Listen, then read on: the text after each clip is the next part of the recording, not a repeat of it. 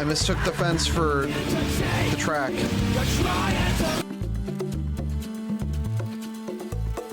No, we're actually somewhere else. No, shit. Okay, never mind. We turned the whole power off. This is good and it's bad at the same time. Oh. Shut up. Nobody say anything. Nobody say fucking anything. Chat, just don't fucking say anything.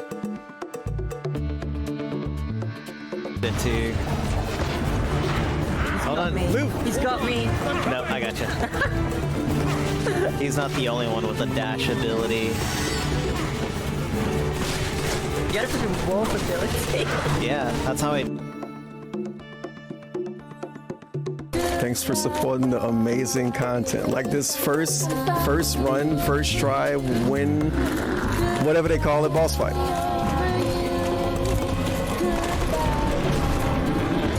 Yeah, it's the same setup almost from.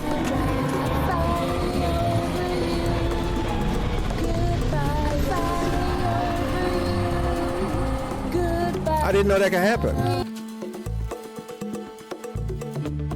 Black. Oh, I need water.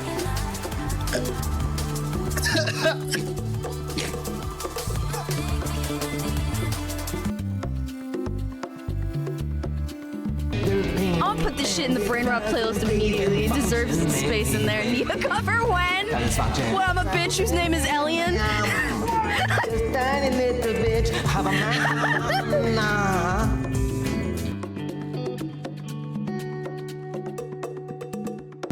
Yeah, everyone was just walking through the door. And I get into Emily's scheme. Stand on! Oh my! No fucking way! What? That was like a triple kill. No, wait. Is that 4? Oh. No, that's actually 4. No, that's 4. That's 4. Holy shit. That was the most I've seen die from one landmine, man. Yeah, it's literally half. Okay. I hit the brake! I hit the brake! This is some bullshit! It's empty! What the fuck was that? That was bullshit. I told him I'm grinding on this game. Mons, clip that moment, please. Mons, don't clip that! Mons, ban anybody clipping that! Oh, it's bad, everybody. Mons, ban anybody who knows what the fuck happened! Oh, hey, Shrindukas.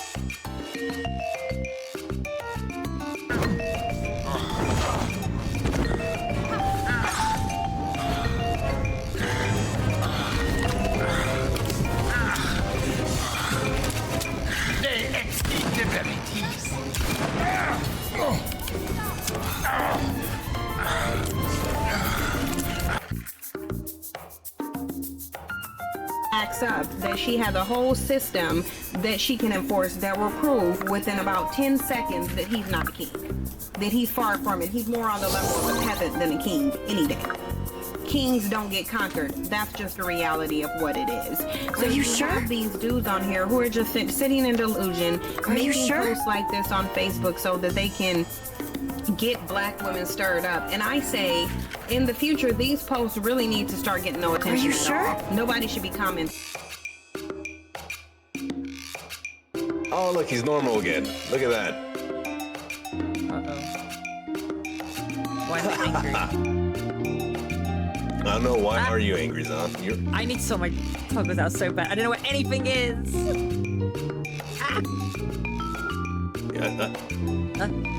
Come on. Come on. You got this. I believe in you. I believe in you. I'm going through a lot of emotions right now. There we go. Yeah, apparently so. Apparently one of them was also fucking stabbing me. It's okay. Apparently I have that effect on people. There's a lot of people that I know that wish to stab me, so it's perfectly fine. Dead.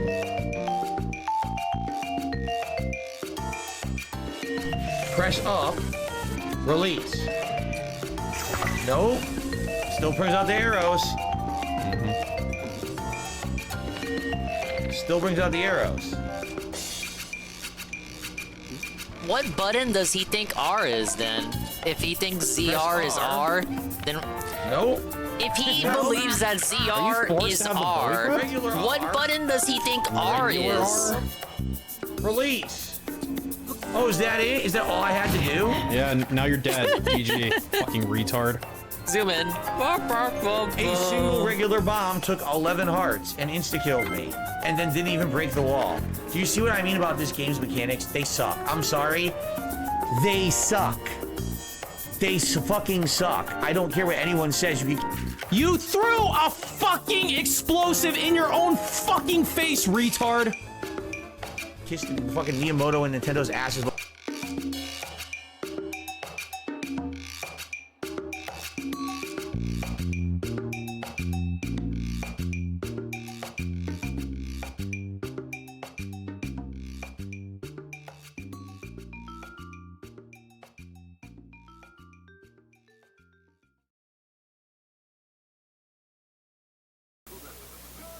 Ladies and gentlemen, Garfield and friends. We're ready to party. We're ready. I hope you bring lots of spaghetti. I'm scared. Come on in, come to the place where fun never ends. Come on in, it's time to party with Garfield and friends. Dancing, fiesta, romancing, siesta, samba, la bamba. Ay caramba, disguises, surprises, and pies of all sizes. Come on in, come to the place where fun never ends. Come on in, it's time to party with Garfield and friends. Come on in, it's time to party with Garfield and friends. Garfield and friends. And pay attention. There'll be a test at the end.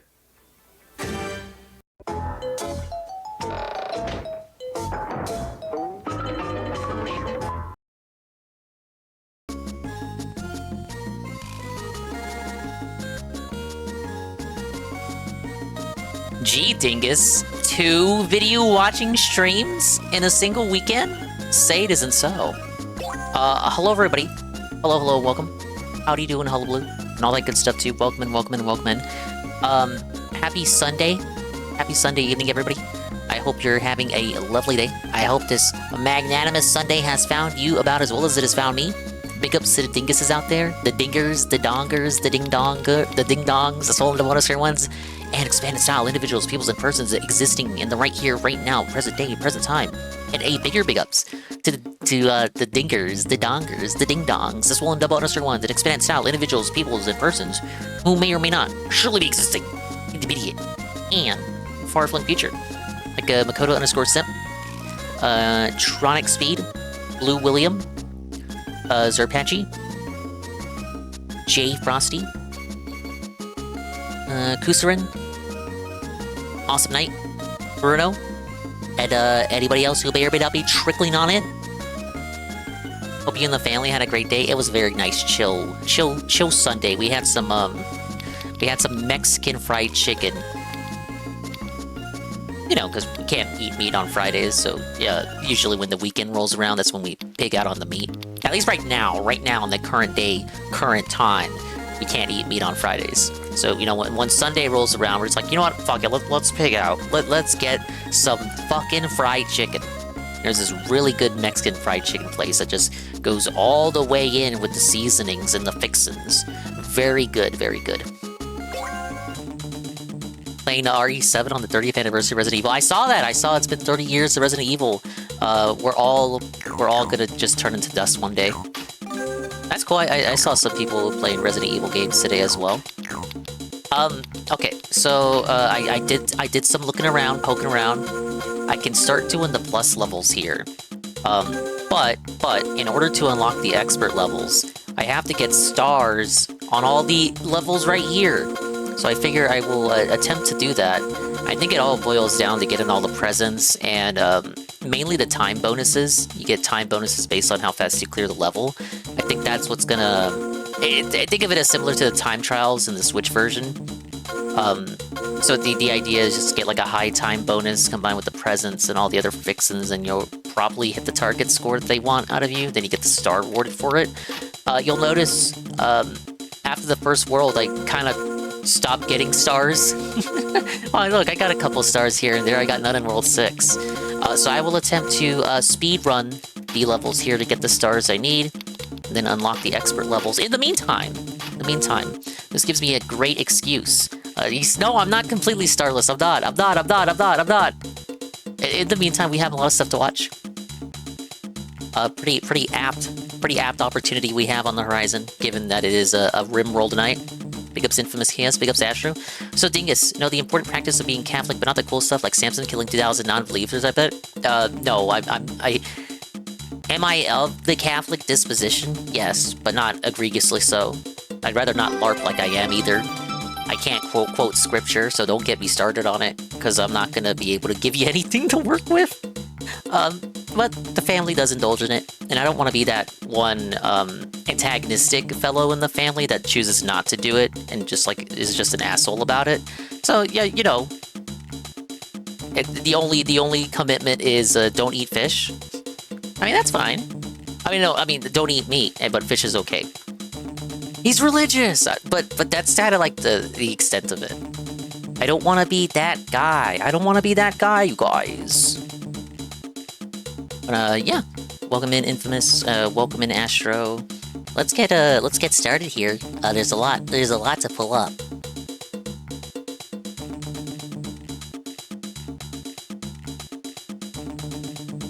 Oh yeah, there is so much. I was thinking we'd do a Synthetic Man, because like last time we did Arlo on Friday. I was thinking we'd do Synthetic Man this time. We had stopped with the Synthetic Man uploads in the middle of his Fallout review, so a lot of this is going to be a couple months ago. But he doesn't upload as often as Arlo, so we don't have that much to catch up on. But his videos are generally longer on average than an Arlo video. This one is aptly hydrate with water. I got lemonade here. I had a Coke earlier. I'm excited for DSP to start Fire Red tomorrow. Is that what was confirmed? I didn't watch the pre-stream. That's my only reason, like, if I had to check it on the pre-stream just to see what the confirmation would be. But yeah, no. On Friday, going in, it seemed like he really didn't want to play Bacopia. It's locked in. My response to that is that makes it really funny. That's really funny, knowing the lead-up to that game getting re-released and his opinion on it. You guys are fucking idiots. You enable Nintendo to do this. You enable Nintendo to sell you the same shit for $20 when they could have given it to you for free on the Nintendo Online service. Oh, Spandog, how you doing, dude? I'm doing great, Algernon. Thank you for asking. You could have picked Gale of Darkness. Well, did anyone tell him about Gale of Darkness? Because he doesn't keep up with the news. Did anyone tell him?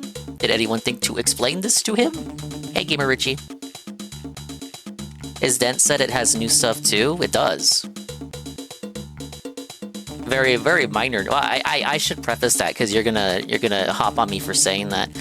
It has stuff that you cannot get with a base copy of the game currently today. No one told him he wouldn't like XD. I would have liked to have seen him do was it Pokemon Stadium? Yeah. Because he played Pokemon Stadium 1 for the Retro Marathon, and then we didn't really see any game playthrough come out of that. So I'm kind of like over here scratching my head thinking like, okay, what was the point of the Retro Marathon? Because the stated purpose was that we play retro games, and then one of those could like go on to become a full-on playthrough. And we're coming out like a few weeks out from that marathon, and no game has evolved into a full playthrough. So like, what was the point? XD would have been a better watch. I can't comment on that, I guess, maybe. Coliseum, I hear, is the difficult one, and XD is the one that they made baby mode in response to Coliseum. I expected him to start Super Metroid and play that. Yeah, no, we got felted on Super Metroid, and I got felted on my Minish Cap playthrough. Dude, I would have hopped on Fight to see him play Minish Cap. That would have been every day we get up there and restream that. What idiot would buy Fire Red Leaf Green on the Switch? Me. I'm the idiot. Now remember, my copy was supported by viewers like you, whereas he will actually break the bank in order to purchase this title. Now you could probably say, Ah yes, the Dents funded that title as well, Dingus, if you really want to know the truth about it, so he is not personally paying for that, and he will just write it off on his taxes anyway. And it's kind of like, you might be right, but let's pretend for a moment, let's pretend for a moment that he did pay for it. Hey, Catser. Is missed opportunity for Dinger versus Dave, JK. No, we're not doing that. Dinger versus Dave has gone to Davy Jones' locker.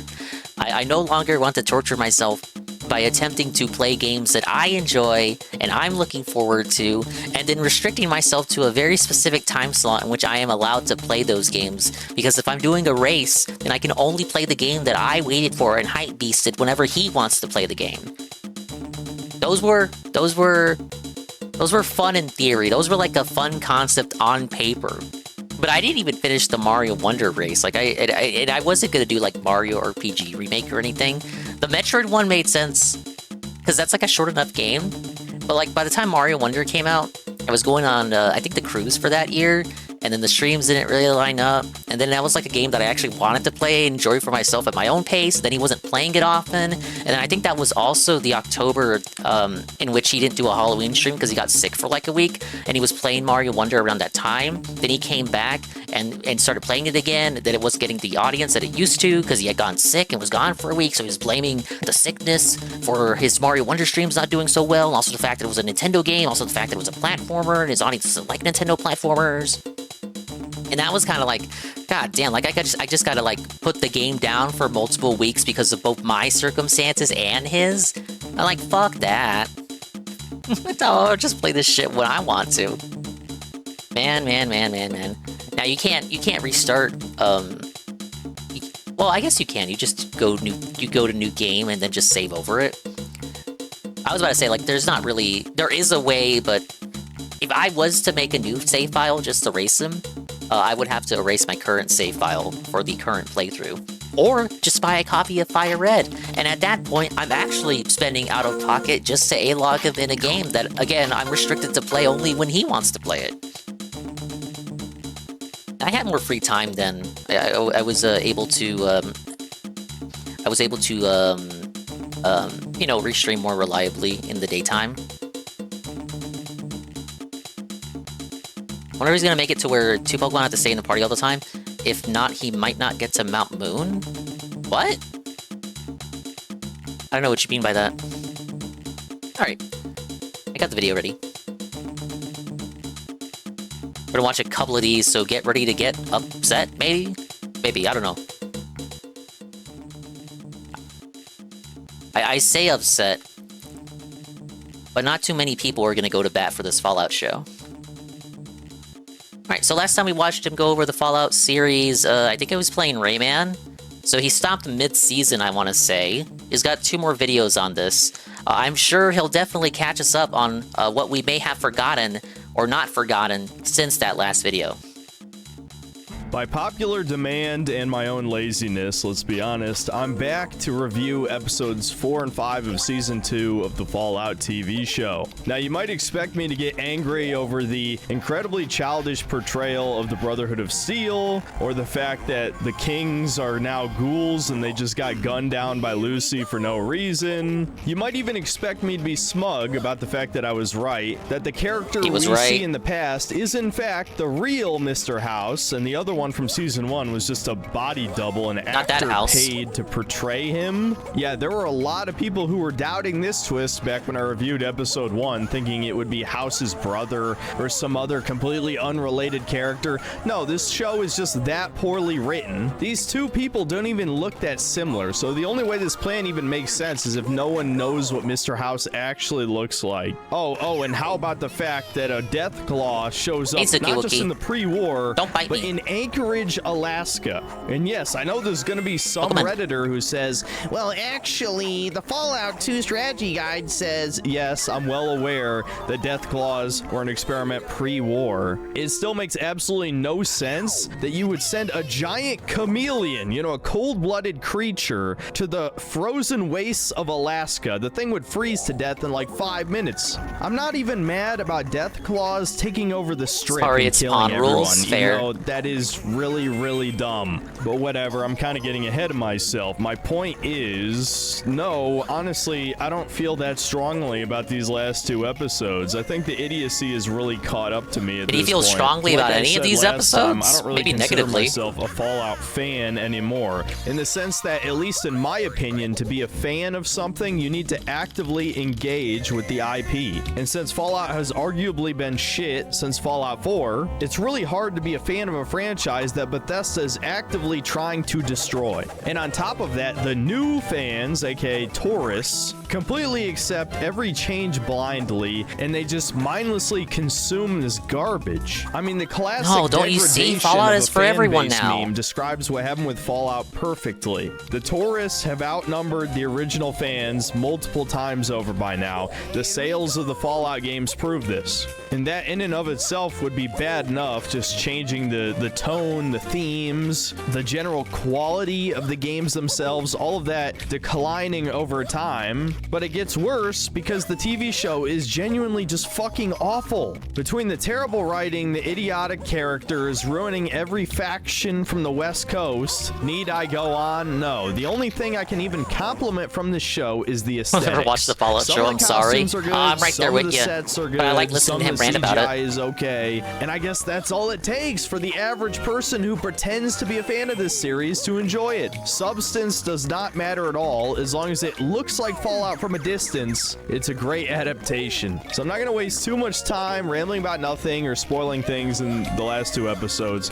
Let's just get straight into the breakdown of episode 4. This episode begins with a flashback scene in Anchorage, Alaska. Hey, Christy Now, as Monkey. many people have pointed out, China has never been named Redoing the levels for directly as the enemy of stars, the so we're United listening to States Synthetic in the Man. show. There's Synthetic been Man many catch 'em. times they talk about communism, but it's very easy to assume it could be Soviet Russia. But finally, in this scene, they indirectly confirm that China is in fact the enemy. It's a said it was small one of the best detail, shows but of all knowing that there's time, So many I bet that people fucker who didn't watch finish this season show 2. who never even played one of the games. It's kind of crazy how they've obviously been ignoring the elephant in the room to not piss When are we getting off the DSD China, Fallout 1 and 2 ironically playthrough? enough. This scene is a glorified No. humiliation ritual for any Why would I power play that? armor enjoyers out there. I don't know why this show is so intent on shitting on the T-45D power armor specifically. I mean, between season 1 having the ghoul shoot the magical weak spot, one hit killing all those Brotherhood goons, and now this scene, we got 3 Chinese just riddling it with bullets, which completely paralyzes the thing and Cooper nearly dies. I guess I should be thankful it's not the T-51B power armor they're ruining, which is ironic that I don't even think it's even shown up in this show, despite being the original only power armor in the first game. I think him playing Fallout 1 would be him getting handheld after every step he takes. Oh, so in line with every other game he's playing currently. Sounds fine to me. It sounds like it'll slot right in there with Slay the Spire and RimWorld. You know, I have a friend who likes all the Fallout games, and he also likes the TV show. I feel like he's an irregularity. I do too. I have a black nerd friend who went to bat for the Fallout TV show, and he says, you guys are wrong for saying that the show is bad because it follows a different continuity than the video games, so you shouldn't question it. It follows different characters, so why are you pressed, bro? He's not a Redditor. I can't prove that he is, but he might be. I feel like he's an irregularity, and there are a few more who thinks the same, so I think it's made for other people. It's not made for unks. It's not made for Fallout unks. He quit Disco Elysium. That was a few months ago, though. Like, all the games he's playing right now, he's getting handheld on. And the original face of the franchise, so to speak, being on the box art. But whatever, that's small potatoes compared to what happens at the end of this scene as a Chinese woman starts rambling about how shitty power armor is. Awesome. A fucking death claw in Alaska for a writer, in I the bet. past comes out of nowhere and gores all 3 of the Chinese Ding people. dong die. I think I already said my piece in the intro. This makes no sense at all. It makes literally no irrelevant that sense. death claws technically existed in the pre-war. There's no reason they would be in Alaska. Now, in the One Piece episode live after action. this, the show... You can't make fun of live action. You can't make fun of One Piece live action being for people too lazy to read the manga, because now they're redoing the anime again. And that'll probably be a better adaptation than the live action one, but they understand that even people who like anime don't want to watch all the One Piece anime. They need to do a Summer of Love like I did before I started streaming, where I just watched all the way up to, well, I forget what arc it was, but it was like a recent arc at the time. And I did it all in one summer. Let's be fair, I had a lot more free time back then. does hint that there's something deeper behind the appearance of the Deathclaw here. Mr. House apparently hijacked Yeah, I know camera Oda's involved with live Cooper's action. armor so that he could witness To a this greater extent than the happening Fallout people are because he probably involved with this suspects production. that there is another player at work here. Yeah, I'm spoiling an event in the next episode, but They'll I just thought it say was Oda's relevant lost to his the touch or something. explanation here. I don't really. One Piece fans shit on Oda all the time anyway, for like, oh, he depicted these characters in a toxic way. Oh my god, no. Oh my god, he draws the boobs too big. This is paraphrasing, but I've seen people criticize his writing before. Thank you, Jesse51. Tier 1 for 50 months. When did these start being highlighted? I agree, anime sucks, but you know what doesn't suck? Free upping a Swollen Dingus, fanboy lover, and alright dude. Wow. Thank you, Jesse51, illustrious viewer. Jesse51, the first follower. Jesse51 still here. 50 months later. Oh, yeah. Big ups, Jesse. I'm redoing levels for stars to unlock expert levels. I'm redoing content just to unlock harder content. This is how video games worked back in the day. In the meantime, Synthetic Man catch-up segment at long last, featuring the long-awaited Fallout Season 2 heckling segment. I feel like ranting about this for a long time. There's only so many different ways I could say this makes no sense, it's dumb, it's just a member berry. I feel like a broken record at this point. But yeah, it just makes no sense. Okay, so just like my last review, I'm gonna split this into the 3 different plot lines that were going on during this episode. Most of episode 4 felt like filler, except for the Brotherhood of Steel plot line. I know the Dingus community at large hated Synthetic Man. Oh no, they do. They do, just like they hate Arlo. We're still gonna watch it though. Hey, Pat Noticer. RCU lied. Shroom died? I heard. Review Tech USA was supposed to go live today with a stream. Playing Crimson Desert, I think. From what the thumbnail, it looked like Crimson Desert to me. He moved the stream because he said he wasn't home. His chat, the stream is still there, I think, and everyone in the chat is saying like, "Oh, I can't watch it. I got work. Oh, why did you do this, Rich? Oh, this is like last minute. Oh, you're failing us. You're failing us, Rich." And apparently there's a revolt going on in the fan Discord too.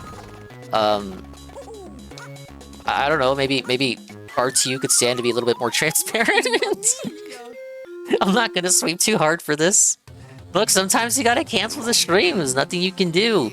Oh, I can't watch. I'm gonna be at work tomorrow. If you do it tomorrow, I don't know. Watch the VOD then. Where do you work? In Amazon warehouse where they don't let you have your phone?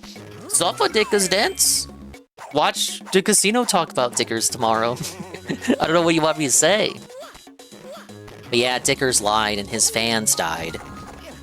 It's okay, they're not even really fans. They just want him to go live to make fun of him. I'm trying to get over here and cross this jump without waiting for the rhino to turn around. Also, I think I need to restart the level. I think you get a bonus if you do it without dying. Lines that were going on during this episode. Most of I was too busy eating eyeballs. Felt like filler, except for the Brotherhood of Steel plotline, where shit just jumps the shark. It gets to such a level of idiocy that I feel like the show was insulting my intelligence. Like I'm just supposed to accept what's happening. The show is not because written action intelligently. Good, talking bad. You know, if this was like Warhammer 40k or something, I would agree. I would rather people just like murder each other than watch the political intrigue elements. But this is Fallout. It's not Warhammer. It's not Borderlands. Hey, Coggers. It's Fallout. So this plotline. Yeah, I'm redoing levels, so it's a video watching segment where Maximus convinces his former buddy to put on the Indian guy's power armor so that he can pretend to be him. Oh yeah, I can't see how this could possibly go wrong. Let's just hope he never has to lift up his. Come on, you guys hate this show. You hate Fallout. This is you should like when you this. Realize that Xander, he's right. The Why are you Indian booing guy, him? The Commonwealth He's right for Brotherhood once. Ambassador wasn't even wearing power armor when he arrived at Area 51. But of course, this isn't dumb enough, so we have to have some millennial humor where obviously this guy has never worn power armor before and is so awkward, and yet the 2 Brotherhood of Steel guys who came and picked him up are complete idiots. Hey, Astromech. Not being able to wear earbuds at the warehouse was so annoying. Would have made the time go by so much faster. Dude, no, I only know that because I've had coworkers back in a long time ago who had they had multiple jobs or they had past jobs. One worked at a warehouse in addition to like working at the store I used to work at, and then the other like used to work at a warehouse. And it would always tell me about like how like the pay was supposedly decent, but you couldn't bring your phone with you and you couldn't listen to shit. And it's like, you know, you're kind of just set to do you're left to your own devices and to like fulfill all your tasks, right? You think that'd be the perfect setting to like put on a podcast or something, listen on in the background, put some earbuds on. I jumped! He's not jumping! The Pro controller is felted. You think that would be the perfect environment to just like put your earbuds on and listen to something. Shame, shame, shame. Sofa Amazon?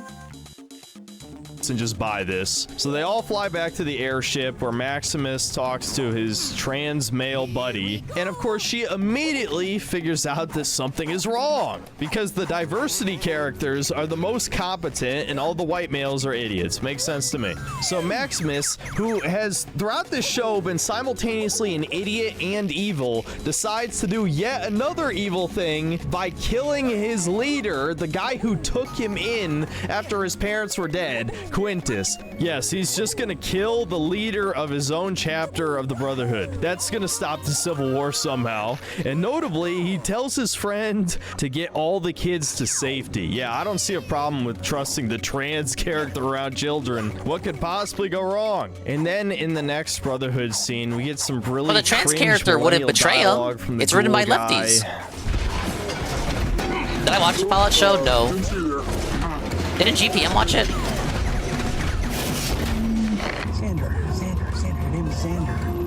Xander. You got this? All right, buddy, you got it. No big deal. You belong here. Mark one did. Worked in an Amazon warehouse one summer. We were allowed to listen to stuff, but it was definitely the exception to the rule.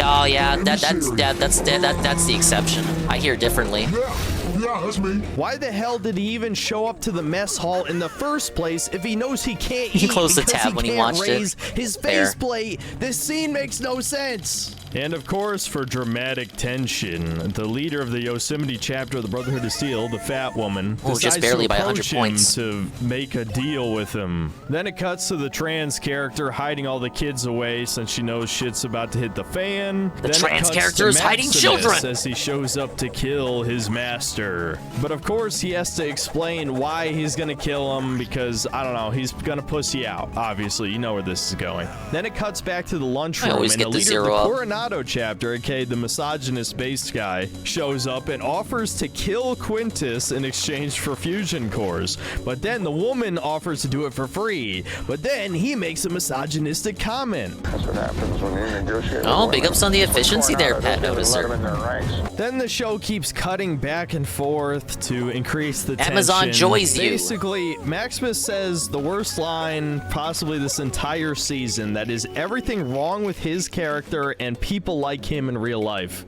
I don't choose to do the things I have to do. They just keep happening. And after this, he finally explains why he killed Xander, because of the ghoul children. It's funny because the way this is framed, Quintus just stares at him like, what kind of children? President Morgan warehouse for years. He can basically do as he wants because they all know each other in this section. That's how you get in. No, yeah, they were ghoul kids. That's how you get around the rules. And then Quintus spurs you just know a guy. out and grabs a gun and starts shooting back at him. Again, this is supposed to be dramatic, but it's actually funnier than the actual comedy scenes. Meanwhile, back in the lunchroom again, Ghoul Man starts saying he has a panic attack. Yeah, as if that's a fucking term that would exist in the post-apocalypse. And so the two other elders try to lift his faceplate, but then suddenly the third elder walks in from the other chapter that I forgot, and he says that the relic has been stolen because yes, the trans character just stole the relic. It was unguarded. There was no one in the fucking room guarding the key to infinite energy. And then the show just completely jumps the shark as the fat bitch, for absolutely no reason, stabs the misogynist in the mouth. And then, of course, the third guy shoots at her, and it's total war. This is the death of the Brotherhood of Steel, at least on the West Coast. They even show the airships shooting each other down. Like, this is full-blown civil war in the Brotherhood of Steel over nothing. Fucking nothing. They don't investigate who stole the relic. Let's just all kill each other for no reason. And they don't even even find out that this ghoul idiot was posing as Xander the whole time. I know I said I wasn't mad, but rewatching this scene for this review, it was infuriating, not because of the reasons you think, not because they made Fallout into a clown show, just because this is truly an insult to everyone's intelligence. Don't give me some BS like this is pure dumb fun and just turn your brain off and enjoy it. No, this is horrible. This is one of the most ridiculous and cartoonish things I've ever seen put to film. It is a joke. This would fit in a parody movie, but no, instead it's in the TV adaptation of one of the biggest video game franchises as long as it's not of all DK64. time. To wrap this plot line up, Maximus pussies out and can't even kill Quintus. Ghoulified Buddy, Maximus, and the Troon all escape the base just fine. None of them die as everything is collapsing. Oh, and of course they have I could have told you the relic as trans well. character would Up survive. next, let's talk about the vault, even though this is the one I don't think anyone cares about. This shit is just pure filler. I technically lied when I said it was 3 plot lines because the vault plot line has split into 2 now, because we still have the water chip crisis in the vault and also the weird political intrigue stuff where the Cyclops woman is a Canadian. Oh my god. Oh my Why would God. I care about that? Also, the incest Who club cares? became super popular just because people wanted free food. I know obviously this is supposed to be building yet another mystery that I'm sure will be answered by the end of the season, or who knows, maybe even next season, because she refuses to cooperate with the other vault and give them water. But again, I couldn't care less about this. And then we have the plot line with Lucy's Well, I imagine brother, that next season has to be confirmed if he's saying and that. this is once again where the show gets really thought stupid. people hated I have to this. admit, this is something Bethesda would definitely do in their games, but they start wandering the wasteland, which should be the heart of NCR territory, yet somehow, after well over 200 years since the apocalypse and countless survivors roaming every single building, they find a truck that just has food in it for them to loot that no one ever decided to check over all this time. I guess you could cope and say folk who that didn't play it's Fallout an probably love NCR it. truck, Well, that's the idea, even though right? We never see people ever drive. Isn't that the idea behind these Netflix shows, like that this in One Piece? It's for people who don't want to get into like the core source material, so they just watch something like this and then they consider, oh, I'm up to speed, guys. I'm a fan too. Ideally, for something like Fallout, it would be like you watch the show and then you want to play the game, and then for One Piece, it'd be like you watch the show and then you want to read the manga or read the or watch the actual anime. But I guess for tourists, normies, for them, the extent of their interaction with the franchise would begin and end with the Netflix adaptation. Like, I imagine like most people kind of just don't go on and want to consume the source material, which is, you know, unfortunate if you claim to be a fan, but all you watched was the Netflix adaptation. But then, of course, these people would also say, oh, it doesn't matter if you only interacted with the Netflix adaptation. You're still that doesn't make you not a fan. You're still a fan. Vehicles in this universe for whatever reason, unless it's an airship. All you need to know from this scene is that one of like the supervisor guys, Bud's right-hand man, suspects that Lucy's brother doesn't actually work for Vault Tech. Obviously, they're going to follow up on this plotline in the next episode. As for the final plotline, we have Lucy and the ghoul, and not much actually happened with these guys. Basically, Lucy gets addicted to Buff Out, aka steroids. The pair finally arrive in Vegas, and obviously people who've played the game know that they completely fucked up the layout here. They go from wandering the wasteland to finding a gate that leads directly to the strip. They do not have to go through Freeside, which yes, still exists. It shows up in the next episode. This just plain doesn't exist in the games, and for good reason. Freeside surrounds the entire northern section of Vegas. And Hopefully this the must next be game the follows gate that the we see in the show. game, where you initially get a credit check to be I'm allowed glad he's not the one in on, charge. because directly on the other side is the Gamora. And in the episode after this, we see Not a that completely Gamora. different gate that leads into Freeside. I know this is getting into like nitpicky details here, but even just logically, it doesn't really make sense that there be a gate from the wasteland directly into the heart of Vegas with nothing in between. So just like the Dinky the Dinosaur statue being backward in Novak, this is like such an obvious mistake that clearly the showrunners just didn't give a fuck, and people will probably make excuses for this. Now, obviously, you could say that's not the real problem with the scene. The real issue is that the kings show up, and they're ghouls, feral ghouls no less, and Lucy kills them all. That's what we like to see. Yes, she just straight up shoots what's left of the kings, including the king himself. I mean, how many more examples do you need to be given that Todd Do I have to play the and mini Mario Bethesda level? at large and the For the start? showrunners all hate Fallout New Vegas, and they want to destroy everything from the game and make all of your choices pointless because Bethesda Fallout is the only Fallout. Fuck Interplay, fuck Obsidian, buy our Goyslop products, you worthless consumer piece of shit. I'm not That good. is what they're saying to you, and people are just fine with it, I guess. And for the final scene and final fuck you of the episode, Lucy and the ghouls step onto the strip, which is deserted. I guess everyone's dead. As it turns out, death claws have taken over the strip. In this episode, we only see one, so it's ambiguous as to whether or not that actually happened, and yeah, it ends on a cliffhanger because, oh my god, death claws are so badass, which in New Vegas, they were badass, but in Fallout 4, they were pussies. Let me remind you that in the first hour of Fallout 4, they give you free power armor and a minigun, and you shoot a death claw. So that's it for episode 4. I can see why many of you wanted me to review this last week. I figured it wouldn't be enough content for a video, but looking at the runtime and Audacity right now, I probably could have covered this last week. I was just too lazy to. But don't worry, there's still a few things to talk about in the next episode. So yeah, just Whoa, it's like a all two-parter. around really awful episode, really dumb. Or Synthetic I Man hated bang it, for your buck. obviously. Moving on to the episode 5 synopsis. Episode 5 begins by immediately ruining death claws, as it was not just 1 but 3 on the strip. In what is the ghoul's genius advice after surviving the apocalypse for over 200 years? I defer to you about what to do in this situation.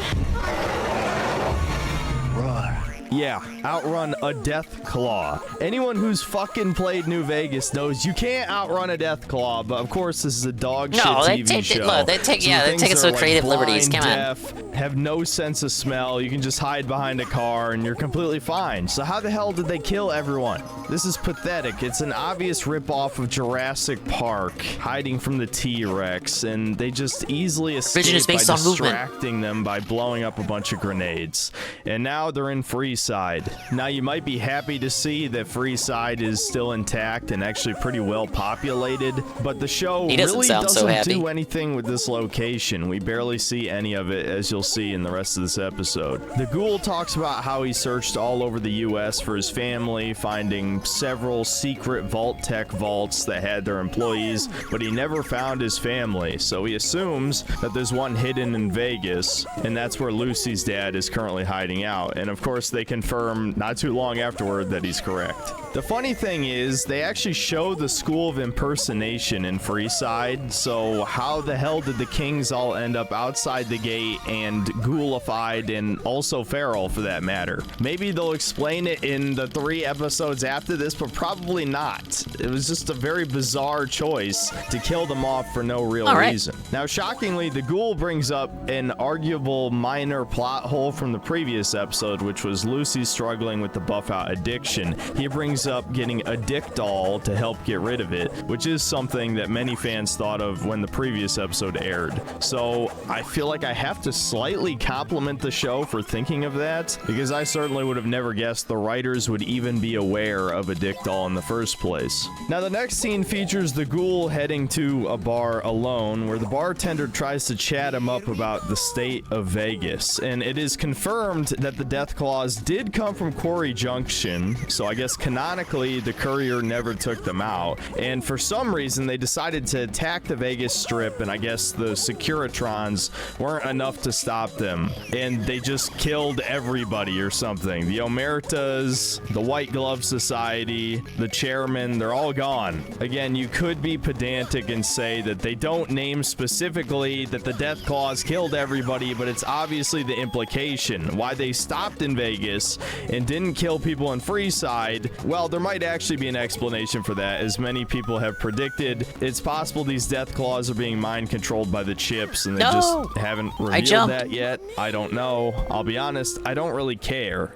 I just find it idiotic I don't that care. death claws are being treated as even more ridiculously powerful than they were in the game, except they're too stupid to kill two people who are right in front of them. The bartender also implies that the NCR and the Legion have been fighting over Vegas for like the past 15 years. So did Fallout New Vegas even actually happen? This is a debate that people have been having since it was sort of indirectly retconned that the fall of Shady Sands happened before the events of New Vegas. Oh, and apparently, I don't know how I missed this, they actually re-retconned their own retcon in this season. They changed the fall of Shady Sands from happening in 2277 to now happening in 2291. Oh, really? So this show can't even keep its own fucking lore straight. 2 It pixels, truly like one feels like pixel so to many too things in the close to the show right. just exist to negate any Praise of that, your son. player choices in New Vegas. Nothing that Welcome the to the Courier Synthetic did in Man that game catch-up hell. mattered. In fact,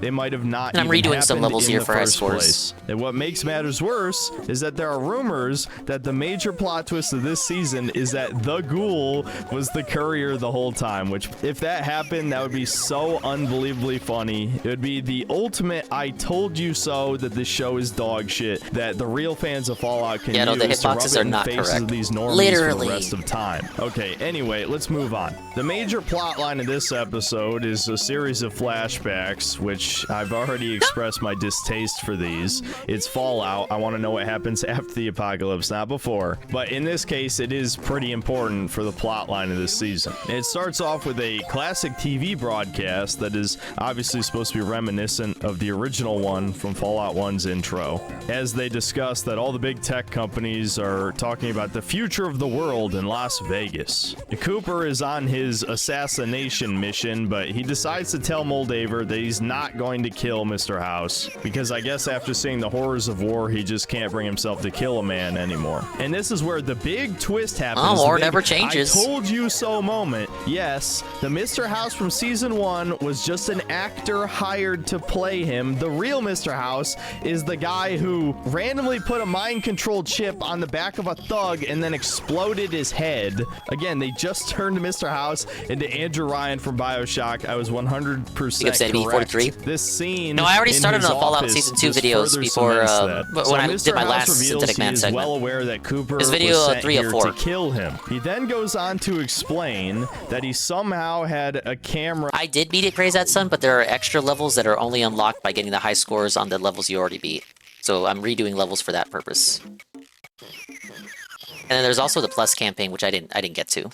Installed in his power armor when Cooper was fighting in Anchorage, Alaska, and he saw the Death Claw show up and kill the Chinese people. And Mr. House says he does not believe Vault Tech is going to drop the bombs. He also says he's not going to drop the bombs. He seems to think there's another should've done that player quicker. here. That player not being China, of course. China Let's would see. never drop the bombs. Please watch our show. Please Oh, buy no, our I got it. products. Please, says Amazon. No, I'm just going to make the very obvious guess here and say this shadowy figure in the background is just going to be the Enclave. Of course, this is Bethesda we're talking about. Bethesda wants Fallout to be an eternal struggle between the Brotherhood of Steel and the Enclave for the rest of time. That's what Fallout is to them. Why? Because that's the most marketable aspect of this franchise, I guess. It's their equivalent of the Rebels versus the Empire. I hope I'm Like wrong my and heckin' Star they actually Wars. invented something original and interesting for this show, but we both know that's impossible. Honestly, I think all they're doing here is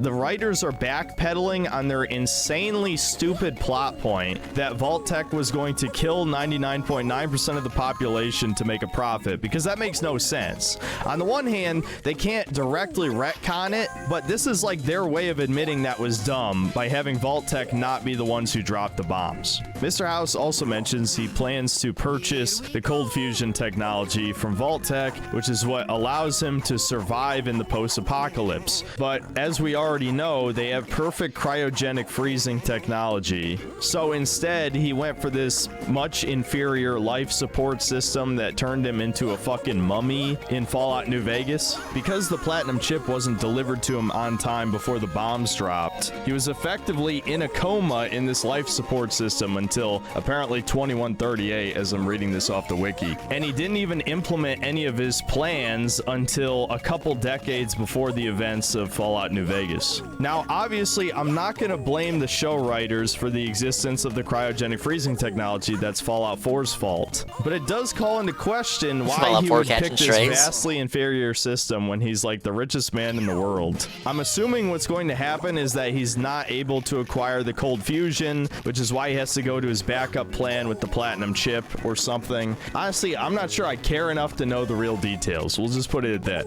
Mr. House also implies that Cooper is the key to all this, and that somehow he's going to influence the bombs being dropped because just his very existence changed fate and postponed when the bombs were originally going to be dropped. Dude, Bethesda is so desperate to sell us on this Cooper Howard character. Did you know that Call of Duty actually had a crossover with the Fallout show? Not with the Fallout IP, no, the Fallout show characters. They really seem to think this ghoul character Call of is Duty will cross mega over with anything these badass, days. and they're trying way too hard. I do admit that the ghoul is cool, but the problem is they gas him up to such an insane degree. His feats are crazy. Not only did he fight in Anchorage, he survived over 200 years in the apocalypse. He's been all over the post-apocalyptic United States in that time. But then, when we actually see him fighting, at least in Season 2, he nearly dies to an average rad scorpion. And as you'll see at the end of this episode, they humiliate him even further.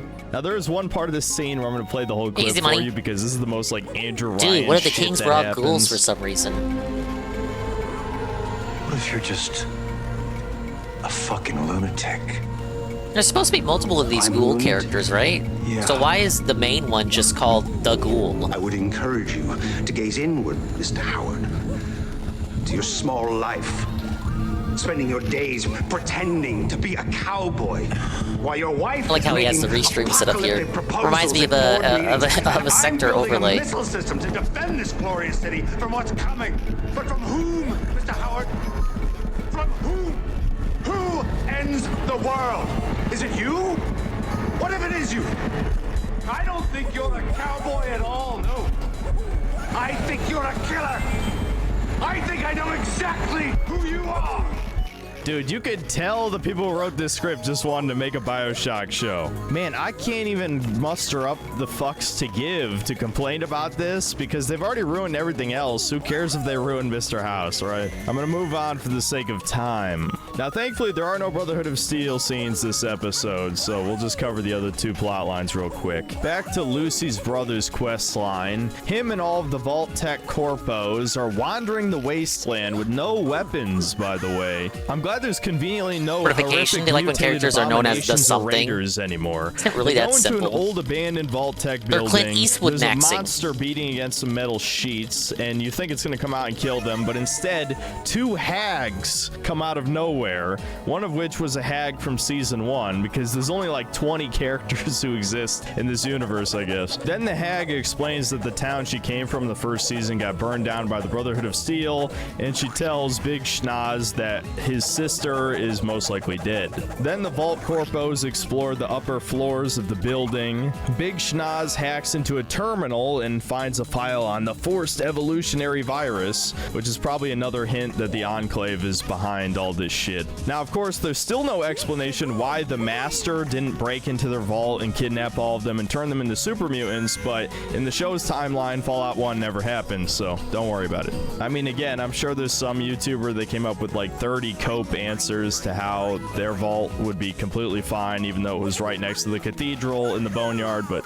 yeah, no, I think it's far more likely that the showrunners have no idea what Fallout 1 is about. Nobody's played it. No one even read the wiki page of what the plot is, so safe to assume it just didn't happen. The show is also trying to set up Big Schnoz with one of these corpo chicks, and it's just not working, dude. He's a fucking manlet. He also admits to her that he's not, in fact, who he says he is, and the guy who was suspicious of him last episode was conveniently listening outside of the office, so he comes in and just straight up tries to choke Big Schnoz to death. Oy vey, this is antiseptic. Unfortunately, he lives. Now, as for the Lucy and Ghoul plotline, we have a completely pointless scene where we see the snake oil salesman is just wandering through the apocalypse, heading toward Vegas to, I guess, sell snake oil. But he just so happens to find Lucy's dad, gets kidnapped by him, and he Golem on finally the Gex perfects trilogy. the mind control technology and I uses got it on Golem his on bum. Gex. Meanwhile, Lucy Say tries to Gex. buy some Addictol, and it just so happens that someone killed the shop owner here and just shoved his naked body in a random ass barrel and then put his clothes on. Dude, I can't even tell what the tone of this scene is trying to be. Is it trying to be horrifying? Is it trying to be funny? Who the hell knows? Lucy is forced to kill the guy, and then she's like, what have I become? Lucy What also, have for I no reason at all, become? decides to steal a power My fist from the shop. empire In of any case, dong. she gets the Addictol, she takes it, she projectile vomits everywhere, and then her and the ghoul end up in a hotel room together. Lucy's dad then sends in the mind-controlled snake oil salesman, who basically just offers the ghoul to take Lucy home DK in Dodge exchange Maxon. for his family. The ghoul, despite everything the pair have been through up until this point, decides to betray Lucy, shoots her with a tranquilizer dart. But of course, Lucy has a big woman Mary Sue moment, resists the drug's effects, and then punches the ghoul with a power fist, knocking him through the window and getting impaled on a fucking light pole. Dude, this is what I'm talking about. We're taught this whole show that the ghoul's this mega badass who's been through so much. He's raided a bunch of vaults. He's survived the apocalypse for over 200 years. And then a random asphalty bitch just punches him one time and nearly kills him. Now, because the ghoul has mega plot armor, oh, excuse me, I mean, ghouls are really hard to kill, except those feral ghouls in that scene a couple episodes ago that the Brotherhood of Steel just gunned down like one shot each. Yeah, who the fuck knows? Who cares? The writers don't care. They know you're an idiot. I'm sure he's completely fine because he's the real main character anyway. But this easily would have killed any of the feral ghouls from previous episodes. And yeah, that's it for Fallout Episode 5. Another terrible episode. They ruined more things from Fallout New Vegas. Yep, I'm not even mad. Fist in the Like face I will said, kill someone instantly. I find it hard Wow. to care about any of this It's not supposed to be anymore. exactly like the It is games, clear that idiot. idiots will defend this show to death for no reason other than it's mindless entertainment, and it vaguely looks like Fallout if you squint. At this point, the worst part of making these reviews is just having to watch Those have the insane durability. Isn't even addicting episodes games outside of twice. 'Cause the show mega sucks, radiated you glowing know? ones. Like, even in a vac. Are they supposed to be like zombies and shit? Why would okay, like I'm not even gonna talk. I don't know anything about anything. Why would they have durable bodies? They're fucking zombies. It is not entertaining. They're zombie Half the coded. shit is boring as hell. There's so many plot lines running at the same time, so nothing even fucking happens in a lot of these episodes. And the plot this season especially feels completely aimless. Like, I have no idea what this is even leading up to at this point. We still have 3 more episodes of this slop to go. Well, at the very least, I promise you, 8 Best and episode Worst Games season? That's 2025 weird. will come out before my next You review. did like of between this 10 to show. 13 for a That's season, about it. right? See you next time, guys. All right, well that was A token of my gratitude. that was a raid from Anne with a party of 30. Hello, Anne. Thank you for the raid with a party of 30. I'm grinding levels, specifically grinding high scores in Mario vs. Donkey Kong. Thank you, Dogfling, for the end check. And we're catching up on Synthetic Man, the long-awaited Synthetic Man catch-up. Starting off with the Fallout TV show coverage. We have moved on to the Fallout finale, season 2, titled "The Fallout Finale Gave Me Brain Damage." I agree. And welcome in Eagle, welcome in Ann, welcome in Dogsplained. Anybody else coming in? This will be a video segment, video catch-up night while I grind some high scores here. I'm back one last time to Wait, Synthetic Man. Wait, Shuttler. Ann says, Insta-check, I'm gonna head into the kitchen and rustle up some din-din. Looking to drop into Discord to chat about the DSP nonsense. Seems like Pokemon Fire Red has been locked in. I can't wait to see how he loses to Sabrina or something. He's gonna beat her first try, just like me. Oh boy, I'm back one last time to cover the. I'll laugh if he like pulls the dingus and gets wins that he doesn't deserve.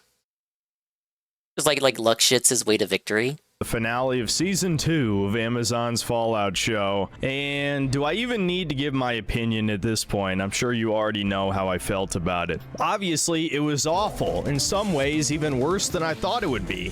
This is one of the most limp dick finales to any show I've ever seen. I think back over the course of this season, what actually happened? Almost nothing. Because the show constantly had like 4 different plot lines running at the same time. He's got a game trigger to handhold him. He can't resist the name of Pokemon scam. The only purpose this show serves is to take a massive dump on Fallout New Vegas. They ruined every single faction from the I wanted him to play The last Stadium. 2 seasons have established the NCR is dead. Well, except a little scene that happens at the finale we'll get into. The Legion has been reduced to like 20 guys fighting over a hill. Basically just some woman on the writing team's interpretation of toxic masculinity. Mr. House feels like he was written by Redditors who think this series is a commentary on the dangers of late-stage capitalism. Not going to get into that for the millionth time, but you'll still to this very day see hordes of comments on videos. The original creator of the series say it's not about late-stage capitalism. Despite 2 of its creators saying this is not the case. Oh yeah, seriously, does anyone that's else what I was find it referencing. suspicious how popular that Fallout was always woke video is? Those comments read like they were written by ChatGPT.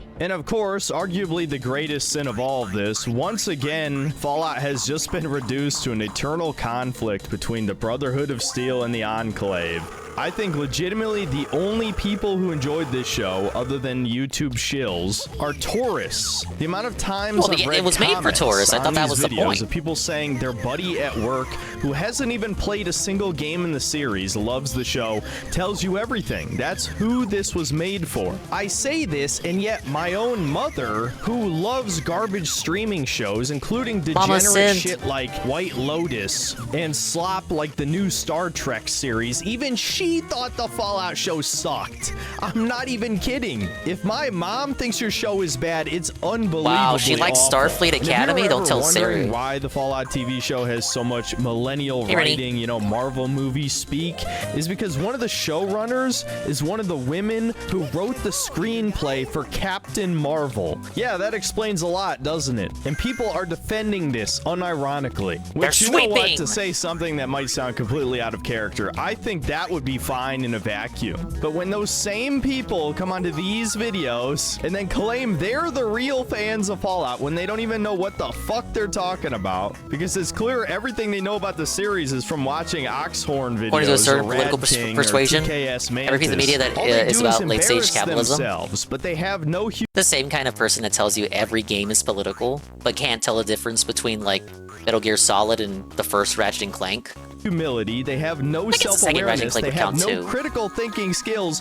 Are they even human? I'm not convinced. But to stop myself from going on the same rant I basically said over the last 4 videos, I fundamentally still do not understand how anyone could legitimately enjoy this show. It feels like it is waste. Big ups, Repsy. Thank you for the Prime. You could have given that Prime to anybody else, and yet you gave it to me, and I appreciate you for giving it to me. And he says, 20 months Prime, more Arlo slot, more Arlo slot, more Arlo slot. I said we caught up with Arlo entirely last stream. That wasn't entirely true. There are some Arlo videos, but they don't have anything to do with gaming. It's him ranting about the Muppets. I would rather just focus on Synthetic Man and his brother for tonight. Because we have more videos of those to watch that actually have things to do with gaming. Thank you for the 65 stream streak, Rennie. You didn't notice? You can't tell the difference between DSP Junior and DSP Muppet? Wasting my time, and I'm gonna try my best not to waste your time, the audience, by condensing my synopsis of episode 6 and 7, because I think episode 6 and 7 felt like filler anyway, and I have a lot more to say about the finale, so I doubt anyone will ultimately care. Feel free to use the chapter feature if you want to just skip to the rundown of the finale. Without further ado, let's get into episode 6 and 7 of Fallout. Okay, so starting with episode 6, once again, just gonna break this into plot lines so that the pacing everything doesn't seem so absolutely ass. A significant chunk of this episode is wasted showing Cooper's wife dealing with all of the stress of being the Vault Tech CEO, and the entire purpose of these scenes is just to absolve her from saying she wanted to nuke the world to make a profit. Again, dumbest plot point ever written in human history. No humans like this show, gonna keep saying it. And at the end of this waste of time, we see that the Enclave scientist guy from season 1 was telling her to do all this. Yes, the Enclave is behind everything. They're the only characters that matter. Brotherhood versus Enclave forever. That's Fallout. Oh yes, and apparently the cold fusion device that Mr. House wants was in Lucy's dad's neck the whole time, and Cooper's wife removes it from his neck as the pair decides that they can't trust Vault Tech for obvious reasons since they want to nuke the world. Haven't seen a single episode of the show. Hated on Pure Instinct because DSP sucked it off. I'm gonna save everyone some time and not even mention this in my episode 7 synopsis. I think he only saw the first couple of episodes. This goes nowhere. It is just a setup for season 3. More Who uninformed cares glazing. If the vault is running out of water, it doesn't matter. Same goes for Lucy's brother Big Schnoz. Everything he does doesn't matter the least bit. In fact, that subplot is completely rendered pointless in the finale, as we'll discuss soon. As for the ghoul, just as I predicted, he was completely fine being impaled on a huge light pole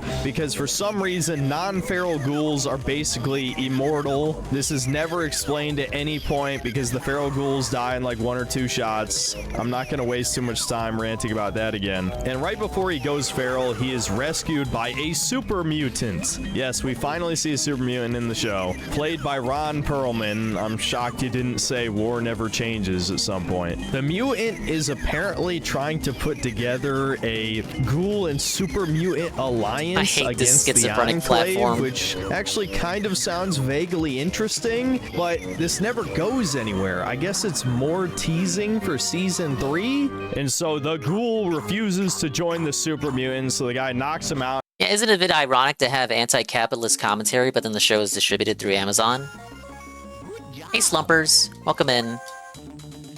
I'm playing Mario vs. Donkey Kong. I already beat the game, kinda, asterisk, but you gotta redo the levels to get the high scores to unlock the expert levels. So this leads to a lot of mindless replaying the same levels, mindless, brainless gameplay. So I'm listening to videos to kind of have something on in the background. Just this guy is trashing the Fallout show. Shed where Maximus and his idiot buddy just so happen to find him in this giant ass wasteland.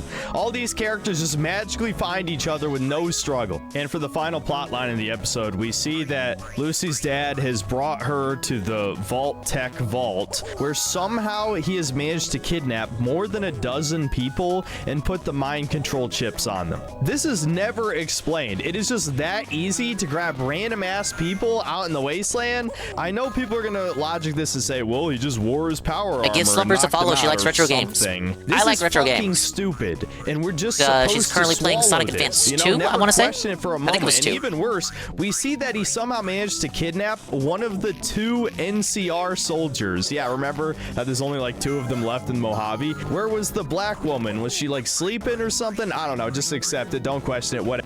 You haven't seen this game in a minute? I used to rent this all the time from Blockbuster and other places. Like, I never owned it, but I would always rent it. I think I also played it at a Sam's back when they used to do the GBA demo kiosk. How you doing, dude? Hey, Pim Pam. How you doing, Nick? I'm doing all right. Thank you for asking. I'm doing great, even. I must replay several of these levels to get high scores to unlock new levels. And in particular, for the bosses, I gotta redo the Mini Mario level to get the maximum amount of Mini Marios for the high score on the boss level. At least I think that's how that works. And DK's platform is very schizophrenic here, and I can't get hit. Okay, I may as well lock in. There we go. Let's see if I get it. There's no other boss fight like that one in the game. Every other one is like a variation of hit him with a barrel. Chris Phoenix, thank you for the 105 stream streak. Big up Zingus, letting me hit a 105 stream streak, right? Feels good, man. Only Nintendo didn't steal your money from them streaming your games. Oh, from me streaming their games, Don't worry, my Switch 2 investment will pay off. You'll be laughing, you'll all see. In a few years, I'll have dozens of exclusives, and that'll be dozens of exclusives more than what you can get on the PS5. Alright, I got it. See, so it isn't enough to just replay the boss fight. You have to replay the mini Mario level, get the maximum out, and then do the boss fight again. Let's roll 1 and 2 done. Okay. The only world I have to completely redo is World 6.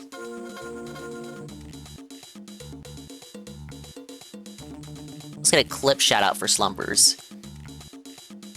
Recently just got her new setup for the stream. Oh, Larry. Recently celebrated an anniversary. Larry I think it was streamerversary. You can correct me if I'm wrong. Well, that was a short clip.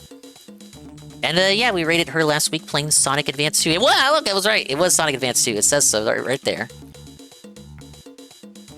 But if you like my streams, you might like her streams almost as much. Nana second, Zeta third, Axel fourth, Hop Spit, Comfy sixth, Thunder. Damn. Is this Oil Lotion I'm hearing? Wow. Where am I? SMH. I'm in last. I had Sonic 2 as a kid on the Family Genesis. Damn, VZ? The raid? Around The Oil Raider Ocean is when I would run out of lives. Well, I would use up the continue and then run out of lives. Nana? And Axel. Oh, and there's cells. Hey, you did it. You did it. VZ. I know I rated her last time. I'm shilling her more. Came in here rated I just couldn't remember if it was Sonic Advance 1 or 2. I know it wasn't 3 because I know Sonic Advance 3 is the one with co-op with the partners and all that. I'd see 2 characters there when she was playing the game. You gotta organize the clips. There's this saying, there's this running gag that everyone I shout out has sussy clips, and then I have to, I inadvertently force them to audit their clips. I swear more than one person has told me, Dingus, I love you, but I had to organize my clips because of you. This is a good thing though. This is a good thing, and here's why: auditing your clips. You know, you poke in there, you delete, you know, what's not so funny or what wasn't. You delete the accidental clips so that when you get shouted out, there's a high chance that the Kino banger cinema clips play instead of like the accidental oh, I misclicked the clip button clips. Yeah. Give Slumpers a follow. When's your next stream? You're not on tonight? I figure not. You probably would have been live already. I'm secretly A-logging all of you. You run out of lives at the mech station or the airship? I think for me it was always Oil Ocean. One time I got as far as Metropolis Zone without any cheats, and it was the star Batniks, the ones that shoot spikes whenever you get too close. So those ones would always troll me. Cover-up story? It's not a cover-up story. I'm helping you. I'm secretly helping you make your shoutouts better by getting you to organize your clips. I never got to hear the song that plays on Tails' ship. The Sky Chase song. I'm not saying I never used cheat codes. I'm telling you, like, as far as I got without cheat codes is usually Oil Ocean. And one time I got as far as Metropolis Zone. Now, I did have my ratty old tips and tricks cheat book, so I did have the codes to get to as far as Def Egg, and so I saw Sky Chase and Wing Fortress, but those levels were hard for Billy Dingus to a point where I couldn't beat them. Like even just accessing those levels on their own with cheats, I couldn't get past Silver Sonic. You're watching me right now. No, what I meant by that is like, oh, you're not on tonight? As in, like, oh, maybe you might start up in an hour or something. I get it. Alright, let me get situated here. I gotta lock in. This level is when the game stops messing around with you. Mecha Sonic, no, I said Silver Sonic because isn't that specific Metal Sonic referred to as Silver Sonic by the fans? Metal Sonic is the classic one from CD. Mecha Sonic is from Sonic 3 and Knuckles, the bigger one, the one that was in Super Mario Bros. Z. And then Silver Sonic is the distinction for the one from Sonic 2. That's just the we'll call it like the prototype model. Silver Sonic is the white hedgehog. No, I know. I'm not. No, so I know Silver is his own character, but Silver Sonic is also refers to a Metal Sonic. Taking it easy today. That's fine. I took it easy yesterday too. If I can help it, I try not to stream on Saturdays. Saturdays is like my relaxed day.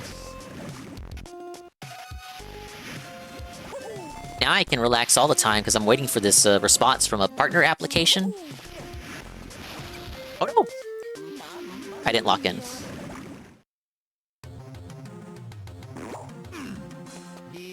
Actually, speaking of which, tomorrow will have been 1 full week since I submitted the application, and it says 2 weeks for them to respond back. The FAQ specifies business days, so 1 week. Tomorrow it'll be 1 week to go. So there's a chance they could respond early. There's a chance they could respond late and have me waiting 3 to 4 weeks. Who knows?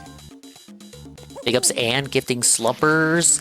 The tier 1 for 1 month. Bro, Super Mario Bros. Z was so kino. I liked Super Mario Bros. Z. I think my favorite episode was the one with the Axum Rangers and on Yoshi's Island. The problem was motherfucker was a furry and he kept rebooting the show due to depression, I think. I didn't really look into I'm sure he talked about the shit going on with him behind the scenes, but I was like a dumb kid who just wanted to watch Mario movies on Newgrounds, Sprite movies.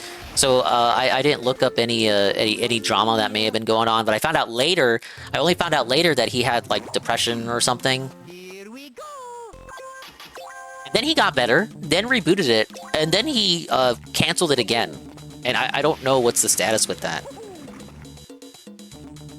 I always thought he was Mecha Sonic, then he evolved to Metal Sonic. No, they're all different models. It's Robotnik. He's got different Metal Sonic models. Yeah, so don't I have... Okay. Wait, I should have... Surely the Sonic Bros have some sort of distinction infograph here. Yeah, he never finished it. Oh, there is. Okay. This is good, this is good, this is good. Big ups to... Oh, I don't want to big ups Reddit. But I might just have to, because this is literally what I was looking for. So, yeah, every Metal Sonic is different. Pablo, can we get this on screen for me? Yeah, the Koopa Bros fight was good too. But towards the end of the original run, it got kind of cringe. I remember the airship episode. That was like kind of good because he had Hammer Mario from Mario 3 getting in there.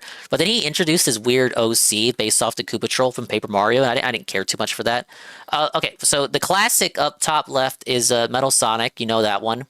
Top right is Silver Sonic. Here it's called Mecha Sonic Mark 1. I guess that is the official name. Maybe I am felted. That's the one I'm talking about. Sonic 2. I could never beat this guy, even with the cheat codes. Bottom left is kind of interesting. This is Mecha Sonic Mark 0. You might recognize him from Sonic Mania, but he debuts in Sonic 2 on the Game Gear as the Game Gear equivalent of the Metal Sonic on the top right there. I guess they couldn't get the top right one working on the Game Gear, so they made a smaller guy and scaled him down. Because, you know, smaller screen size. And then Mecha Sonic Mark 2 is bottom right.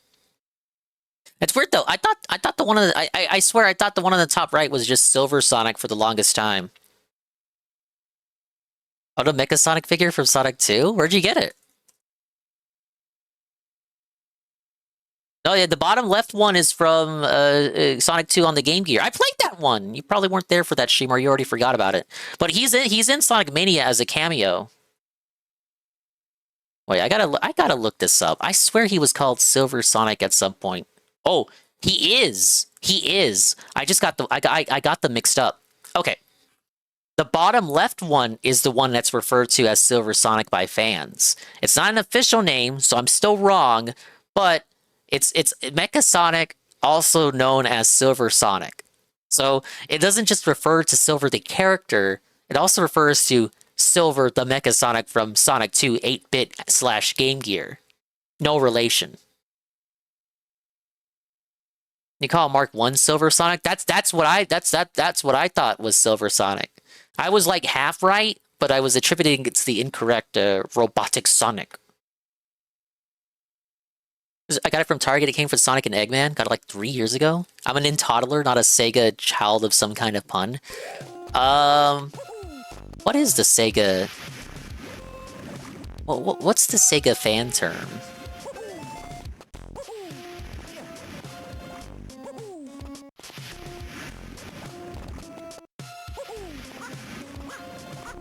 The Segakis?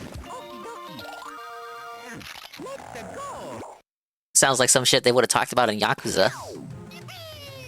Whatever. The point of this scene is for him to try and convince his daughter that the only way to save the wasteland is to reprogram everyone into mindless corporate Your dad drones. dated Again, a capitalism toddler? bad, haha, I get it. Because somehow he also kidnapped one of the Legion guys from the hill. I don't know how I managed that. Maybe there's just one wandering on a patrol somewhere, and he immediately tries to kill the NCR guy, and then he tries to kill The Lucy Segatus? too, so he has to be I like mind that one. controlled to be fixed. Wow, what a compelling plot point. And yeah, that's pretty much it for episode 6. This was absolutely a filler episode, period. There's so little worth talking about other than just the absurdity of the plot. So let's just move on. Now, episode 7 begins with another complete waste of time showing the backstory of the Cyclops. Remember when I said in my last video that she was secretly a Canadian?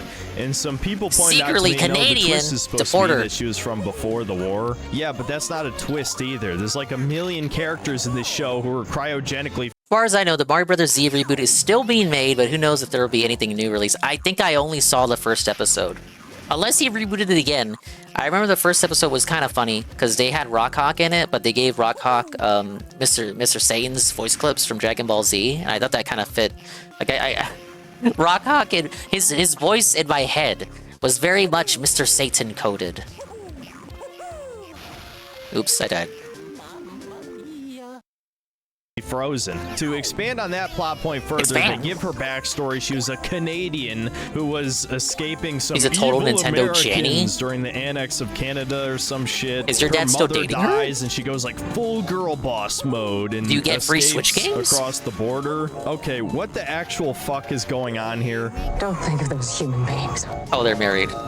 Well, when you say dating, I think of, okay, maybe Why it was should just a anyone care small about this? fling. Does this look like Fallout to you, other than the power armor that shows up? And when you see what You all do? this Lucky. amounts to, you'll be asking yourself, why the hell there is so much filler in this show? Teaser for It is episode 3 was 3 years ago. Blame unbelievable. And COVID. how this ties into the present You should just is blame that COVID. Cyclops wants to get married to Chet, and we are never told why at any point, by the way. I mean, she's already the overseer of this vault. How the hell would marrying Chet do anything? And he is a pathetic cuck, of course. He is one of the most infuriating characters in this show for obvious reasons. He discovered that she murdered the fat black guy, which is kind of funny. And during the wedding, he finally grows some balls and exposes her for being a Canadian, and that obviously she isn't supposed to be in the vault, and that she murdered the black guy for that matter. And so all the vault people chase her into her overseer room as she slowly loses her mind.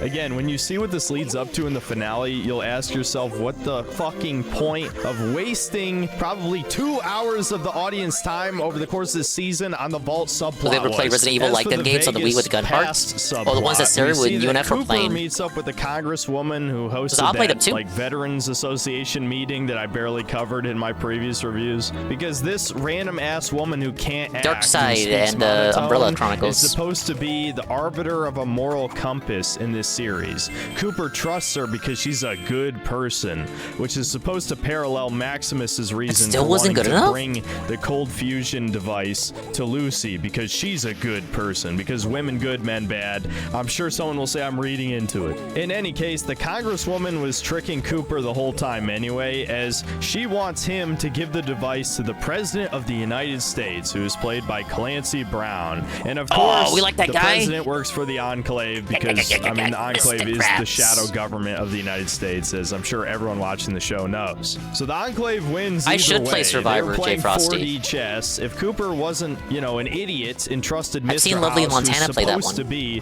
one of the most intelligent Soft people on played the it too. planet. Of course, in the show, he's written like a sociopathic billionaire who's crazy, probably supposed to be commentary on Elon Musk, knowing the type of people who write this garbage. So I guess this is just another classic case of gray morality authority always bad, common man always good, socialist slop.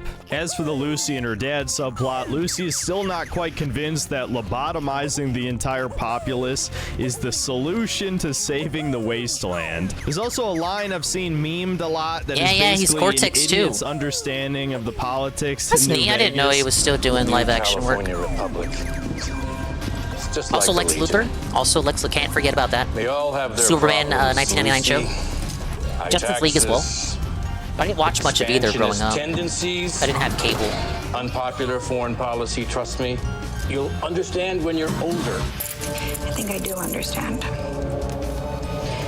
One side is murdering people, enslaving them, crucifying them, and the other side is just vaguely problematic.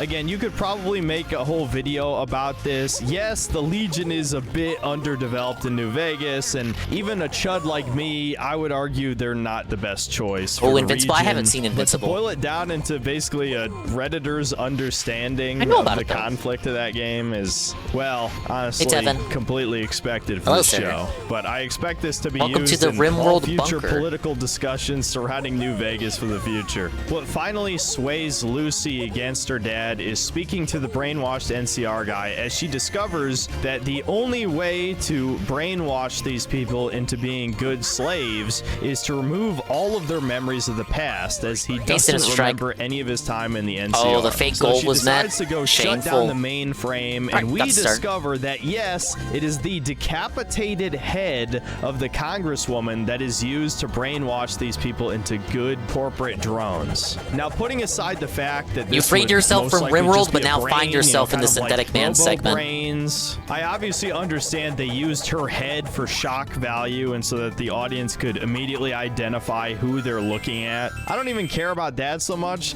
but the funny thing about this scene to me is that if you think about it for 2 seconds, this is actually really sexist. They're saying that It's the perfect sexist. society is a bunch of submissive, weak, quote-unquote nice people who do whatever you tell them to do, aka women. Granted, modern women are nothing like that, and obviously this is the evil villain's plan, so they're not exactly glorifying this, but there's certainly some interesting implications as they should've. behind this. And there's a huge reveal regarding this whole brainwashing plotline in the next episode that is further character assassination of Mr. House. Now, as for the final plotline in the episode, we once again have the Ghoul, Maximus, and the idiots. It starts off with something already pretty stupid, where Maximus is quite literally holding the cold fusion device in his hands, not in a backpack, not in a pocket or anything. So the Ghoul obviously notices this and is like, how'd you get that? Open your hand. This is written for toddlers, dude. This is Oh, my. absurdly stupid.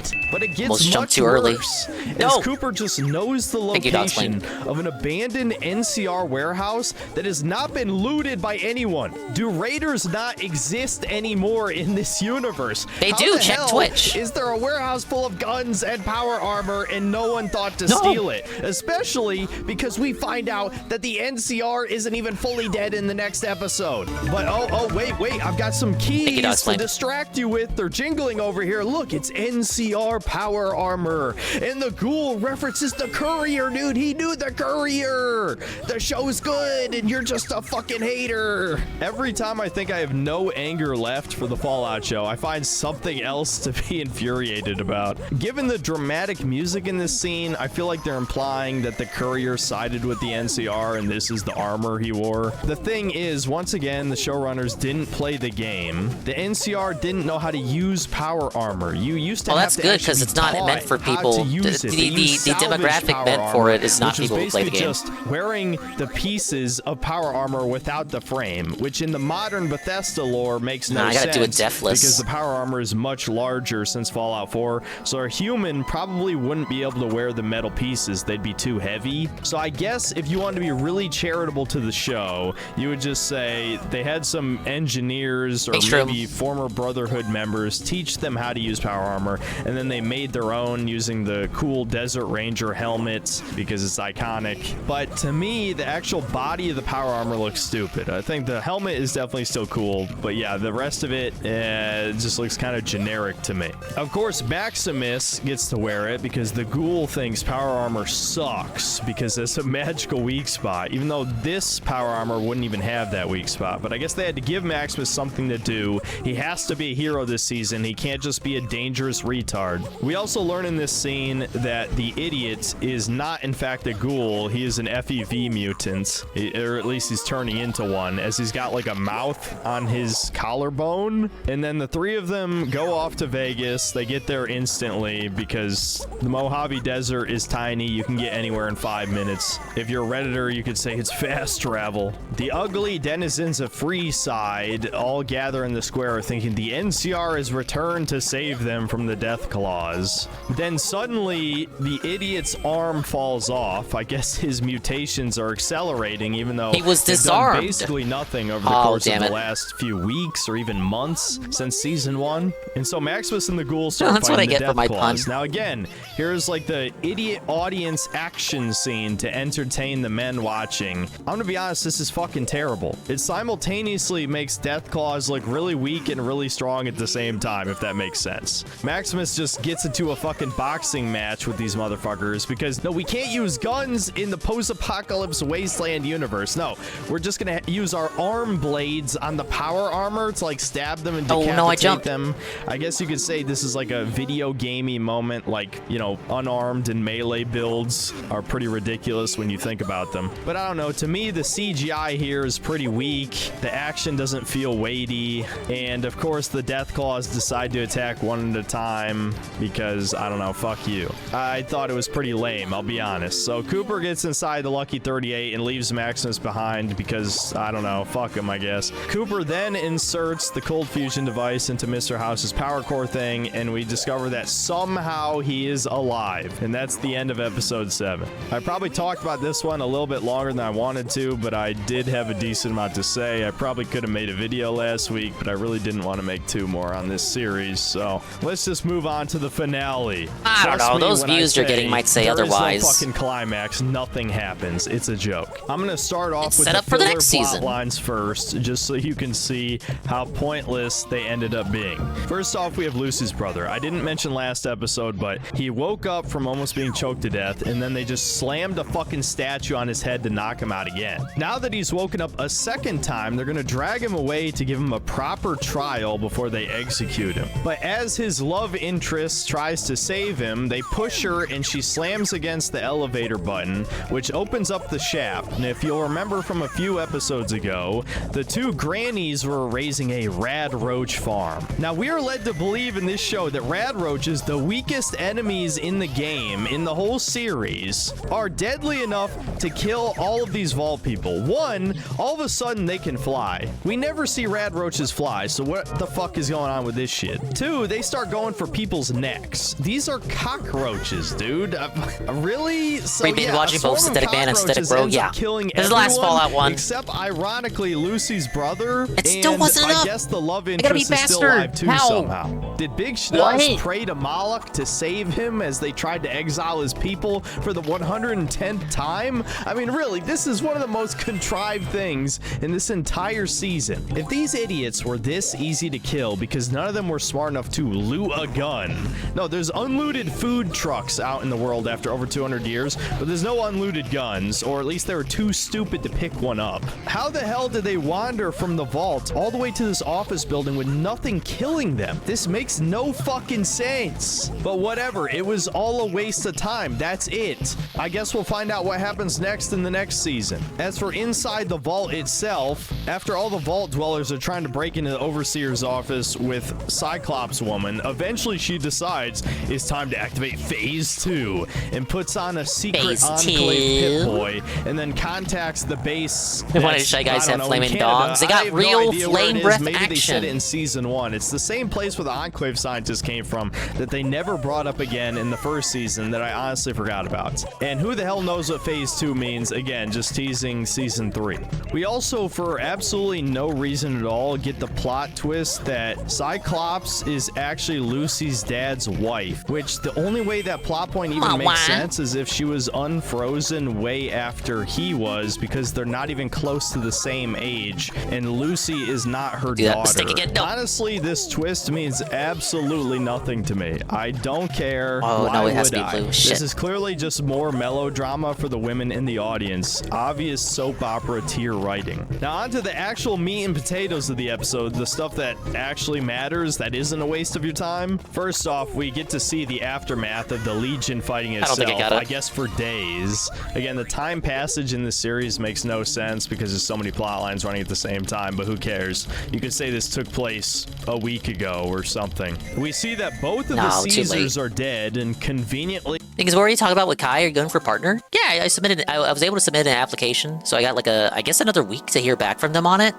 But yeah, I hit the requirements on it, so we were just talking about that while he was playing Crimson Desert.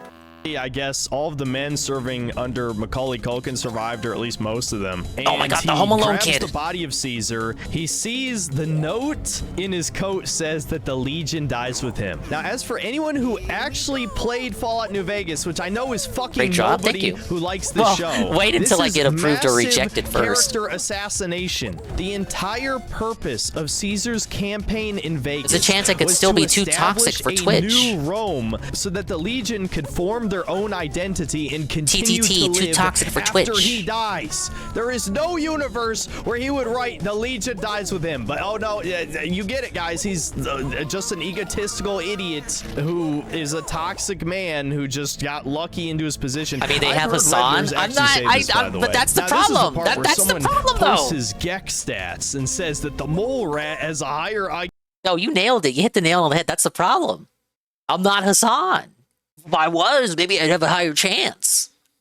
Than him, as if the developers at Obsidian cared about the Gek stats of a non-combat stat for a non-playable character. Again, the Legion was already ruined like, I don't know, 4 or 5 episodes ago, so I can't say I'm really surprised by this, but this once again shows that the people who like the show didn't play the game, the showrunners didn't play the game, none of the executive producers played the game, the script writers didn't play the game, nobody played the game. And you can call me that's a good thing. You can call me an idiot, whatever you want. That's a bad thing. But I guarantee you this is just more far leftist, thinly veiled, anti-masculinity, anti-white messaging. Which is ironic given that the Legion was formed from like 100 different fucking tribes. You think all of them would be white? No, but in the show, almost every single member of the Legion is conveniently white, when the rest of the wasteland is incredibly diverse. Do you think that was intentional? Yes, you idiot. It was. So anyway, to wrap up this tangent, I'm sure it was a Culkin just casting eats the coincidence. note and then declares himself the new Caesar. And then his first order is to go take over Vegas with like 20 men. I wish I was making this shit up, dude.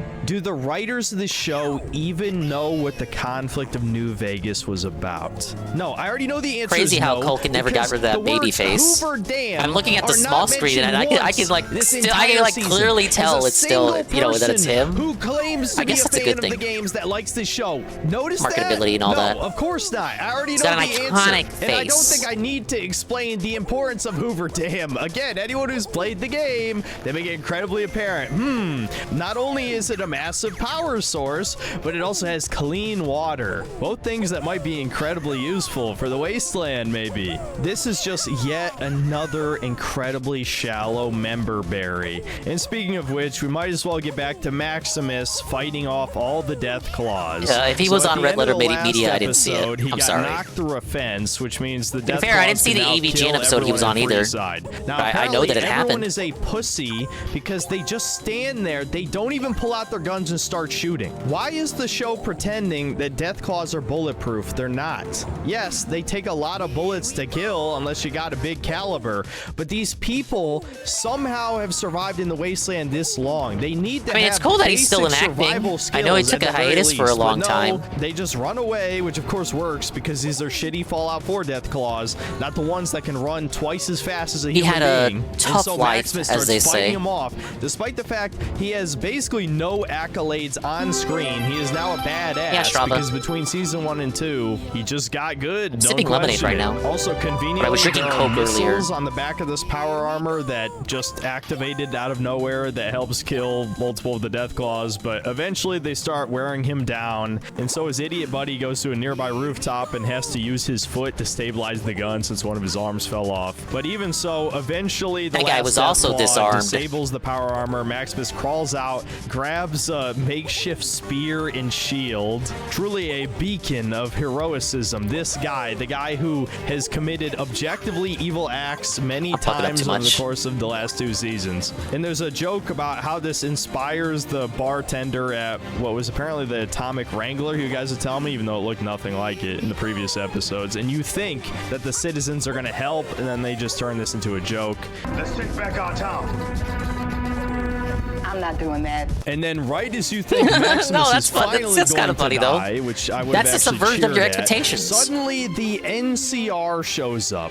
Dude, I have so many questions and so many problems with this scene. This is the craziest ass pull they have done yet. They have established for 2 full seasons that nuking Shady Sands somehow destroyed all of the Hey, Coyote. NCR, despite the fact Mario vs. that Donkey it Kong was make your win. established in I would like one. I would like one, even if it was just for these kind of Mario levels, because like the Lemmings ones, the ones with the games that have come out since this one that are in the style of Lemmings, those ones do have level creators, and you can even post your levels online, which I did do. I had the DSiWare one, downloadable DSi expansion to the March of the Minis game, but this one never had its own level creator. It did get e-reader levels, which were like pseudo DLC back in the day, long time ago. I think the North American version isn't compatible with e-reader, so it was like Japan only.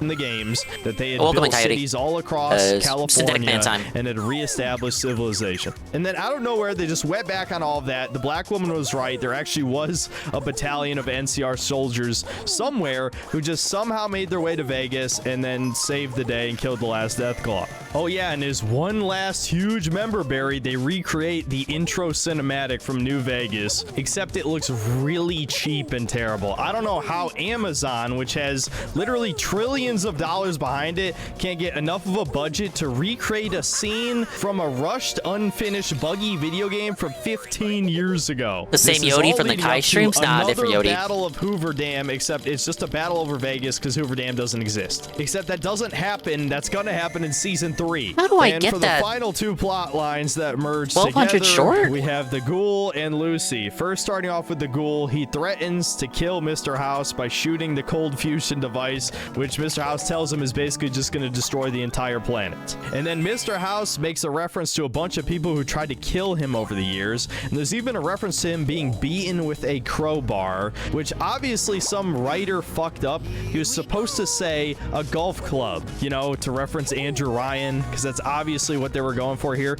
A crowbar isn't even an item you can get in New Vegas. How do you mess up an obvious nerd reference like this? For those of you in the audience who don't know, in Gunrunner's Arsenal, they added a list of like achievements you can achieve throughout the game, and one of them is killing Mr. House with a 9-iron as an obvious reference to how Andrew Ryan died in BioShock. You think this guy And meant by that? I believe that's what the script writers were going for with this episode, except they must have used ChatGPT or some shit and just didn't double check. I'm not sure what they Because meant by why that, else Eagle. would it be a crowbar Nice name, of though. all things? Maybe it was supposed to be a Gordon Freeman reference, but that would make no sense. In any case, none of this fucking matters. The point is, he eventually gets House's Doesn't help matter, to Sean. give him access to the corporate vault so that Cooper can finally find his family after all these years. Meanwhile, back with Lucy, as she discovers the decapitated head of the Congresswoman, she also discovers that the woman is still alive and just says, "Kill me." And this is supposed to be like a big character growth moment for Lucy as she once again has to kill someone. Dude, this is the end of season 2 of the Fallout show. She should have stopped being like a think he typical called you a slur. I don't think he did. Two shoes, like episode 4 of season 1 or some shit. This is so fucking Oh, Eagle's got a bad, nice but theory. Again, for the Not sake Eagle, of Dog's time, Plane. I'm not You're going to Eagle. rant about I it. meant She Dog's Plane. eventually decides to, yes, shut down the mainframe by bashing the woman with a crowbar. And then shortly afterwards, she has a final confrontation with her father, trying to get him to not be a maniac, I guess. Oh, and as if there hasn't been enough character assassination in this show. Lucy's dad just says out of nowhere. Yeah, trap's the no-no word. You can't say the plan that. that Hank, Lucy's dad, had been enacting this whole time was. I always think back to Scooby-Doo Mystery Incorporated because Fred like had an obsession with traps in that show. So like multiple times he'll break out and talk about how much he loves traps, and that look, those scenes are just kind of funny in hindsight. Actually just a tweaked version of houses. He wanted to turn everyone into robot slaves. You know, it's funny how he just never mentions this to the courier or any of the casino families, or there's any evidence whatsoever of him having mind control chips. What the hell is wrong with the plan of just upgrading Securitrons to be the security for the strip? In what universe does this sound like Mr. House? As I said a million times, they didn't write Robert House. They wrote Andrew Ryan. So what I'm learning is all of the political debate around which faction to pick in New Vegas was a complete waste of time, and obviously Yes Man is the only halfway decent one, because everyone was just evil, or at least in the NCR's case they would get nuked anyway, so there's no point in siding with them. This is why so many goodness, I gotta do people it are saying quicker. the show feels like intentional sabotage. Like you would have to go out of your way to ruin the West Coast lore this thoroughly. And he also explains what I already said in the last episode synopsis, that the Congresswoman's brain was the perfect Myers-Briggs personality. Thank you, Kusrin, for the self-shout-out. You are lucky. You are the appreciated viewer of the stream. I change it every 2 or 3 streams. A corporate drone. You know, people always say those personality tests are like horoscopes. Congratulations for being on my mind. If it's good mind. enough for corpos, it must have some legitimacy. He also explains that his ultimate goal is to miniaturize the mind control chips as much as possible so that you never know if someone is a drone. And here's the thing. I don't want to waste too much time on this because I don't want this to be some kind of like 2-hour-long analysis video on every way that the Fallout show screws up the lore or something. But to anyone who understands why the Fallout universe looks the way it does, why it's retro-futuristic, why everything's blocky and looks like the 1950s, one of the major ways that it diverted from our timeline in like the 50s or the 60s is because they never invented the tiny transistor. That's why the Pip-Boys are these giant fucking blocky machines instead of being smartphones. So the fact that they're finally finding a way to miniaturize things kind of ruins the entire aesthetic of the Fallout universe, but whatever. I'm not the type of YouTuber to break that down, but if you are and you're watching, there's an idea for your video. Anyway, moving on. Back to the ghoul, we hear Mr. House lecturing him through the Pip-Boy on how it's all his fault that the world ended. Yes, Cooper Howard is the most important person in the Fallout universe, despite us never even hearing I his still name had some in time any of there, the but then it games. rushed to crush Then me. Mr. House finally actually names the Enclave, specifically as the people behind the demon in the snow in the past, meaning the Death Claw in Anchorage if you aren't paying attention, which is yet another strange decision by the writers and likely Bethesda as well to shoehorn the that was kind Enclave of weird. into everything, because I highly doubt Mr. House even cared about the Enclave in New Vegas, at least, considering that the remnants were like 360-year-old boomers, but whatever, that's a whole other rant. Oh, and of course, to show that Hank has gone off the deep end, he wants to turn Lucy into his perfect little daughter with one of the mind control chips. I find it very ironic that this is the type of show to try and preach gray morality, and then its main I want to villain grab the is key and then most grab the gift in one obviously go. evil motherfucker who's ever lived. Lucy tries to fight back, but the huge Legion brainwash guy easily defeats her, so much for her being a girl boss. But of course, conveniently, the ghoul shows up to save Lucy right in the nick of time and allows her to determine the fate of her own father. And so her genius plan is to put one of the mind control chips on his neck, despite the fact that she How was I making knows that jump before? they wipe all of the memories from the person once they're activated. I would argue that killing your own father is better than lobotomizing him permanently and forcing him to be like the father figure that you thought you had. What makes the scene even more ridiculous is that he starts explaining his motivation. First of all, that the Legion is coming and is going to kill everyone. What, 20 people? Oh, instant there is no backflip? Legion left. In season 3, are they just gonna pull out of their ass like 500 people that were never shown at any point? And then he It says is, the but next I think stage of the his plan is handstand already jump in is just a motion, that little he's bit set better. out boxes full of these mind control chips and apparently people to go do some plan. Dude, how did he accomplish all of this in a matter of weeks? He somehow abducted probably dozens of people, brainwashed them, and this is on top of him having to improve the brainwashing technology. How did he possibly do all of this in such a short amount of time? He couldn't have,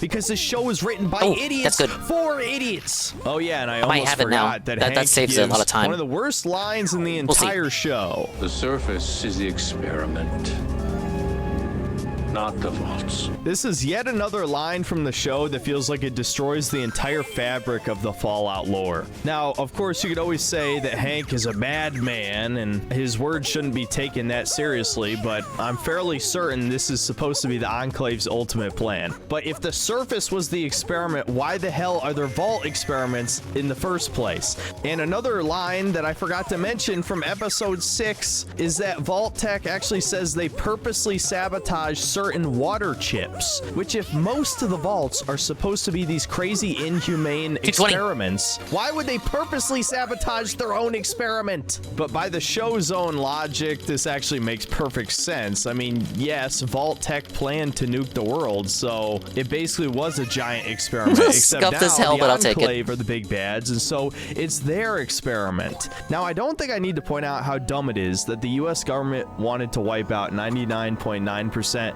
of the global population. Has there been a nation in human history that wanted to genocide its own populace? And obviously, no, I'm not referring to some sort of ethnic replacement. I mean, literally just wiping out all of the people within your borders. And then you just hope careful there, enough Synthetic people Man. survive in the vaults that you can mind control all of those people to have a perfect subservient populace. Why didn't they just mind control the NCR that already existed? They clearly have no trouble just abducting people off the streets. So again, not really worth ranting about at length. This video That is wasn't a long rant. enough. There's so many questions to ask and realistically so little time because again, no one's going to care about this show in a week. And I'm looking at the length of my recording right now and realizing I need to wrap this up. So basically, instead of telling Lucy that, you know, this is all the Game Awards Enclave's teleprompter. doing, Wrap he would it up. rather lobotomize himself because he had a secret remote that I guess is hooked up to his own chip. And we get a supposedly sad scene as we see him forget everything. And then Lucy just abandons her dad, just leaves him behind and walks away, meets He deserves up with it. Maximus. Then back with the ghoul, he discovers that his family is not in the corporate vault. Apparently, they're in a Colorado vault. So that's where season 3 is going to take place. At least there's a lot less lore for them to ruin next season. And so Cooper basically accomplished nothing in all of season 2. I know people are going to say, oh, dude, but he found out his family's alive. Yeah, but he always suspected his family was alive. That's why he was looking for them this whole time. But now And he of has the course, Mr. confirmation House they're is, like, alive. talking shit for no reason. That's I guess he's learning gotta be knowledge. evil. And then the season ends with Lucy and Maximus in Mr. House's office looking out into the distance, anticipating the next great NCR versus Legion war of 40 people total.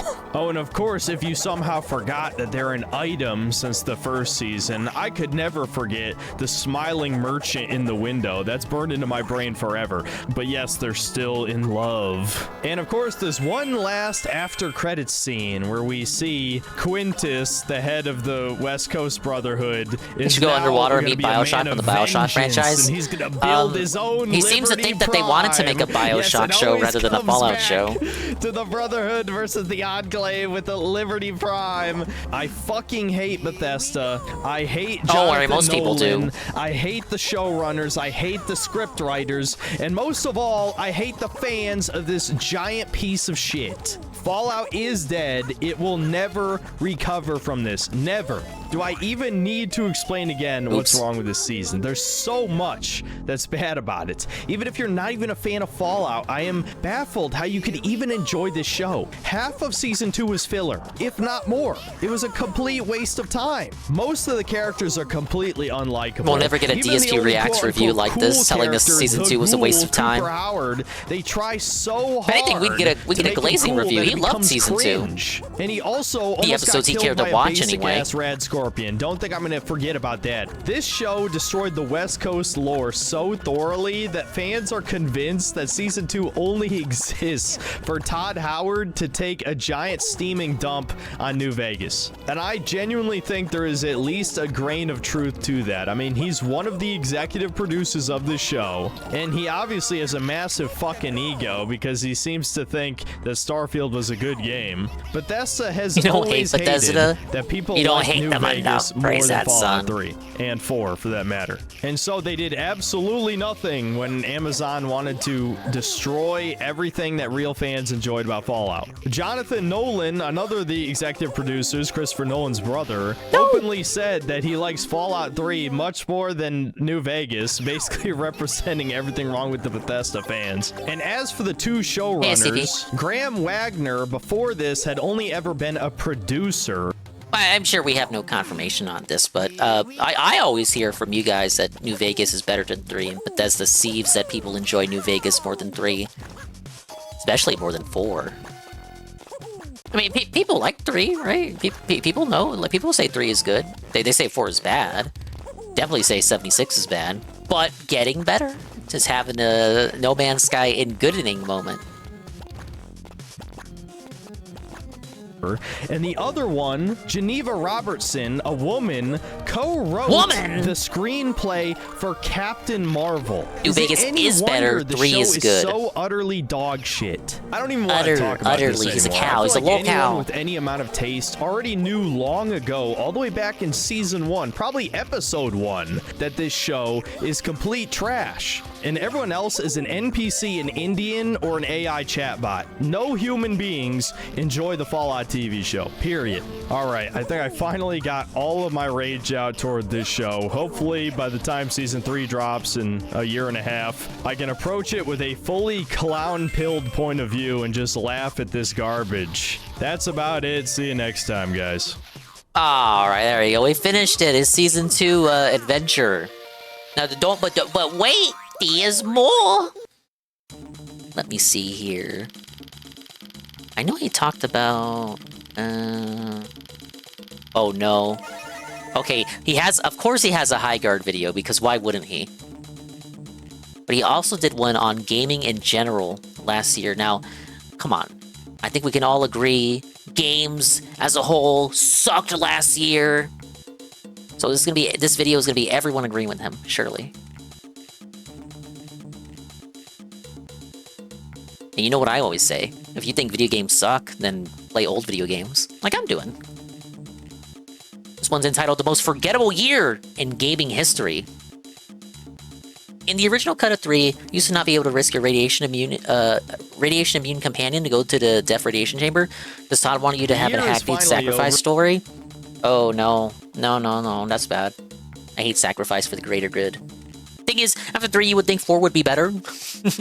You thought, wouldn't you? Phil liked it. What did Phil give it? Phil gave it like a 9 out of 10. And he was just writing the honeymoon period. He had a review copy. Alright. Gaming in 2025, as summarized by the Synth Cells. The year is finally over, and you know what that means. It's time to go over the objectively best and worst games of 2025. This has to be the most forgettable year in gaming history, with only 2 big games having any amount of staying power, and of course an absolute mountain of trash released as well. I ended up playing over 30 new game releases over the course of this year, and so there was a hell of a lot of competition for the worst games, but unfortunately, as you might expect, I really struggled to find 5 genuinely good game recommendations for you. As always, I'll cover the rules really quickly. I will say, he does, when it comes to games, okay, for the games he doesn't like, this is basically his top 5 best and worst for the year. I will say the top 5 worst is always what you expect, but the top 5 best is usually him giving spotlights to indie games and smaller games, and I think that's cool.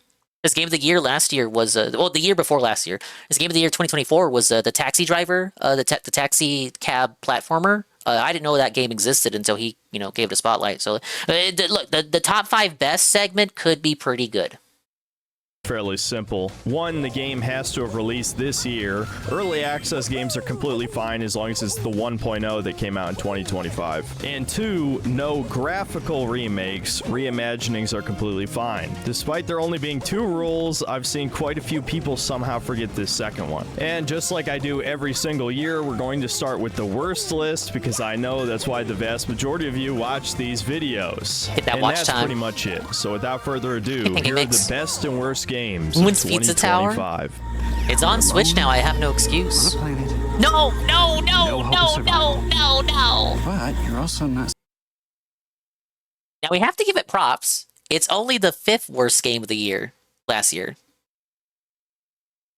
Sitting next to Phil anymore in that cubicle. Yeah, we hate Phil in the helicopter company cubicle. Win?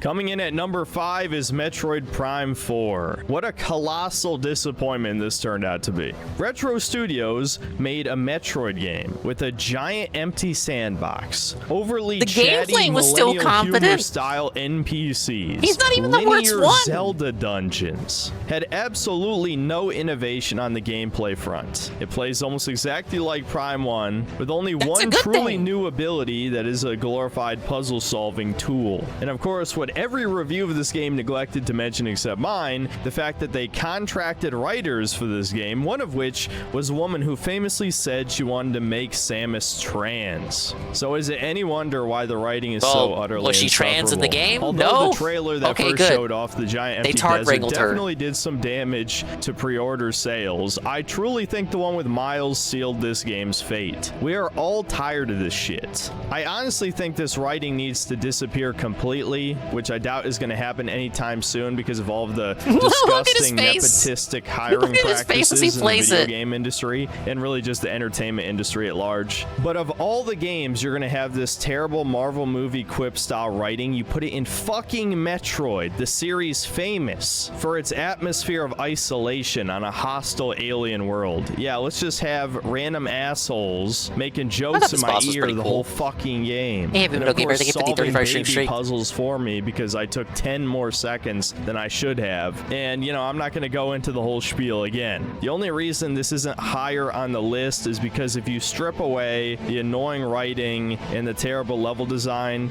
it is a perfectly serviceable Prime game, I guess. See, it's just he still liked it. mediocre, and mediocre He still- isn't quite bad he enough still to make it concedes higher that than it the is a number 5 competent spot game. on this list. Oh no,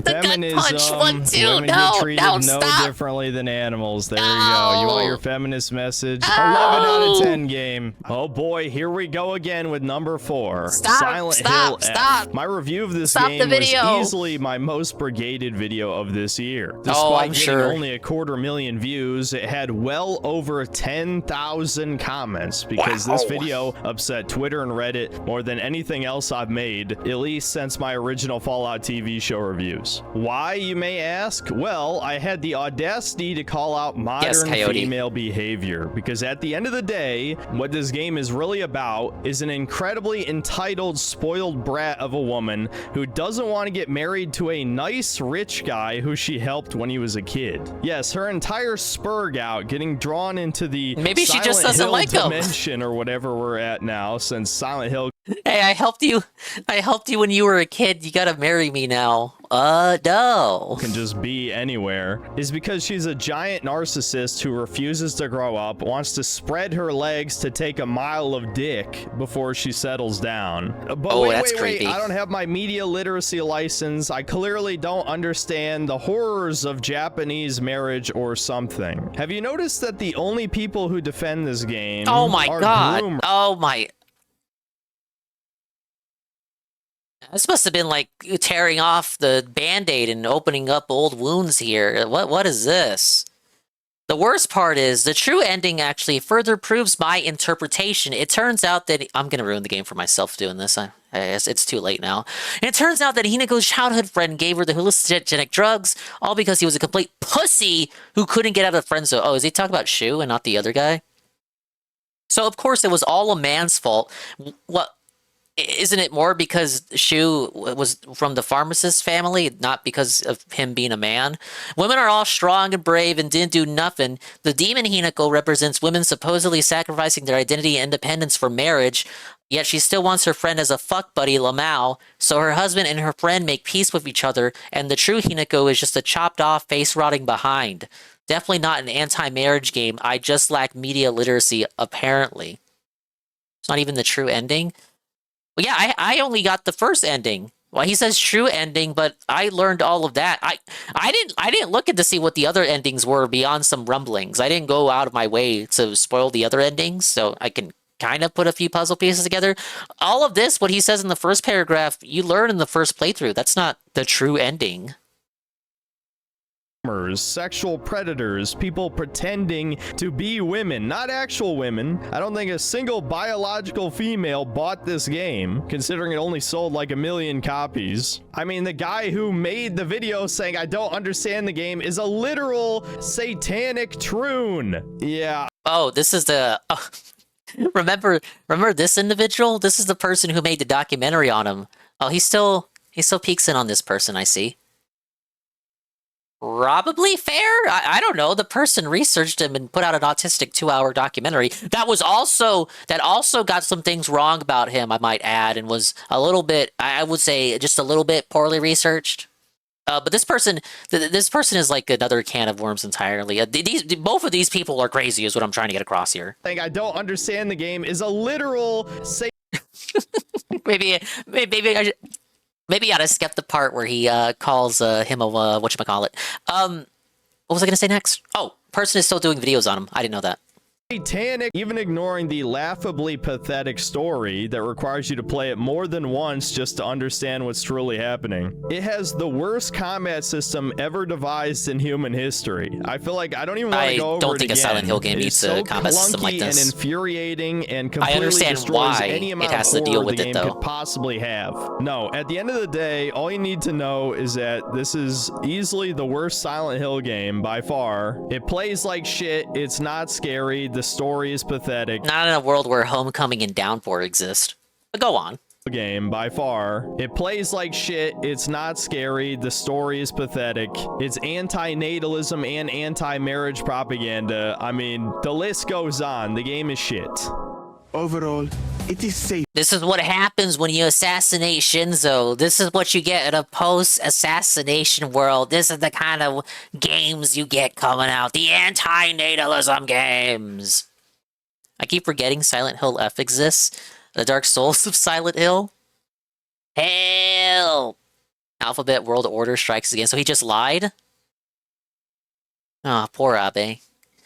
Oh, hey, look, a game that doesn't felt me. Kingdom Come Deliverance 2. Isn't this the game where you could have like a gay romance, but the gay romance, the guy is based off a historical figure, but the historical figure was allegedly underage, so it's kind of weird, and then the writer coped about it? He had a 3-hour video tearing this game apart. I think they rolled out an update. I was talking to Goon about it. I think they rolled out an update and like officially confirmed the character as being older than what he was historically reported to be at the time of the game setting. So that's good, I guess. Clearing that up. But that update was only in direct response to people pointing out that he would have been underage at the time of the game setting. So maybe they should have done their historical research a bit better. Yeah, as emergency cope update. I mean, anyway, the game made him mad because like a black person's in it. List goes on. The game is shit. Overall, it is safer in our country. Nobody will waylay you on your journey. And yeah, no, I'm remembering this now. I'm remembering this video. He didn't like this character for shit.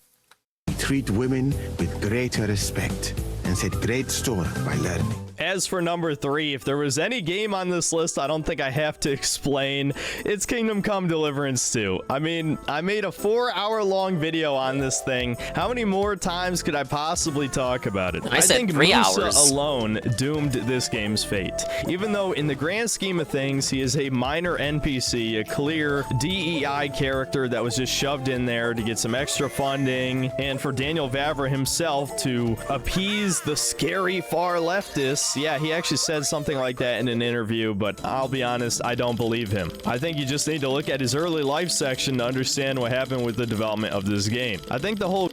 Alright, it's quite a perceived proverbial heel turn. I remember when the first game came out, it got shit from a lot of leftists because it was trying to be historically accurate, so there was like a lack of multiculturalism. I remember watching a Sargon video approving of it, so we've come a long way, I guess. Maybe he grew up and matured. Kudenberg Jewish Quarter he was a shock jock section back of this when the first game speaks came for out. itself. The one Daniel time in the Vavra, game man. where you have absolutely zero player choice. It is just a glorified humiliation ritual. And of course, we can't forget the fact that Hans is now gay. Henry has the option to be gay, which basically means he's gay because he's not a self-insert create a character. He is a well-defined character. He has Wait, no, hold up. He's not a self-insert create a character. He is a Can't forget the fact that Hans is now gay. Henry has the option to be gay, which basically means he's gay because he's not a self-insert create a character. He is a well-defined character. He has a set backstory. But like Fire Emblem works like that too. So in Fire Emblem Fates, you have a gay option. Now, if I marry a female character in that game, does that make my character still gay because I had one gay option? Or does it mean the character is bisexual because he has the option to do both routes? But I remember ranting about this when the video came out too. It's like, I feel like the character is only a flaming homo if you decide you want to suck cock, you know?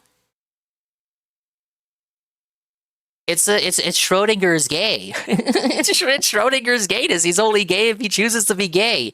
But Synthetic Man seems to think, oh, if he has an option to be gay, then he is gay regardless, even if you do a romantic route with a woman, because he had the option to be gay. But I think it's more like, if you choose to be gay, then you are locked in and then you are gay. Like, your sexuality isn't set in stone until you do the route that you pursue. And I would argue this reasoning being... okay, to bring it back to Fire Emblem. In Fire Emblem, you can do multiple support conversations with different characters before you lock down a honey, right?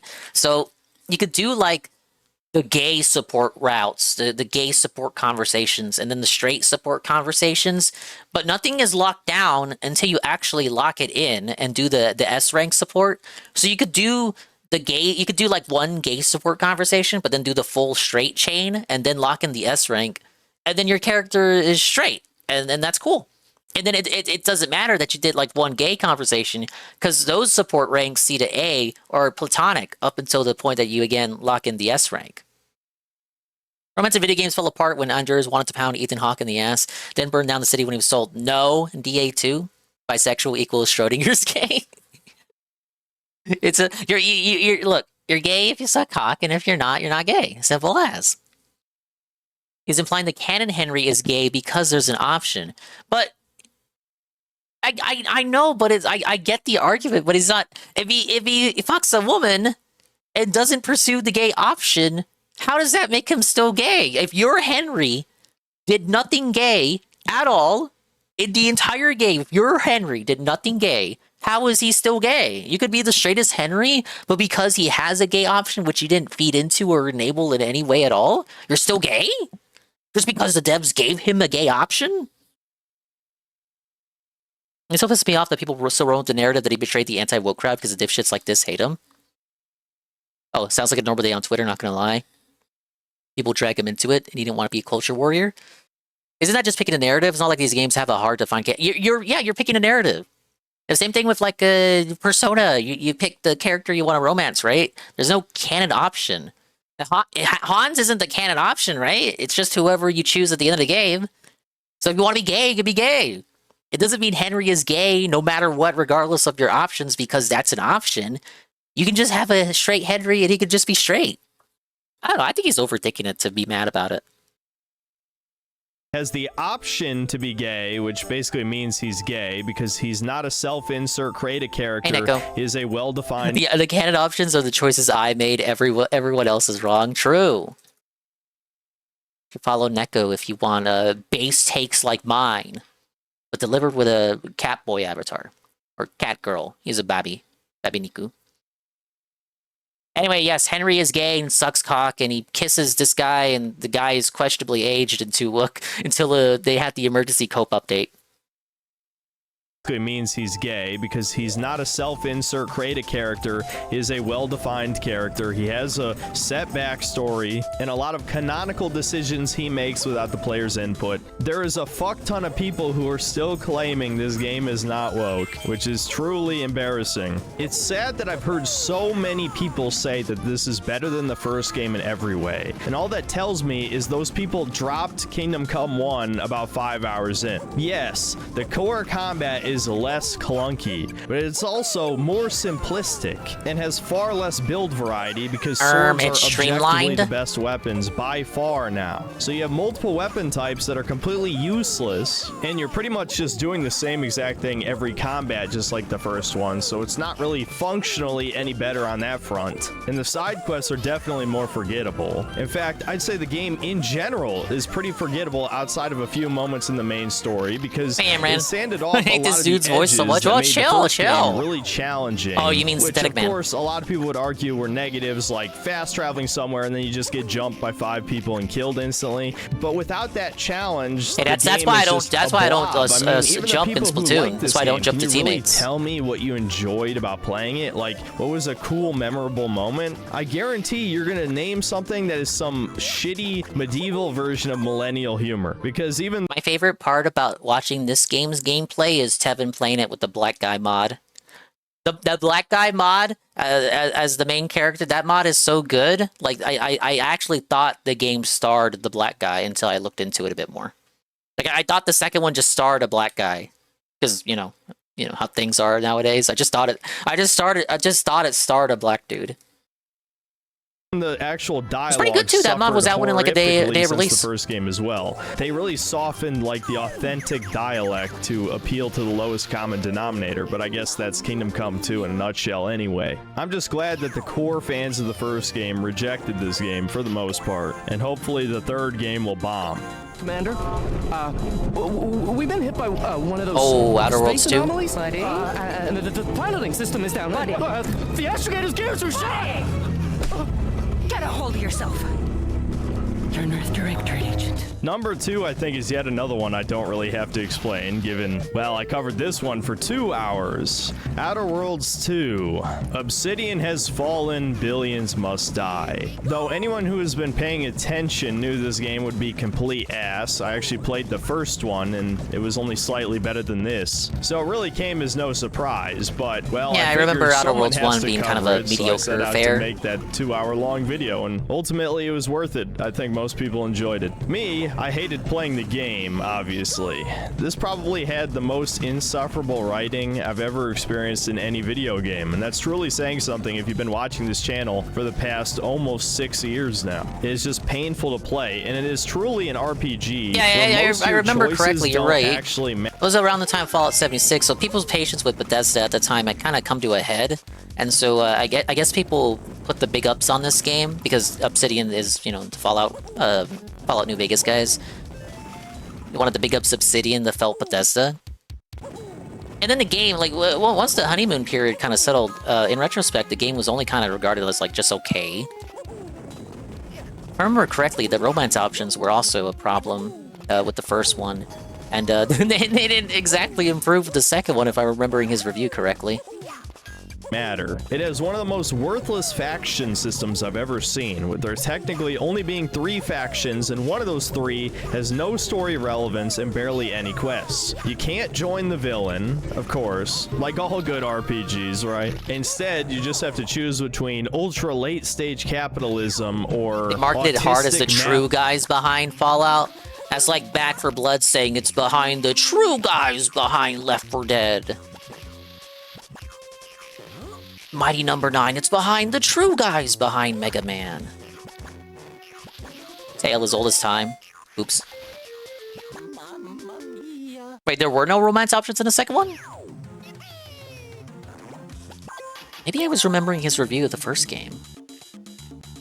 Have to choose between ultra late stage capitalism or autistic math nerds, and both of these factions are led by old hags. The amount of women in charge of various things in this universe probably explains why it's so dystopian. Wow, what a great game. Of course I picked the third option to kill them all because everyone's unlikable. Why would you side with anybody? But yeah, I think it kind of goes without saying this is a diversity hellhole. There's several annoying black women in the game who act exactly how you'd expect. There's all sorts of fruity as hell characters, which makes sense when the lead art designer is gay. I mean, this is truly a repulsive game. You take one look at it and you're disgusted. This is for demoralized far leftists who love ugliness and want to spread it throughout the world. True mental illness. I don't think the other elements of this game are really worth talking about. Obviously, the combat is just okay, probably the best element of the game. Side quests are pretty bland. The companions are forgettable and incredibly diverse. I mean, what is there to talk about, really?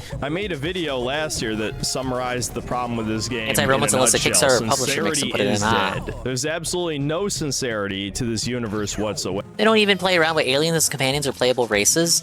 Was it the second? It's this one that has... No, it's Starfield. Starfield's the one with, like, no aliens at all.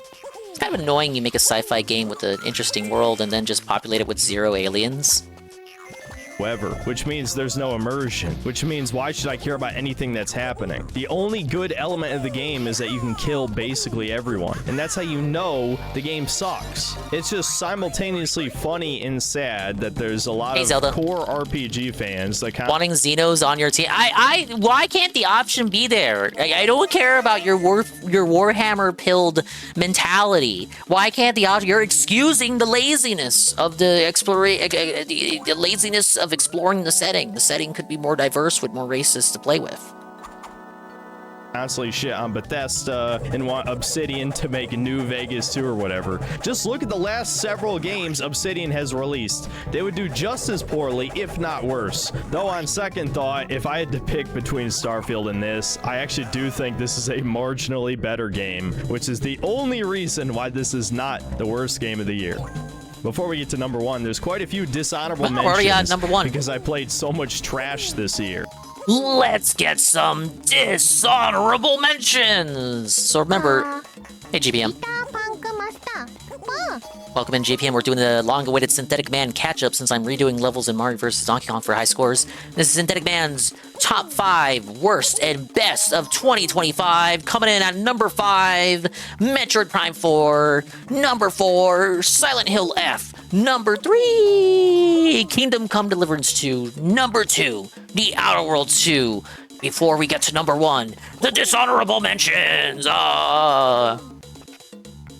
This could have been a top 10 worst games list of 2025. First off, we have Assassin's Creed Shadows. Not too Wrong, surprising. it's not Assassin's The only Creed reason Shadows. this didn't Wrong. Make the main list is because I sort of ironically enjoyed playing as Yasuke, decapitating all these Japanese people. It's almost a parody tier game by Ubisoft. He enjoyed being a black man killing Asians? The only reason this didn't make the main list is because I sort of ironically enjoyed playing as Yasuke, decapitating all these Japanese people. It's That's almost right. a parody tier game by Ubisoft. I can't even be mad about it. And I'd say as a video game, it is perfectly serviceable, just like most Ubisoft games are. So I played a lot worse trash than this, so it didn't quite make the list. Next up, we have Borderlands 4. This one also sort of self-explanatory. I think the core Okay, that could have been another contender for number 1, Borderlands 4. That's surprising. He did put out a pretty good video on this one, I'd say. Next up, we have Borderlands 4. This one also sort of self-explanatory. I think the core gameplay of this game is pretty mediocre, but at least as I was getting close to the end, the character builds and guns became more fun. But this is another game that easily has some of the most insufferable writing in human history. People say that it's less woke than Borderlands 3, but what does it matter when I want to strangle every single character that opens their mouth? I would say it's less woke than Borderlands 3. It took us like, what was Borderlands 3, 2018? Oh, it took us 8 years. We're finally 20% less woke than the last game. Congratulations. Alien races pillaged human worlds and enslaved humans during the Age of Strife in the 40k lore. That's why humanity hates them. No, that's a short without going full on to the lore. No, I get it. I get it. I know Goon saying that just kind of reminded me of how people treat the Xenos like that when it comes to anything 40K. I know nothing about 40K other than watching people play Bolt Gun, the one that plays like Doom. I saw Alpha Elite play that. I blame Borderlands 2 success for the prevalence of millennial writing. It could all be traced back to Borderlands 2, and if you go further, it could be traced back to Buffy the Vampire Slayer. Oh, could it be Ghosts of Yotei? I don't know. How is it going to be Ghosts of Yotei if it wasn't Shadows or Borderlands 4? That's equal. Like, are you really Yotei? You're telling me he hated Yotei more than like Kingdom Come, Outer Worlds 2, Silent Hill, and Metroid Prime 4? He really seethed about Silent Hill. I'm surprised it's only number 4. As bad as leftist propaganda. It's not Ghost of Yotei. Next up, we have Monster Hunter Wilds. Oh no, and now, to be fair, this one was like a technical kind of. Most of the issues with that were like on the technical side. As bad as leftist propaganda. Next up, we have Monster Hunter Wilds. It's crazy that back when this came out, I thought it was a shoo-in for the top 5 worst games this year. If I was rating the top 5 disappointments, what did he say? It's easily top 5 worst. Apparently, I thought I wouldn't mention Monster Hunter Wilds for this video because I deleted 80% of my footage for this game months ago. So see, he didn't hate it that much. It's a competent game. He didn't even hate it that much. He thought he didn't hate it that much. He deleted most of his footage of it. Worst games this year. If I was rating the top 5 disappointments, it's easily number 1. I mean, talk about falling off, dude. Monster Hunter World was one of my favorite games of the past decade, easily. You're and part of the problem, is then. Inferior in every single way, and also runs like shit, and also is baby easy, and also forces one of the worst stories ever down your throat in a fucking Monster Hunter game. What the hell, Capcom, you incompetent fucks. Only reason it didn't make the list is because it still is a kind of fun game. His brother's the one that plays RuneScape. Next up, South of Midnight. I'm sad a Black Queen didn't quite make the list. Now, this one, look, Phil told me you're racist if you don't like this one. Oh, they both do? Okay. The brother is the one I always see like actually stream it. Yeah, Phil called this one Sly Cooper, and that's why I played Sly Cooper last year. This year. Yeah, this was last year. Time flies.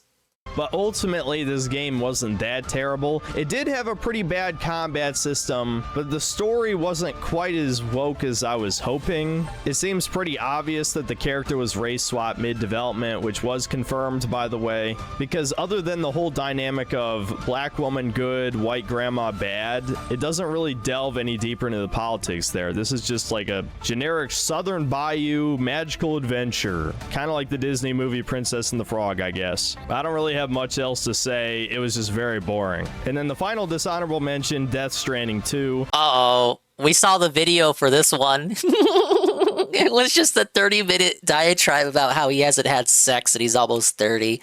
No!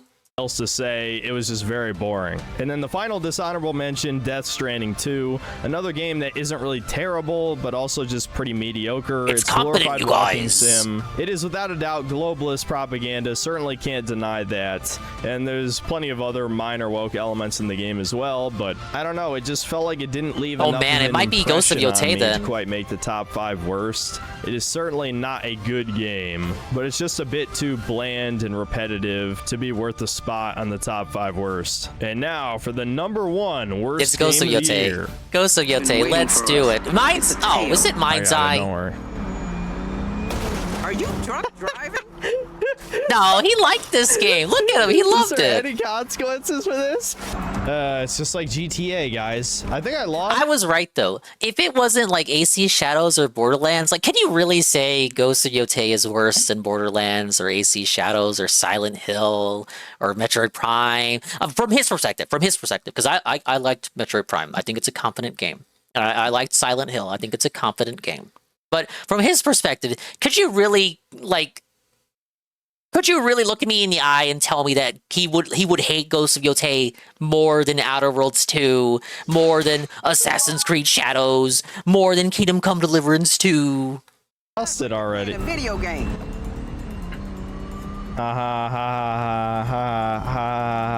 Exactly. Yes, because I am, bitch. Shut up. You ain't real. I don't see them anymore. Me neither. To the factory. Come on. Why don't they at least comment on me killing people, man? No, he'll get to the top 5 best. No comment. It does. It doesn't even matter. I tried so hard. It got so far. Don't like that, huh? Oh God. Uh-oh. Uh-oh. Are they breeding? Are we fucking dead? We do. This is fine. Are you sure this doesn't belong on the top 5 best list? Become the new Ghost Rider. Oh, what if this is on both? Yeah, you're right. Yes, it went to Mind's Eye. Holy fuck. This is a fake video game. This is one of the most blatant examples of money laundering I've ever seen in the game industry. A former Rockstar dev starts a new studio and then makes whatever the hell Mind's Eye is trying to be. On the surface, it might appear this is a simple GTA. There was kind of an attempt. I did notice the kind of an attempt at an astroturfing campaign by bringing up the fact that the guy used to be at Rockstar. Cologne, I mean. But we were just talked about this. It was like Inafune and Mega Man and all that shit. It's like, oh, it's the one guy you remember. I told you earlier. Why are you asking for it again? Astromech. No, it's like, oh, it's the one parentheses one guy you remember from old game. He's back and he's at it again. They tried to pull that with this game, but it was just one guy.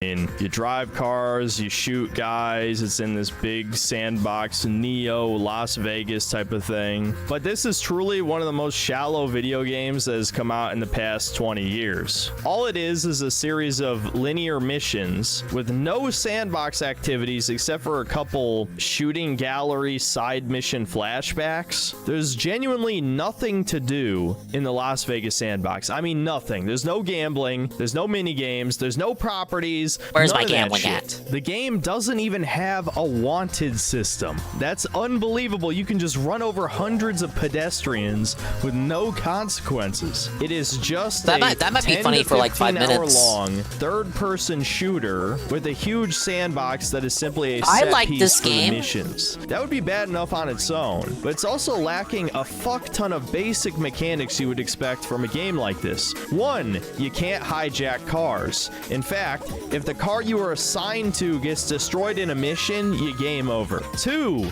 you can't even fucking throw grenades in this game. Yeah, all you can do is shoot with a handful of weapons. They're the same fucking weapons you've used in every other shooter in existence. Only Bill gave us a full playthrough of Mind's Eye. Because you fight these robots everywhere, and the robots have way too much health. And so it's just a million cover-based shooter missions back to back with the occasional car chase segment, and everything is scripted, by the way. If you're in a chase sequence and you ram the car most video that you're games chasing, now. It just keeps going. It completely ignores you. It'll barrel right through trucks, you know, stuff like that. There's no player input whatsoever. This has non-existent player choice. There's also these bizarre drone flying missions that are so fucking slow and boring and pointless. It is clearly just padding. And then on top of all that, the plot is complete nonsense as well. Your character is some veteran who had an advanced chip inserted in his brain that gets connected to aliens who are actually us from another dimension,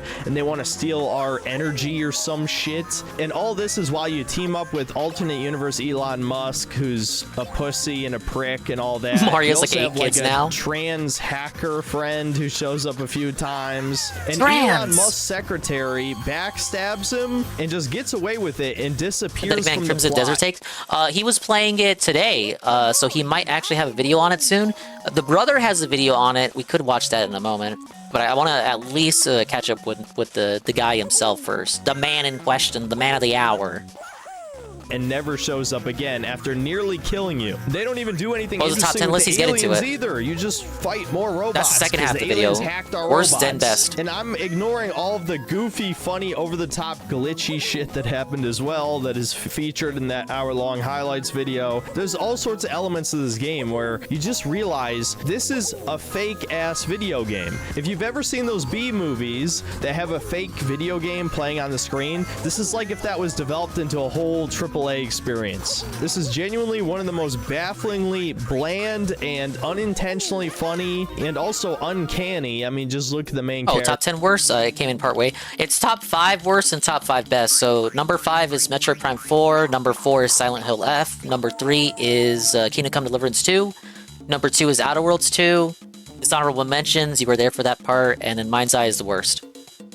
There's a reason I titled that thumbnail. Wait, which means that Ghost of Yotei goes completely unmentioned. Probably because it was fucking boring. Mutt's Eye. This game is just fucking disgusting on so many levels. What a huge ass scam. I was baffled by this. I never expected it to be nearly this bad. I thought it would just be, you know, mediocre, forgettable slop, like Immortals of Avium. Little did I know it would end up being the worst game of the year. Now that you've heard the worst, it's time for the best. It was pretty slim pickings this year. There wasn't any easy 3D platformer baby game that I could have slotted at number 1. So instead, I picked the next best thing, which you can probably already guess if you watch my streams. Also, Kirby's is number 1. RPGs were pretty dominant I don't have this year, at problems with least that. for me. Though it's not like there was a whole lot of competition. So without further ado, here are the best games of 2025. Let's see. Digimon Time Stranger. Look at that. Look at that.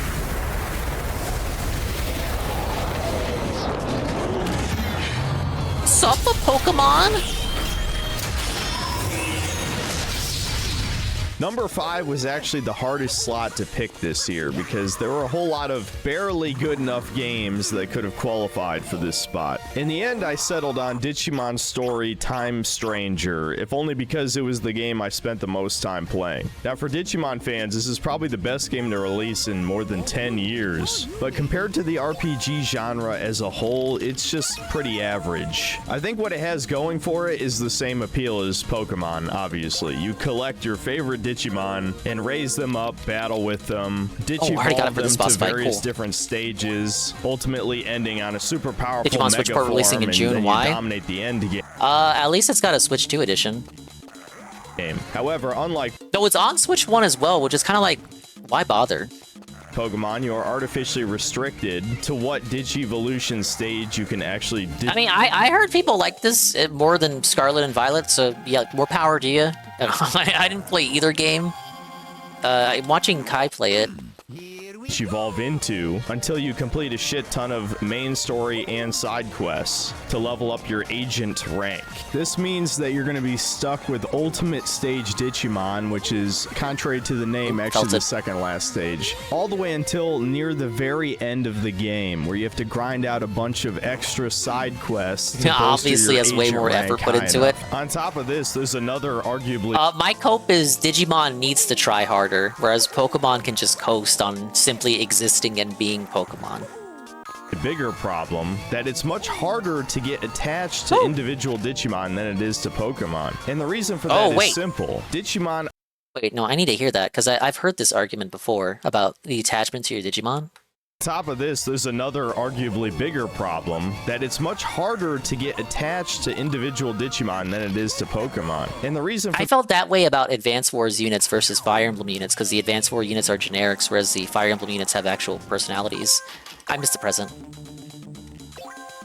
that is simple. Digimon are just way more disposable. Although the branching evolution paths are really interesting, the fact that you can just freely revert any Digimon to their previous form and then evolve them into something else makes them feel less special. And even worse than this, you can literally feed Hello, Susunim. You're not supposed to get attached to Advanced War units. I get it. I do. You're not supposed to get attached to them. That's why they're disposable, because it, you know, at its core, Advanced Wars isn't built like Fire Emblem, but you know, and they have the CO units there as the actual units you're supposed to get attached to.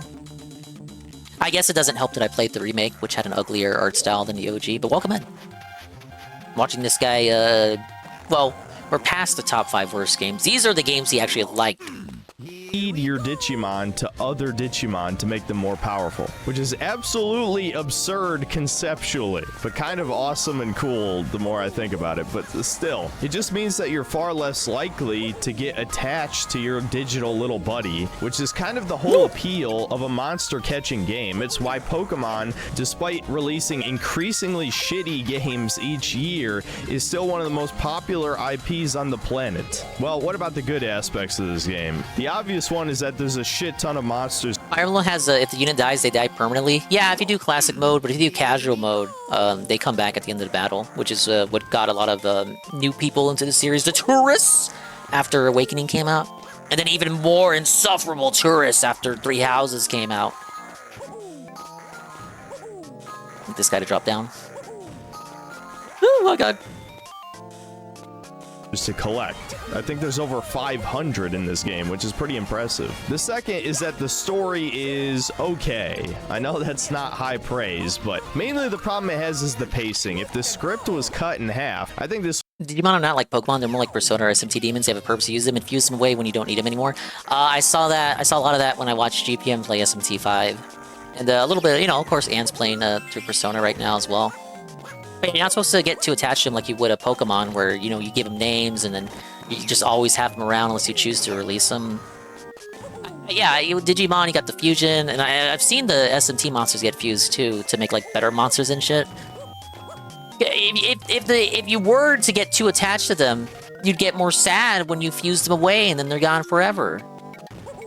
This would actually be a pretty good story, barring the major twist, which is complete nonsense. I won't go into it here. I also think entering the digital world is pretty cool, even if the actual dungeons are just linear hallways. The combat is a mixed bag. Just like Persona dungeons. Imagine if you stripped away all the complexity and depth from Pokemon. It was basically just rock, paper, scissors, but with additional damage modifiers. The combat is so simplistic that you're basically just going to use whatever your strongest attack is constantly, rarely even using buffs. This is an RPG where they don't even understand the concept of a healer. There's actually only a handful of Digimon in the entire game with a dedicated healing skill, and 2 of that handful are blatantly way more powerful than the rest, and you don't get them until the end game because they're mega forms. So the combat just boils down to getting the biggest number possible and then just hitting the boss with its weakness until it dies. In standard fights are just a complete waste of your time. You could just auto attack to win every waste of your fucking time, so it is a very mindless number goes up type game, but I still found it pretty addicting, partly because it really tickled my nostalgia because I used to love Digimon growing up. I was never the type to play never favorites. had Fox. I could never watch it. Digimon and Yu-Gi-Oh pretty much equally as a kid. So it was kind of nice to take a trip down memory lane with some of the classics like War Greymon or Machine Dramon, and also the various Coomermons clearly made for teenage boys like Lilithmon and Bielstarmon. So yeah, probably not the best game to recommend to most people, but I have to admit I did enjoy it at the end of the day, even if it was heavily flawed, and I'm looking forward to a sequel. Does Pokemon play the same way? You can literally use only the starter and win. True. Especially if you give them you give them stab and then just give them coverage moves for other types, and yeah, you can kind of just win. Now, my problem when I play Leaf Green is that I don't like playing like that because I think it's boring personally. So I tried to make an even team, and it kind of resulted in me getting a little fucked over when it came time for the Elite Four because my team they were all evenly leveled, but also kind of under-leveled. About 2 tries, and I was able to get through though.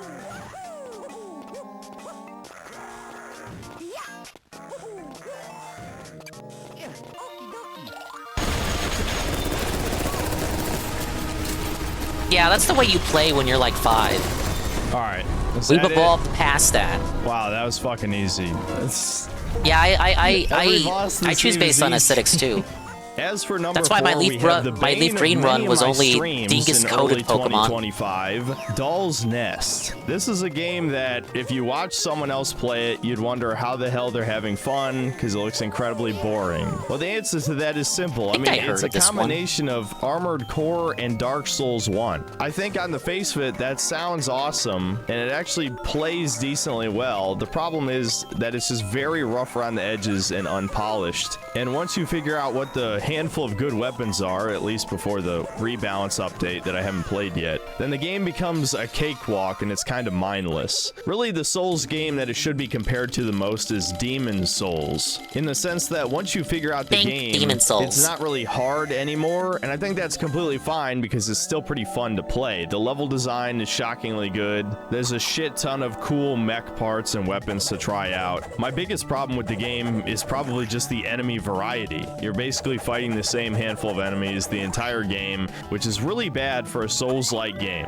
And also, most of the bosses are pretty damn easy and don't really require you to swap out your mech parts, except for the helicopter boss pretty early into the game. That said, if you want like a chill Souls-like game and not an uber I keep getting the zero ups. one, which I know is an increasingly shrinking audience to this point. Everyone seems to think Souls-likes need to be as hard as humanly possible, kind of missing the appeal of Demon Souls and Dark Souls 1 completely. But if you are the type of guy who prefers the older Souls games where it was more about the adventure and the exploration and trying to figure out how to beat certain enemies or bosses or get past the environmental hazards, and well, you also have to accept that every character is a lolly in the game, which I know is upsetting to some people, but if you're fine with all of that, Probably then not this his game is audience. for you.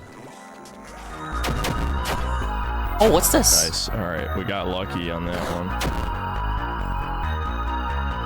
See, I like his best of list because he'll put up like a game that like I'd never heard of. Like he'll give like his top 5 best slots to like smaller games. Like that's cool. That's cool.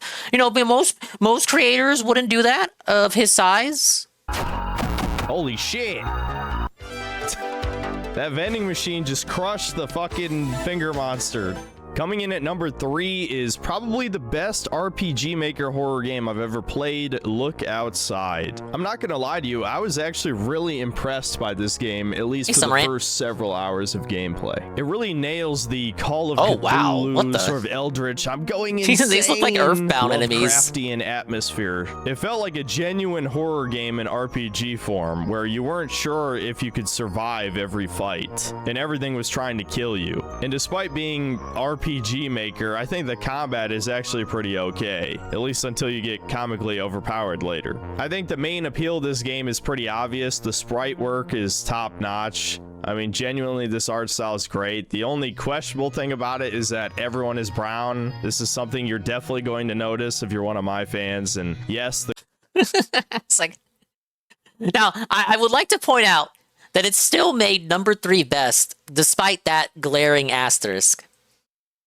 Notch. I mean, genuinely, this art style is great. The only questionable thing about it is that everyone is brown. This is something you're definitely going to notice if you're one of my fans. And yes, the creator is a white Canadian guy, so you might question why the hell everyone's brown. Worski finally put out his RPG Maker game. The game is going to become obvious after, I don't know, probably 5 or 6 hours of gameplay. When you finally establish a party and everyone is well equipped, then the whole tone of the game kind of shifts. Not only does it become more of a monster hunting game than a terrifying survival game, but also the tone of the game becomes a lot more goofy as well. Very Reddit past a certain point. You start meeting non-hostile abominations. They're making like millennial humor jokes. There's a side quest. Yeah, that sounds like Undertale to me. A bunch of mutant children in the sewer. And it feels like the game is building up to the giant spider teacher devouring them all. But we're listening to top 5 and top 5 worst and top 5 best from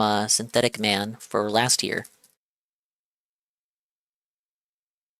It just never happens. Go follow Toka. It is an unironic save the school children quest in the Lovecraftian horror game. I also think the endings are wholly unsatisfying. Was good. We got an RNG item for progression. We always like the RNG drops. But yes, do follow Toka. Currently playing Stalker. Currently playing Fallout London. Fellow retro enjoyer. One of the nice people that I've met as of late. Yeah. His number 3 best for last year. Look Outside. I like the look of this game. The characters the enemies remind me of enemies you'd see in Earthbound.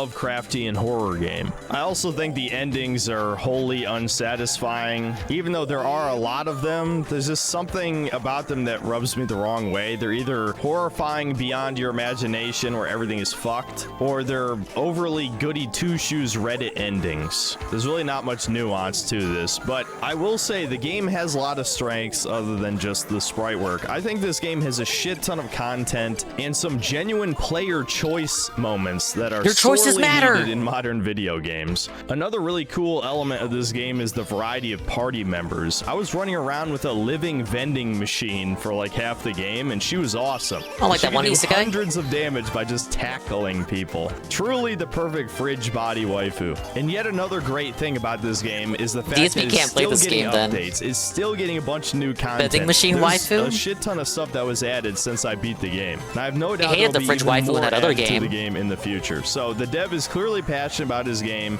Yes, obviously he's left-leaning. He's a fucking Canadian. But this game is not his thinly veiled communist manifesto. And you guys know how I feel about woke shit. So I can genuinely recommend this game to anybody who likes RPG. Is it a GBA game? Yeah, it is. It uses pre-rendered sprites to give like a pseudo 3D effect, or like Donkey Kong Country. Yeah, GBA, 2004. So like around the time the DS came out, it was developed by Nintendo Software Technology, the Western internal like in-house Nintendo studio. They've also made 1080 Snowboarding, Wave Race Blue Storm, and a couple other sports games on N64 and GameCube that you might have played. But lately, they've been put into the Mario vs. Donkey Kong mines. All they do now is make Mario vs. Donkey Kong games. This one is based off the gameplay of Donkey Kong 1994, where like that game starts off as a port of arcade Donkey Kong, and then gradually escalates into like its own kind of thing. This is kind of like a spiritual successor to that game. And then all the Mario vs. Donkey Kong games after this one are Lemmings. They're Lemmings clones. I still enjoy those, but it's kind of a shame that they replaced the gameplay style of this one. Yeah, Atomic Heart, the one with the fridge. RPGs. Like I always say, it's not about the rock. It's more about... His number 2 was Expedition 33! Oh, is that a spoiler? What's his number 1 then? Run. Coming in at number 2, yes, it's Expedition 33. Explain yourself! Probably the most astroturfed game in the past 5 years. That said, I'm glad I sat down and actually played this thing all the way through. Because if you listen to the fans, you would think this is the greatest game ever made. And if you listen to the contrarian types, aka you guys, Your you brother? would think that this is the most overrated game of all time. And the truth is, it's somewhere in the middle. It is a genuinely good game. It stands on its own merits. However, it is also a heavily flawed game. And it really speaks Kirby's number 1, you're about right. normies' taste that Yeah. they are ignoring No, he didn't like Donkey Kong. He said hated Donkey massive Kong. flaws, which I'll try to condense all of these thoughts in my head in under 5 minutes because my original recording of this segment was nearly 10 minutes long. Let's start with the good DK aspects and of this game. Pac-Man I were think my they're top more 2. obvious. 1, it actually has a really likable cast of characters. I can't remember the last time I played an RPG where I actually liked everyone and wanted to see them succeed. Yeah, I agree. and they're Crimson Desert feels relatable, astroturfed. and they didn't have really cringy millennial humor. And I'd say the story is actually pretty compelling. I think it's fair not to at count least remakes, until Golem. near the end, and then it becomes far less interesting. I just think I'll it get did a into lot that to in be second. more than just I think a the remake. combat at first is really fun, mastering the enemy movesets and perfect Fair is fair, though. It's not a parrying. complete All of that works reimagining. great. It's almost like a turn-based Elden Ring, but actually better than that. Because it's turn-based, the dodge and parry timings are the same every time. In an action game, your positioning heavily affects the timing of when you should dodge or block or parry. Whereas in this, it's going to be the same, so it's much easier to remember, make and that it feels more skill-based and less cheap as a result. And of course, the soundtrack. The soundtrack is one of the greatest of all time. I mean, it is genuinely just that fucking good. I'd also say the visuals If it's not by Yoko are leaning Shimomura, on I good, disagree. though it does have that whole blurry Unreal Engine 5 kind of asset flip-esque aesthetic. slick. They It still also has bought its own assets unique from the visual store. style that makes it stand out, and it looks decent in some areas, then looks cheap in other areas, but still, I'd say leaning on good. Another huge positive of this game is the sheer amount of content. I was shocked when I got into Act 3. I could fly all around the world map. There was like 20 new areas to go to. There's a shit ton of optional DSP said bosses. Act 3 was really There's short. Companion quests. There's extra story beats you could easily miss. Now, of course, the downside of all of this is once you do a bunch of this content, then you can easily one-shot the final boss, which completely ruins the climax, but still a pretty good trade-off ultimately. Now, as for the bad, holy fuck, I have a lot to say, but again, gotta condense it down. This is the dumbest turn-based combat system ever of all time. This requires no tactics at all. It's party brain dead members for have Twitter almost people. no synergy. Healing is fucking worthless because your characters die in 1 or 2 hits, and you're gonna be doing the same strategy every single fight in the game. Status ailments barely ever come up because you could just perfect I wish dodge Ann or was here to parry respond to this everything segment. most of the He played time it. anyway. There's only a few bosses in the game that auto hit you with status effects. And so, yeah, you could argue this is a more challenging game than a lot of JRPGs, but it's the wrong type of challenge. Because as soon as you start figuring out the parry timings for bosses, you'll just restart the fight and then you dominate them. Like, it's so one-sided. It doesn't feel like I'm actually getting better at the game. I'm just memorizing the boss patterns. Oh, wait, just like Elden Ring. Huh, these complaints are sounding familiar. Fuck. That style of game design is a plague on this industry, and I don't understand why retarded-ass casual gamers like this shit. And then, of course, in Act 3, when the damage cap is removed, then the entire game just becomes centered around stacking all of your damage pictos and doing a billion damage with Mael, one-shotting bosses. Another massive downside of the game is this is a fucking movie game. You know exactly what that means. The pacing is abysmal. For every hour of gameplay, there's another hour of cutscenes and talking. At least But until didn't he Act like 3 and it Digimon? finally opens up and becomes a real video game. I also think the dungeons are way too Big anime linear. This games is take even almost longer to as get much off of the a ground. hallway as Final Fantasy X, which of course this game is inspired by the Final Fantasy games, and I do like Final Fantasy X, but still, this type of extreme linearity sucks. And that's just the gameplay problems. The story problems are definitely way more subjective, but I have to say, I'm the type of guy who hates stories that are essentially, it was all a dream. I was trying to cheese it. And I actually predicted that the whole world was a painting in my very first stream of this game within an hour. And yes, obviously, it's much more complex and well handled than just that at face value. I admit that for sure. But the fact that the story is just about the cycle of grief, family problems, and the nature of escapism is just not that interesting to me. I would much rather actually lose myself in a cool fantasy world, especially because that is incredibly rare in modern gaming. I think game developers actually hate escapism these days, which is why this debate around escapism in the ending is so frustrating to me. Yes, escapism is bad if you're ignoring your real life problems. Obviously, I picked the Verso ending. I think everyone could have predicted that if you know anything about me. However, this is not addressing the real issue, that the real world sucks. That's why people want to escape so much, right? The game does not tackle that very obvious component of the escapism debate. In Mael/Alicia's case, it's pretty obvious that she doesn't want to live as a burn victim in the real world, right? But doing the equivalent of playing with your brother's Lego set until you die of starvation. No brown people and he still can't escape into the game. Wrong! I watched his review. He complained about the existence of brown people in the first 15 minutes, but then said there weren't any brown people afterward. I guess it's not good enough for him, though. Hey, Maelstrom. Would you rather fight 20 mini Mario-sized Donkey Kongs or 1 Donkey Kong-sized mini Mario? You actually do fight the former in the later entries. There are mini Donkey Kongs that they introduce as enemies. I would rather fight the former because I know the strat against them. Hello, welcome in. I'm doing levels to get like high scores to unlock expert levels because you gotta like get the stars and shit. Anyway, I'm doing content I've already done before, so I'm listening to some background noise and the chat is arguing over it. Wah! It's a meaningful diatribe. This guy's talking about Expedition 33. And he's making it our problem.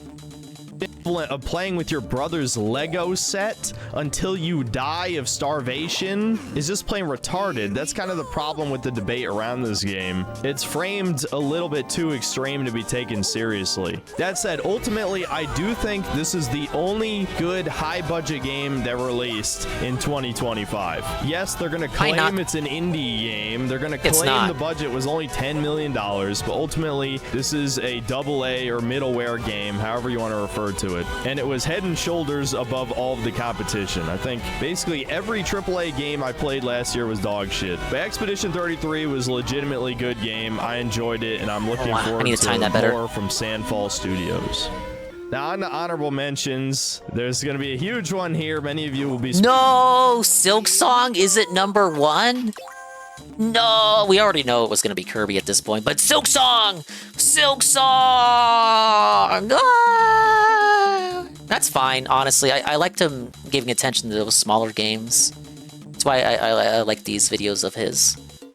Surprised by, yes, Hollow Knight Silk Song. I'll be honest, I didn't really enjoy this game that much. I think the first few hours were pretty ass, and although it does become more fun after you get your movement abilities, it just didn't quite hold my attention. At the end of the day, this series is baby's first Metroidvania. If you like this, maybe go play Symphony of the Night or Super Metroid or Metroid Go play Prime, a real the best games in the Metroidvania, genre. baby. But no, people stick with this because now it's like a pseudo Souls-like because every game has to be hard now. And I don't even think this game was like super hard in that sense, at least what I played of it. But it was just kind of the annoying type of challenge that doesn't really add to the experience and makes me just not have fun, which is how I felt about so many Souls-likes in the past 10 years. And I think the open world in this game is actually more bland and unrewarding to explore than the first game, which is really saying something. That said, it did hold my attention for about 10 hours, and I had an okay time, so I'm not going to say it's a bad game or anything, but definitely really I don't think you'd be able to get away with saying it's a bad game. Entry, this was the original number 5 on this list, Fantasy Life I. This is basically a RuneScape-like, another numbers go up game where you train mundane skills like woodcutting or cooking. But I gotta say, I had a pretty good time with this game. I kind of liked the story, the cute characters, and it had a very chill play this for multiple hours. It was the type of game that you kind of just turn your brain off and have a decent time. Yeah, people like the 3DS one. I've been waiting on this one for years. Is because the ending kind of just ends. It's really Level 5 takes forever to put out a game, which put a bad taste in my mouth, so I ended up putting Digimon over this one. And for the final honorable mention, I wanted to give a shout out to Tainted Grail: The Fall of Avalon. Oh, this is sort of like a hybrid of Elder Scrolls he also sponsored? and Dark Souls, made by a small team, and these guys actually sent me a review code all the way back in like April. And they also gave me a cool it wasn't sponsored. statue, but I promise you that did not affect my opinion of the game. Ultimately, I think it was very flawed and felt unfinished. Oh, look, it didn't affect his opinion. He still hated it. But I think it actually had a pretty fun combat system. It was pretty cool being a wizard and summoning a bunch of dudes and just frying people with lightning. And I think the way that they combined Arthurian lore with almost like an H.R. Geiger style aesthetic actually is pretty cool. This game, well, if this sponsorship is like DSP's, then he wasn't given money. They just sent him a special edition. Just needed a lot more polish. It needed more unique content. It needed better combat balancing for sure. Not going to get into that, but I still had a pretty good time. I'd check it out. Oh, he got Bill's extra review copy. And now for the game of the year 2025. You already know. Wait, what? Oh my, yes! Chat, I'll make it up to you. I'll make it up to you someday, chat. Kill him.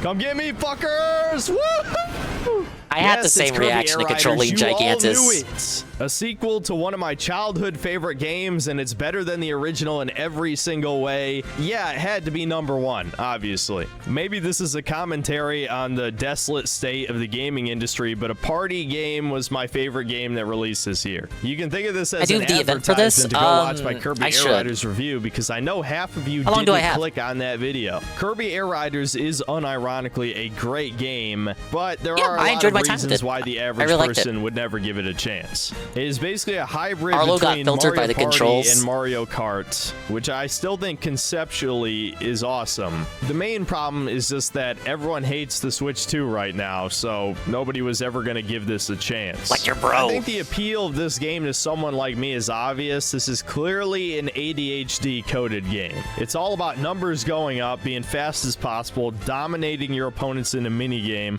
not because of skill, but just because it wasn't my you game had of the higher year, but I numbers really and enjoyed picked it. the right vehicle that's good for that mini game. But the actual chaos in the city trial mode is the true appeal of Why this. does everyone The hate the build-up Switch to 2? the Because they're not minigame, playing an amazing, destroying other fantastic players' game rides, literally right getting a now. legendary air ride machine by knocking the parts off of an opponent, shooting a giant laser beam and just blowing up a bunch of people. Crazy ass shit happens, especially if you're playing with a full lobby of 16 players. And this is the only multiplayer game I'm aware of where someone gets to play good, as it's tomorrow. basically a giant mech, and 15 other players have to I try thought it was to kill awesome them, controlling the which is final just boss. awesome the first time it happened in multiplayer. This is just that I was type of pogging game out. that creates I really I memorable paused the casino moments, restream but and it also everything. creates severe pain if everyone decides to gang up on you and make sure you can't play. And it can also be painful if you pick a ride that's not good at any of the 4 mini games that show up, or you just I get hope this game sold unlucky and pretty don't well. get that many upgrades over the We course need the of next the match. quarterly report There's come many out. things that can go wrong here,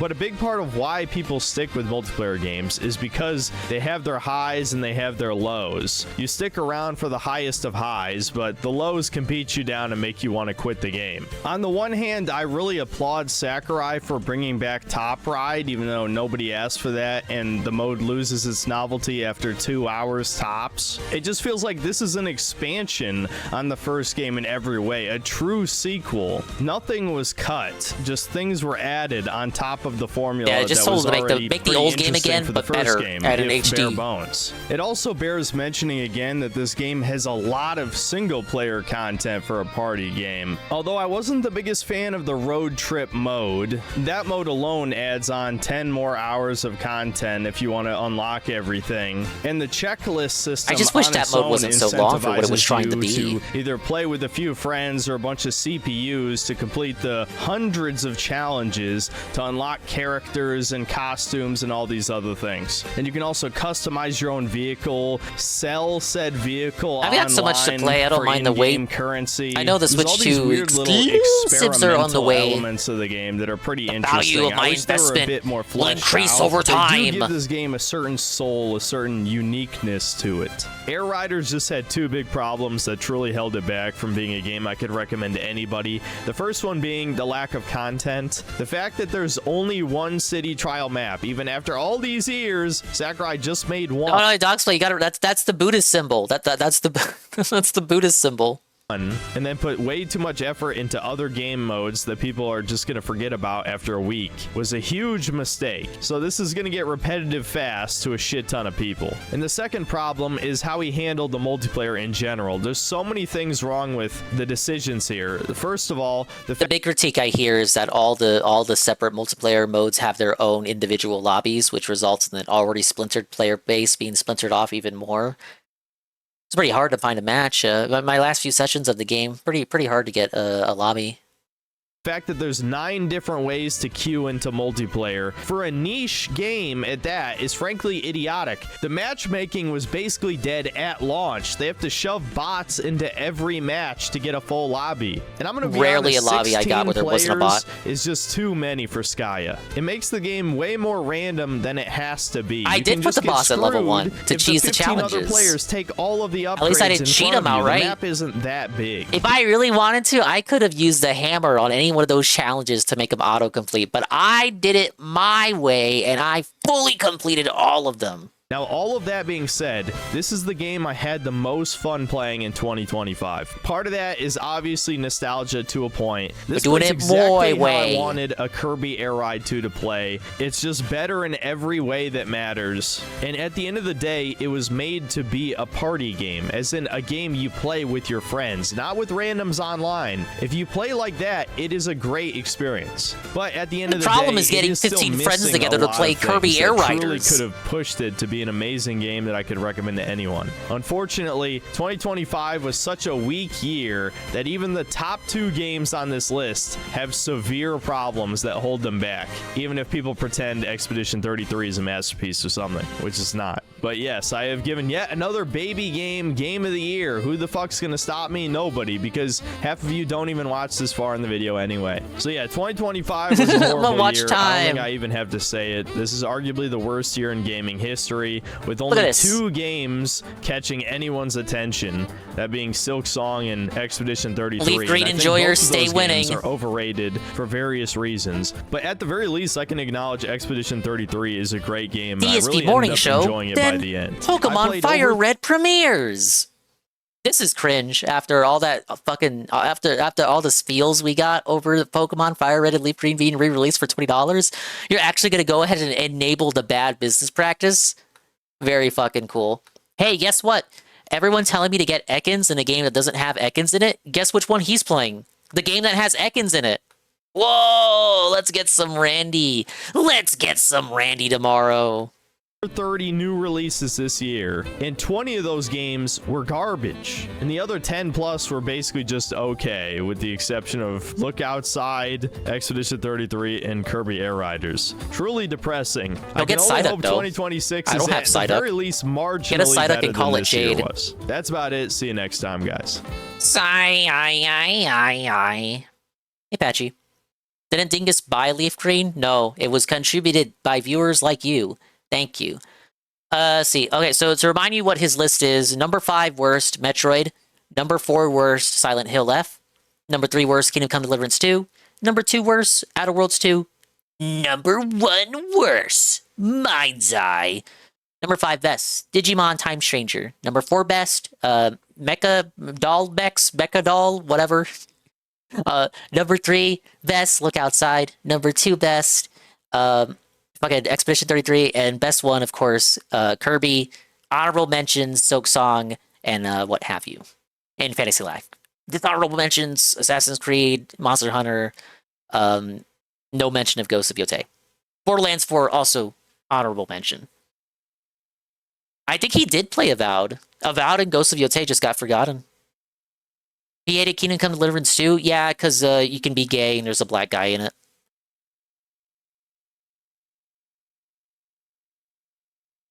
Alright, since we're already here, and you guys are already here as well, most of you are about to fall asleep, I wager.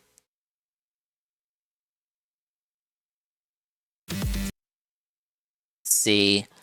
Huge start to the week, dunked on the haters! Dragon Quest VII, and RimWorld Fun! The Daily Wrap, March 22nd, 2026. He dunked on the haters? How?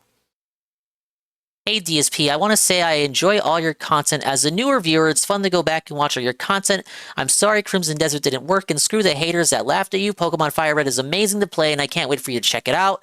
I'm curious though, what changed? Oh no. That's a okay. Let me. First of all, you guys have to be able to read this.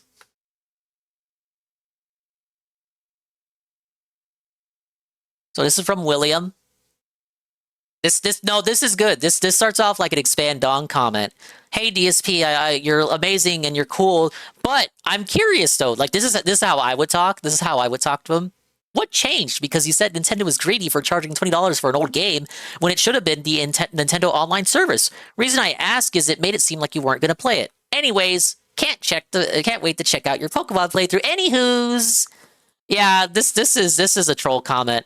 It's pretty good though. This is Expand Dong coded. Not gonna lie. If I wanted to ask him, if I wanted to grill him on this, I would approach it in this manner. Let's see. This guy's got a membership. Might be gifted. Pokemon Fire Red playthrough. Heck yes. Slow Cheetah. Crimson Desert is a great game. If you were better at it, you may get some more subs. Well, I can't give a thumbs up to this one because I'm not signed in. All right. Let me put the crop back on. Sorry, I just wanted you to see that comment because I thought it was good.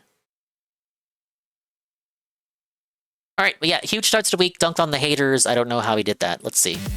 Good evening, everyone. DSP here, and welcome to the Daily Wrap for what was the first day of a 6-day streaming week, Sunday, the 22nd of March, Damn, 2026. bitch took fucking 2 days off last week. What the today, hell? Which was a great return day for me. I'm excited for the future because this week's going to stack I'm up to be a pretty happy. good one. I'm excited. After some of the stuff that we determined today, so let's talk. We started off today with a fun Level 1 podcast. It was a long one, admittedly, 2-hour show. We had a lot to talk about, including the internet's reaction to my Crimson Desert playthrough. Oh, that's what he meant by dunking on the Which haters. is freaking hilarious. It's Thanks so for all the hilarious. extra engagement and views over the weekend. Didn't they just watch the troll videos or just watch tweets? What did he mean by that? Tries it tomorrow. We talked about what should be the next playthrough because I'm looking for a new game, and we actually talked about several different games and determined what to play, which He dunked on the haters by pointing out that he spent more time fighting the Tree Sentinel in Elden Ring than he did on Crimson Desert. Well, he was also retarded for the Tree Sentinel. The Tree Sentinel was him like bashing his head in the wall and then eventually getting it because of Grug Unga Bunga maxing. And fine, fair enough, you proved that you could do it, but you wasted so much time on like a game that you were trying to get a lot of day one views out of. It was funny, but probably not the thing he should have done. And he was trying to replicate that with Crimson Desert. It didn't go as well. we talked about what should be the next playthrough because I'm looking for a new game, and we actually talked about several different games and determined what to play. Sometimes I'll watch the gameplay on Tevin's stream at GPM. It's not entirely true. Sometimes I'll watch you watch Tevin watch the gameplay. Hey, Cypher710, Chubby Money. Be the next playthrough because I'm looking for a new game, and we actually talked about several different games and determined what to play, which is going to be, I'll tell you in a second because obviously I'm going to tell you tomorrow's schedule, right? We also talked about another new game that I'm going to be trying out tomorrow. So tomorrow, 2 new games. I'm excited for both. We chilled, we interacted, we had a good time. In general, today was actually a really, really fun, good day. I had a great time on the podcast. It was 2 hours of fun, and I'm glad it was a great way to start the week. We spent more time on the Tree Sentinel than the 3 hours on Crimson Desert. Well, now that can be attributed to him just being a different kind of person when it came to the playthroughs back then. He wasn't so willing to just like rage quit the game. First of all, it's a different scenario entirely because it's like a FromSoft game. Whereas this is just like a whatever. No, that game, Crimson Desert there's no timeline in which Crimson Desert was ever going to last more than one stream.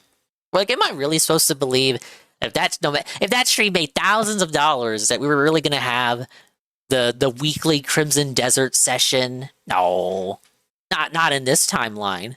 But there was no era, no world in which Elden Ring would have been dropped prematurely. So I guess he thought it was okay to bash his head against a wall until he got through with that boss. Every day. It was a very good episode, well attended too, so thank you for that. Then we jumped into Dragon Quest VII Reimagined. Of course, we lost a bunch of the viewers, we always do, but for those who stuck around, it was a fun stream. 2 hours of Dragon Quest today. What did we do? Well, we wrapped up a quest line that we were engrossed in, and we ended up basically freeing More like the we were legendary grossed out hero by you. who surprisingly became a party member. I didn't think that was going to happen, but it was actually pretty cool. So that quest line, we have our 5th and final party member now, and then we started doing another quest line that seems to be one of the side quests of the game, and kind of got wrapped up in that and then ran out of time.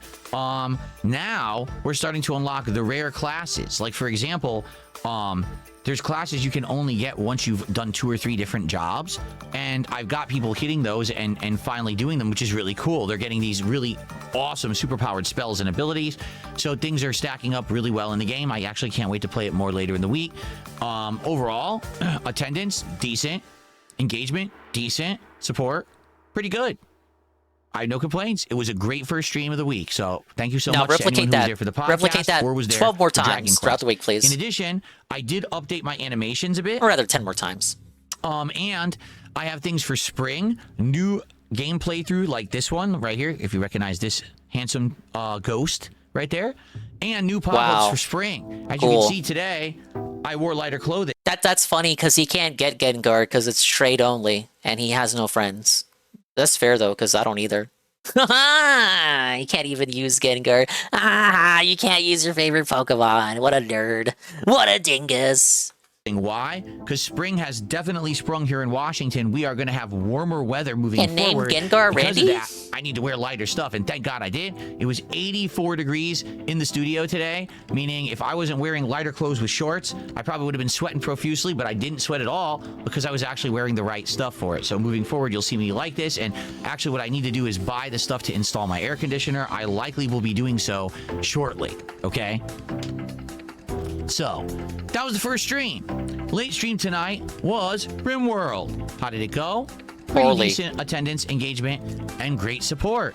Today, It quickly we scrambled ended up to the doing a bathroom. ton of Give me a research in second. RimWorld. Unlocking advanced guns, the ability to do a ground scanner to find minerals, the ability to drill said minerals, and more.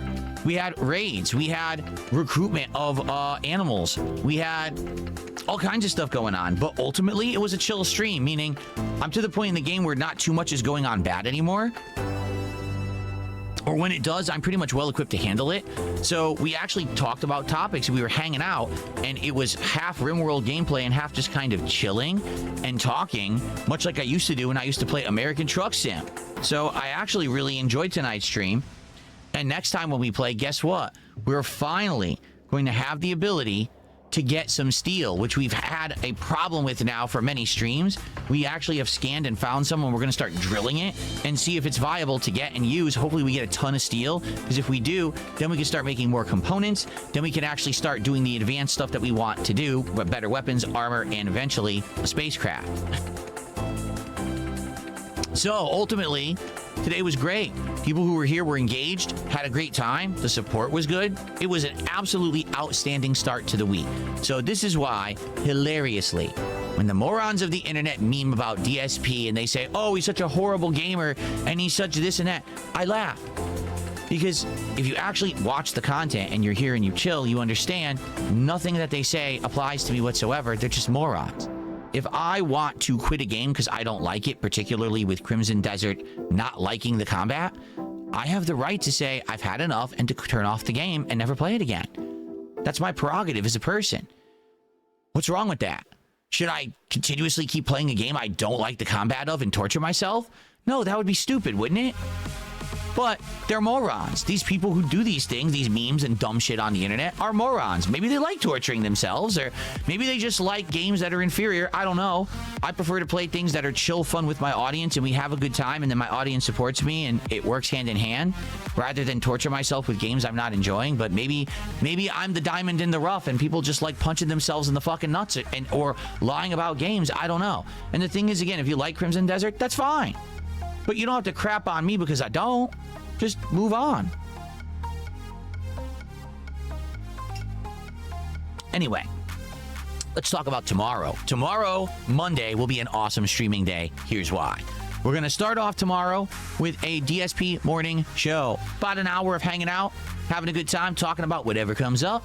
And after that, it's time for the premiere of Pokemon Fire Red. That is right. That is what we have determined will be a playthrough that I'm starting up tomorrow. I mean, I hope it works. The reason I say I hope, it's definitely an older Pokemon game. It doesn't have modern graphics or mechanics. It's the original Pokemon, only remade for Game Boy Advance, and now it's been ported to Switch too.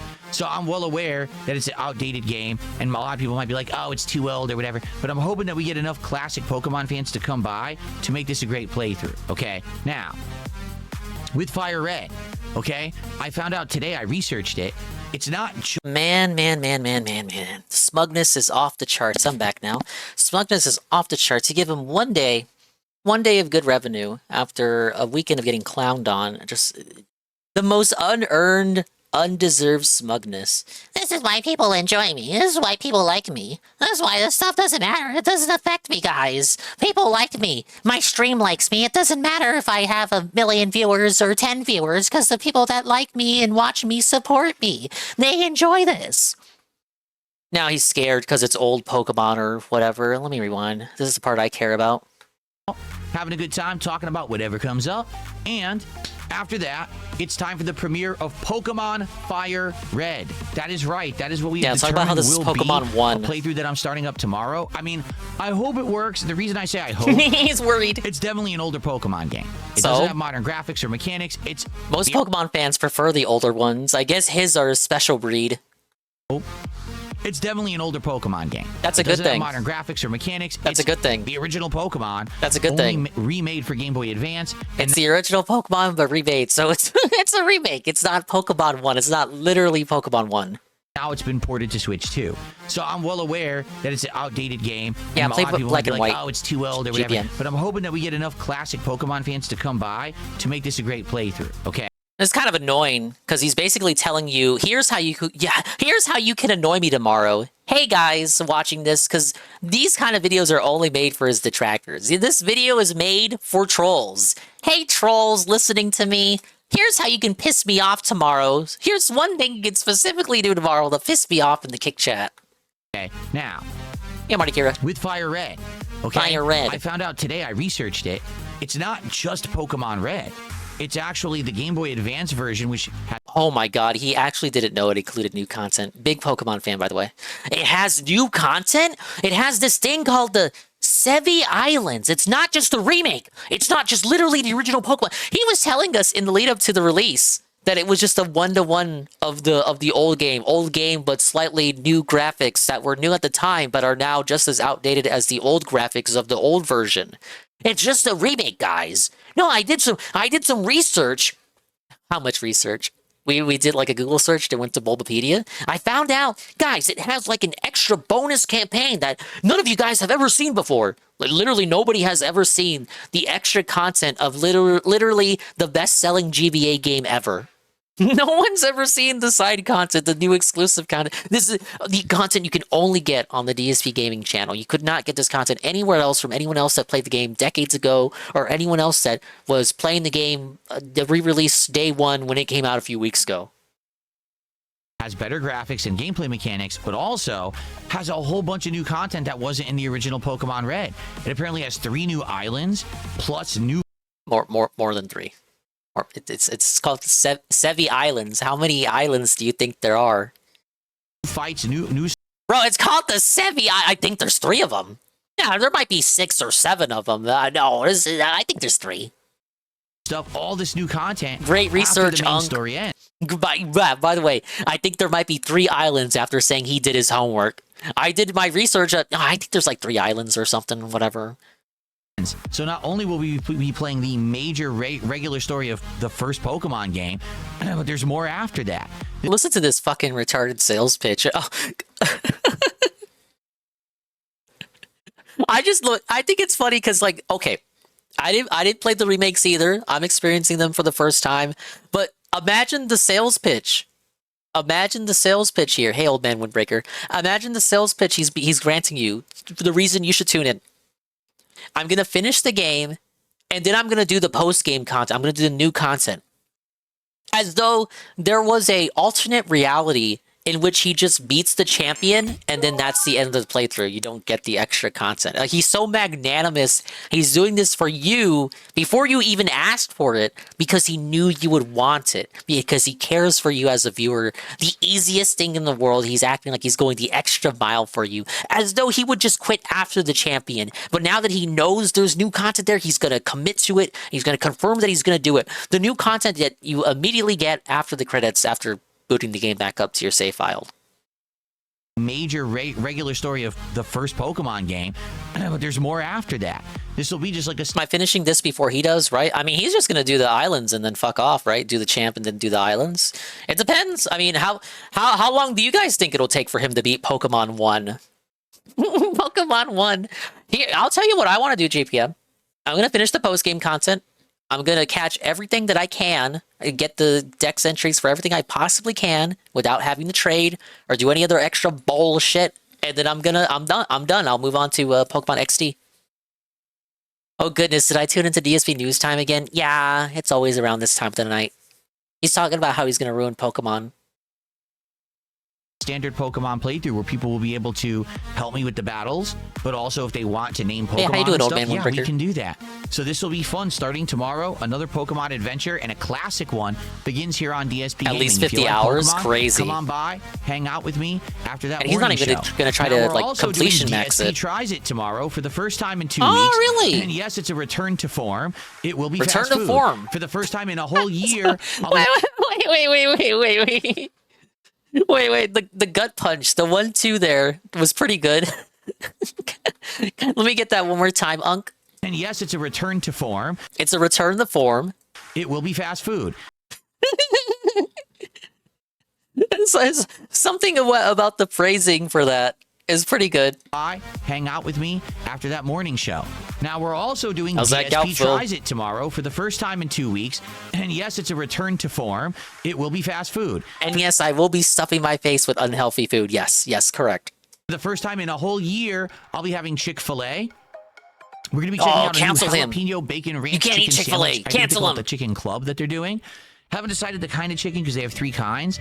But I was talking with my RimWorld audience here tonight, and they said, hey, you know what you could do? You could get other stuff too. Maybe get the chicken nuggets. Now, I've Siege gotten mode. grilled chicken nuggets before, but I've never gotten the regular. So maybe I'll get the regular with a bunch of different kinds of dipping sauce and see what my favorite sauce is, similar to what we did at Wendy's with those tenders about a month ago. And they have other stuff like wraps too. So maybe I'll order just the various things off the menu. I'm probably not going to get fries. I'm probably not going to get mac and cheese. Why not? Why are you telling us I already this? had those things. I want to do newer things that I never had before. Okay.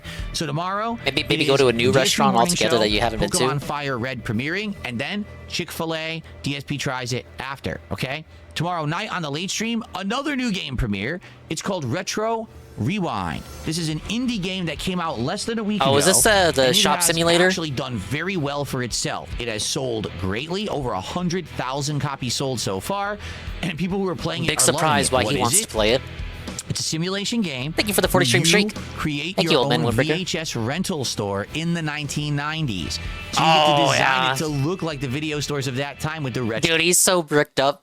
Vibes. You need to set up departments of different genres of videos. You need to buy the videos and try to get them in stock, and that's kind of the game mechanic is how many Let's can you support get. indie of people games, liking guys. certain movies, etc. But then, once you actually get to a certain level in the game, you can do other things. Like you can actually have like a refreshments area. You can have an arcade. You can do all these fun things that make the game more than just a video rental sim. People have said it's around 20 hours to actually do everything in the game. Uh-oh. So we'll see how it goes. No, that's the only thing. That's the only Let's see thing holding tomorrow it down. If it's a game that's holding great it back. and it's fun and it's chill and it's interactive and we have a great time, we'll actually adopt it as a full playthrough. If it's not, We're not going to abandon it that's on the okay, too. road. Okay. We don't have to do it as a full playthrough. We don't you see, have to play it. We don't have to play it. We can refund it after 2 hours. And do something different. So tomorrow, it's going to be a fun day. Morning show, Pokemon Fire Red, Chick-fil-A DSP Tries It, Retro Rewind. Great day ahead, everyone. Remember, this week is great variety. We got more Slay the Spire 2, more Street Fighter, more Dragon Quest, more RimWorld. Lots of good stuff coming up this week, okay? Thank you very much for a great beginning of the week. I really love it. When we get a great first day, it's positive, it's fun, everything went well. I'll see you Massive all tomorrow. positivity. Thanks a lot. Have a good night. Peace out. Oh man, tomorrow's gonna be awful, but maybe in a good way. There's a lot of stuff to look forward to. For me, I was gonna win no matter what game he ended up playing. So I would have preferred Pokemon Stadium, or maybe XD now that it's out. But Fire Red is a pretty safe choice. I think of those four, maybe Pokopia probably would have been the worst. But it also would have been the worst for him in a money sense, Hello, and like Spandau. people How saying you it's doing, boring. dude? I'm doing great, Praise that Sun. Thank you for asking. Now, here's back to Synthetic Man. We finally reached the one you've been waiting for. Yes, he put out a video on Requiem. Yeah, swollen dingus, literally. Yeah, actually, yes. Now, I linked this video in Baby Park a couple of weeks ago when it got dropped. I listened about halfway. I said I would listen to the other half on stream. I would say up to the halfway point, it is a decent video and he explains his points pretty thoroughly. Now, I linked the video and everyone starts arguing about how, oh, he probably hates it. Oh, he thought it was woke. And in the first 10 seconds of the video, he tells you what he thinks about it. So I know this is a hot game. People really like this one, which is why I'm gonna watch it now. I've been itching to finish this one. But yes, this is his Requiem video. I want to preface this review by stating that this is not, in fact, a negative review. He likes it. He likes it. He likes the game. 5 seconds in, he tells you he likes the game. Keep this in mind. Now, I will say, the title of the video is Resident Evil Requiem is creatively bankrupt. Now, he says it's a good game, but also that it's creatively bankrupt. The thesis of the video is him explaining that those two things are not mutually exclusive. The game can be good, but also creatively bankrupt. I actually agree with that. I think a game can be good, but also be a bit devoid of creativity. Let's see, description. Resident Evil Requiem is the ultimate symbol of Capcom giving up on innovation, on refinement, on actually pleasing the fans. Yet, the tourists are eating this slop up. This is one of the most overrated games of the past 5 years. Alright, that's enough of me glazing it. Let's go ahead and watch it. I'm saying this right up front because I just know there's going to be a bunch of tourists who click on this video, immediately dislike, and write a stupid comment without even listening to 30 seconds. No, believe it or not, I did enjoy this game. In fact, I'm going for 100% completion right now, which I certainly would not waste my time doing if I hated it. I'm a massive fan of Resident Evil. I played every single mainline game in the series, and while I have been pretty critical of recent entries, I actually gave the Resident Evil 4 remake a positive review, which is really rare. You did. I remember watching it. It definitely was not as good as the original Resident Evil 4, but I'm not going to re-explain why in this video. I think it's important to clarify that creatively bankrupt does not mean bad. Believe it or not, I don't even think most Ubisoft games are bad, and most of them are creatively bankrupt. It just means fans that would the hang game them for has that no opinion. innovation whatsoever. Resident Evil Requiem to me is Capcom just throwing their hands up. They have no idea how to appeal to the Resident Evil fan base anymore, so they decided to make 2 games in one. If you've already played Resident Evil 7 or Village and the Resident Evil 4 remake, you've basically already seen everything this game has to offer outside of a few superfluous mechanics. Well, and one objectively bad gameplay addition, stealth mechanics. They want to turn Resident Evil into The Last of Us. It is so apparent. And yeah, the normie tourists, the people who love the Fallout TV show, eat this shit up, absolutely. But he says the stealth is bad. I heard a lot of you saying the Grace segment sucked. Cinematic action games over the years. I'm getting real tired of this movie game slop. What this game really reminds me of is the Resident Evil 3 remake. Yes, this is definitely a much better game, but it's similar in the sense that it was not built with replayability in mind, or the gameplay loop for that matter. This is a one-and-done streamer game. Maybe you'll go back and get the other achievements, but you're never going to touch it again after that. It's strange that a lot of the internet discourse I have seen has really praised the first half of this game when you're playing as Grace, when it really is just Resident Evil 7 again, but I've seen the complete opposite, and actually. Unbalanced, and with additional stealth mechanics that slows down the gameplay. We'll get into that later. For me, I actually really enjoyed all the Leon segments, including the part of the game that everyone seems to dislike the most. The first Raccoon City segment, no, I actually enjoyed it quite a bit. The only real criticism I had is the extreme lack of enemy variety. But that kind of gets back into the overall point of this video, that Resident Evil Requiem is not a bad game. In fact, I think it's a decent game, but it could have been a much better game if it was 2 separate games that each gameplay style was heavily refined and given better progression systems. Now, so far, this is a fine opinion. He hasn't talked about wokeness or anything. And feeding us the slop. And I definitely think it's worth mentioning, even though I'm not really a huge story guy when it comes to Resident Evil because they've been ridiculous for a long time. I have to say, this might be the worst story in the entire series. Not only is it a clusterfuck and confusing, but it also retcons several of the older games in the series for absolutely no reason, and has a Wesker clone that does nothing. He just exists and then he fucking dies just to establish the fact that they can make Wesker clones, I guess? Oh, and the member berries, dude. Half this fucking game is member berries. Some of the references are subtle, but some are so on the nose and in your face. It's supposed to be on purpose. It is literally just cheap, shallow fan service. But of course, I'm getting ahead of myself once again. I can't really speak on that, having only played the classic ones. We talk about gameplay first because I guess they have the Rebecca photo again. Anyone should want to play a video game, I would hope, is the gameplay loop. Now, ironically, I'm going to start this section off by talking about things that aren't gameplay. The first 30 minutes of this game is essentially an unskippable movie game segment, a glorified walking simulator to establish who Grace Ashcroft is, why she's captured and trapped inside of this crazy hospital. And the problem with all of this is simple. Outside of the fact that if you've been watching this channel for any amount of time, you know I hate walking simulator shit, is that this completely kills replayability. He's fat. He Even hates if you walking. skip every single cutscene in this section, it is still a mandatory 10 to 15 minutes before you are allowed to just play the game. Then the pacing goes to complete shit as you're given a Leon tutorial level, which is admittedly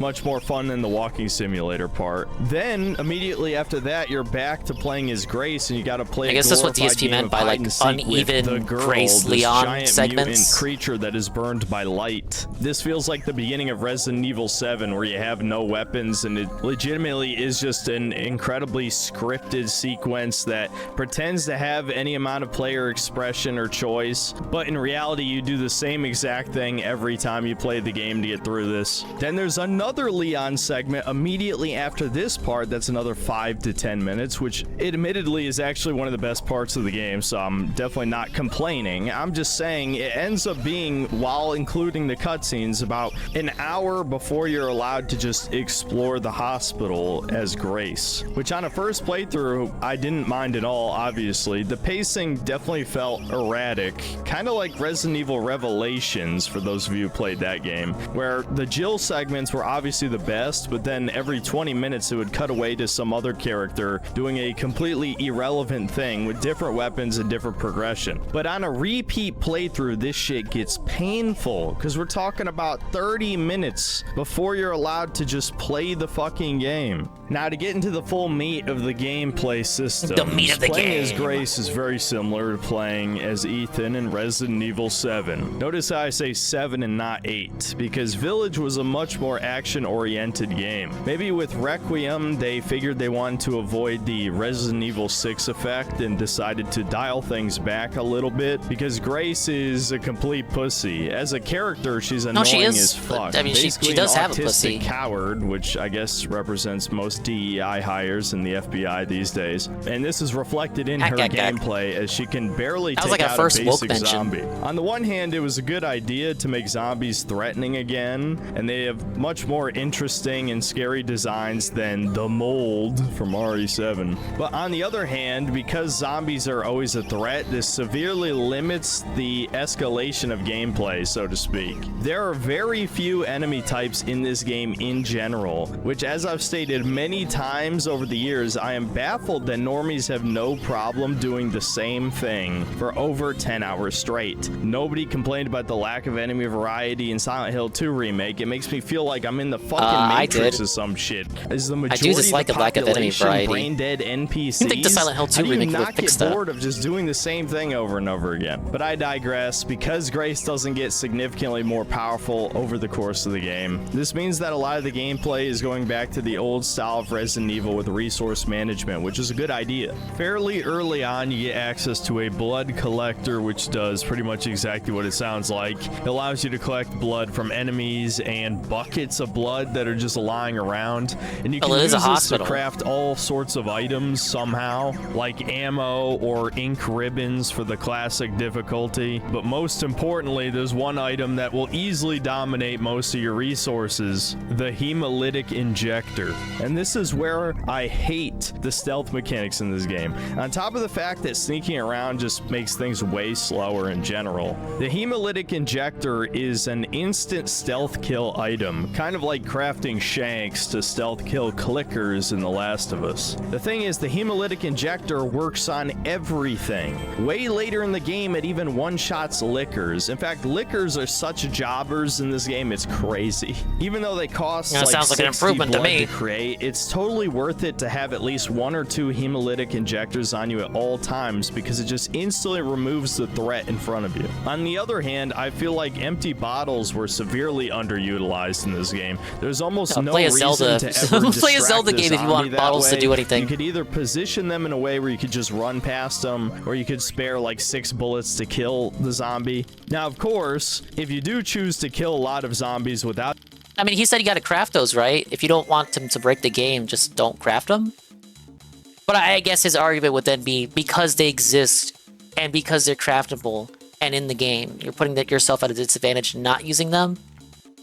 The injector, you have the massive downside of the returning Crimson Head mechanic. Again, this is a good idea, even though you could argue this is more evidence to Capcom being creatively bankrupt. I think people were asking for the return of a similar mechanic to Crimson Heads forever, including me. So the Blister Head mechanic on paper is pretty damn good. The problem is the execution just kind of sucks, I'll be honest. Still gotta redo it, I already explained to you why the hemolytic injector is the best item in the game. And here's yet another reason. Since it explodes corpses, you never have to deal with blister heads in the first place. Another interesting idea that's completely underdeveloped, likely because this game is 2 games in 1, is the fact that the zombies are more intelligent. Like, this is a mutant strain of the T virus that's similar to the C virus, I believe it was, from Resident Evil 6, where the zombies are a little bit smarter. And so these zombies can talk, and they still remember parts of their life as a human, and you can take advantage of concept. this. I like that. There's a zombie that if you flicker lights, he is prioritized to go after it and turn it off, and so you can use that to sneak past him. But there's only a few zombies that have a mechanic similar to this, so it doesn't really come up much. Now, past the halfway point in the game, there is one more Grace segment right at the end where you have to deal with a bunch of lickers.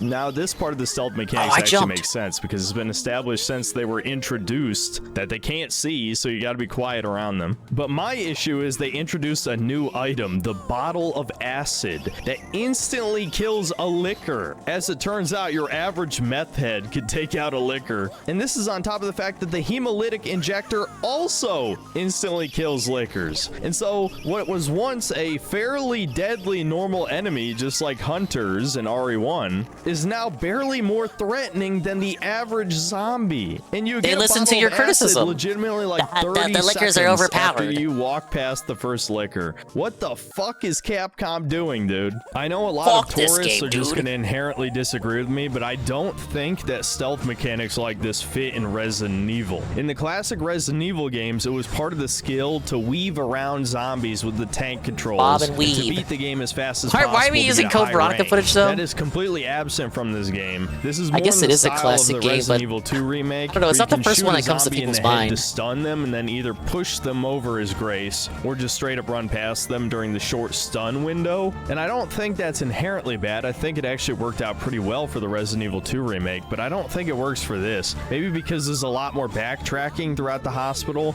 Honestly, I think I'm just tired of slop stealth mechanics in modern games. They're always half-baked, and this is no exception. I don't want to keep beating a dead horse with the hemolytic injector, but it really just dominates the entire stealth system. And I haven't really seen anyone else mention this, but for some reason, red herbs have been Anything that's not from Sly the Cooper. game. A series staple that has been around since the very beginning. Now, I have a personal conspiracy as to why this is the case. I think some playtester earlier in development found a red herb, realized This is they already fanfiction. used all their green herbs, combining them together, and then they were sad. And You have no God proof of forbid this. any player potentially make a mistake. They might quit the game and not buy future entries. They've been replaced with the med injector, which is just straight up a full heal lying around. My first playthrough was on normal classic, and by the end of Grace's section of the game, I had 5 full heals and several more magnum Sounds like my kind of shots. game. I could have used magnum rounds to kill zombies, but I figured there would be a big boss at the end. But obviously I'm going to spoil the whole game in this review. I think that goes without saying, but not really. Oh, watch out if you're the one boss person who hasn't fight finished against yet. The Oh, girl no! at the end of the first half of the game only requires 3 magnum rounds to beat, and even then you can beat it without using any. So I basically saved them for no reason. Now, I know I've been shitting a lot on Grace's section of the game, but I do see the appeal. There's definitely some great parts of the hospital. I'd say the first one being that it just feels really handcrafted and well designed from an exploration perspective, and there's a decent amount of optional areas. You're rewarded for going out of your way to kill certain enemies, like the big butcher zombie gives you the pantry key. You can even kill the huge-ass chunk, is what he's called. I called him Big Fat Baby Man the whole time. And that completes a challenge. And I actually really like the challenge system that these more recent Resident Evil games have implemented. I mean, that's more or less the DSP modern didn't like them. series version It's a waste of time. replayability I did is all the getting meaningful content in the game. achievements Why would I do alongside this? the outside of I don't game care. achievements, which of course unlock alternate guns for your next playthrough and infinite ammo and all that. I also think the basement section tried to with the convince us he girl would replay the constantly game. chasing after you was Not pretty right well away. handled as well. You have to constantly move these batteries around, and every time you remove them from these generators, it steeps the area in darkness, which means the girl can chase you down and chomp your head off. There's also a short segment with a meat grinder, and the zombies can grab you and you both just get shredded. So I thought that segment was pretty intense. So yeah, to sum up the first half of the game, the pacing is kind of a clusterfuck. Most of Grace's gameplay is way too slow. I never was a huge fan of RE7 and 8's style of FPS gameplay, although I was a big defender of RE7 back when it came out. It's not a game I would replay, and Resident Evil Requiem is no different. This gameplay is way too gimmicky and shallow.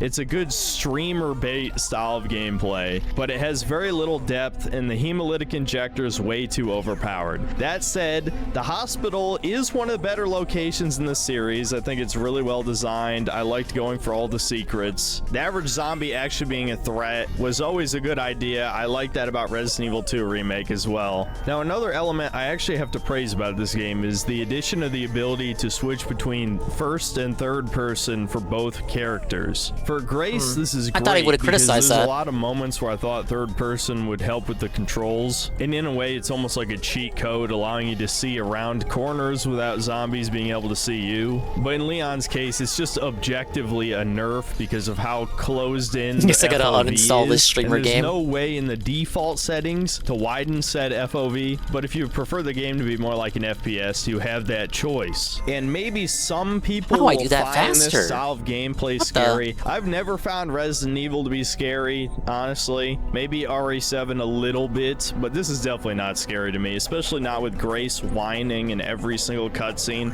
and stuttering with every sentence. No, Well, would you rather she be a girl boss? Like, what the hell? All right, now moving on to Leon's gameplay. This should be a lot easier to talk about because, I mean, Resident Evil 4 Remake was only 2 years ago. Yeah, it's more or less the exact same gameplay mechanics. There's been a few minor changes that I'd say are pretty much good. Like the fact that when your hatchet breaks now, you can just sharpen it for free. It doesn't cost an item. You don't have to pay the merchant. It just takes a little bit of time, just like sharpening your weapon in Monster Hunter. You can pick up enemies' melee weapons and throw them back at them, or in the case of the giant club, swing it for an instant kill, which is pretty cool on paper, but in practice it just meant I was camping the weapons until the zombies got closer to me, especially in the case of the explosive canisters, which also explode on a timer for some reason. This honestly feels like a pretty shallow gimmick, but it makes for some pretty cool moments, so I'll let it pass. There's a new gun execution mechanic, though it's kind of hard to trigger. I literally had to watch a video just to know how to do it, and it functionally just does the same thing as executing someone with your hatchet, so I don't know, it's cool, but it cool to doesn't have come options. up that often. Other than that, this more or less just feels like a DLC for Resident Evil 4 Remake, which isn't so bad. How do you think the game's out so again, quickly? I really like those mechanics. Build it off the same engine, There were reuse just assets, certain yada yada. little issues, especially a lot of the changes that were in RE4 Remake. Not going to talk about it again, but that's the type of stuff I was upset about. I actually really liked being able to parry attacks, even though I'm kind of an anti-parry guy in modern gaming because it's such a common mechanic these days. But I think Not for every girl can be Resident Claire Evil, and it Jill. works weirdly well. Yeah, they Having had, a way like, to defend yourself when the enemy's getting close. Well, I guess Claire was like a college student, right? But like Jill had training. Like it made sense for Jill to know what the fuck she was doing. Whereas Grace is like, she's an artist. She's weird. Is always good. I wish actually attacking with your hatchet did something, though. I mean, the normal swing is as weak as a knife strike, and the power swing sometimes doesn't even stagger a basic zombie, so it's pretty fucking bad. And speaking of staggering, constrained this Claire. still has Okay, the that makes problem sense. that the hardcore difficulty in RE4 Remake had, that it can take 3 or 4 headshots on a zombie just to stun them for a follow-up attack. This does not feel good, dude. This has always felt like shit. I can't believe believe they doubled down on it. It's not like zombies are hard to kill, so why the hell are handguns so comically weak? I know there's going to be people who would argue this will make the game too easy, but it worked completely fine for Resident Evil 4 and 5. The solution is just to throw more enemies or throw more deadly enemies at you. A basic enemy should not resist handgun rounds, or it's going to make the handgun feel completely useless, especially as, once again, on normal classic difficulty, I was never even close to running out of ammo at any point. I didn't even use most of my gunpowder items. And the same more or less goes for healing items. The only time I ever ran out of healing was during the mortar section that I'll talk about in a second, where I ended up wasting like 3 full heals back to back. So the only time I was at risk of dying is if a boss could kill me in 1 or 2 hits and I just didn't press the button fast enough. I'd say in general, this is one of the easiest games in the series for both Grace and Leon. I'd say the progression system and the economy for Leon really is completely Junior. fucked up as well. Unlike previous games in the series, you get money every single time you kill a zombie past the halfway point in the game. This means that it is extremely easy to not only buy every single gun, but also upgrade them all to max as well, not counting the extra tier of upgrades you unlock from the challenge system. You can also buy ammo and a full heal every once in a while, which really further reduces the resource management as Leon. I'm genuinely baffled they left in the ability to craft ammo, because you don't need it at any point. After a certain point, you're probably not even going to use the handgun anymore. You'll use the shotgun and the rifle. Oh, if you play like a modern gamer does, you might need to craft ammo. Standard weapon, just having the best ammo economy, because it can one-shot most zombies by clicking on their head, especially with the charm that increases damage if you don't have a scope on. And this really doesn't affect you at all, because there's very few times in this game where you have to snipe something. Now, to talk about the actual level design, as I stated earlier, in the first half of the game, you just get a handful of 5 to 10 minute Leon segments to break up the monotony of the slow survival horror gameplay, I guess. I think I pretty much liked all of these. They were very memorable. They felt handcrafted. There was slightly unique gameplay each time. Like in the first hospital section, you use a chainsaw to carve up some zombies. In the section after this, you fight the Discord moderator boss in an attic. And this area is really claustrophobic, and the dude is like slamming into walls and shit. That was pretty fun. Then there's an overly long sniper section, which admittedly was a little boring, but then when you fight like in the church right after, it was actually really fun. Very Kino moments in there. That's, I think, the biggest benefit of this style of action gameplay, is that it's not too over the top like Resident Evil 6, where you're like sliding and rolling across the ground and doing these weird gun kata moves. No, it still feels just grounded enough while actually being really satisfying. Now, of course, the second half of the game is where this gets a bit more controversial. When you first arrive in Raccoon City, you need to collect 3 detonator parts that are scattered around this mini sandbox. And again, this is probably everyone's least favorite part of the game. Not mine, but I don't know, people really didn't like this part. And I think the main reason is just that it goes on a little bit too long, and there's not enough gameplay variety here. When Leon's gameplay isn't segmented into these many memorable sections, you just realize how little enemy variety there is in this game. 80% of the enemies are just a zombie. Yeah, some of the zombies will have a spear. It's Resident Evil, come on! There's so many zombies now. But at the end of the day, it's still just a zombie. Even the armored zombie with the chainsaw just looks like a normal ass zombie, and so it completely destroys your immersion when said zombie takes 3 fucking magnum shots to the chest, and it does nothing. I haven't even brought up the huge bloater type zombie that it feels like they ripped straight out of The Last of Us. When you shoot the big glowing weak spot, he mutates other zombies into blister heads. Incredibly annoying. This section also introduces one of the worst enemies in the series, the gun zombie. This is starting to remind me of Dead Space 3, when they would have the little necromorph heads drill into the gun dudes' bodies, and they just swing the gun around and it would magically hit you. Yeah, that's exactly what happens here, and it is incredibly unsatisfying. Granted, on repeat playthroughs, you'll know just to click on his head a couple times with the rifle, but before that, it's very frustrating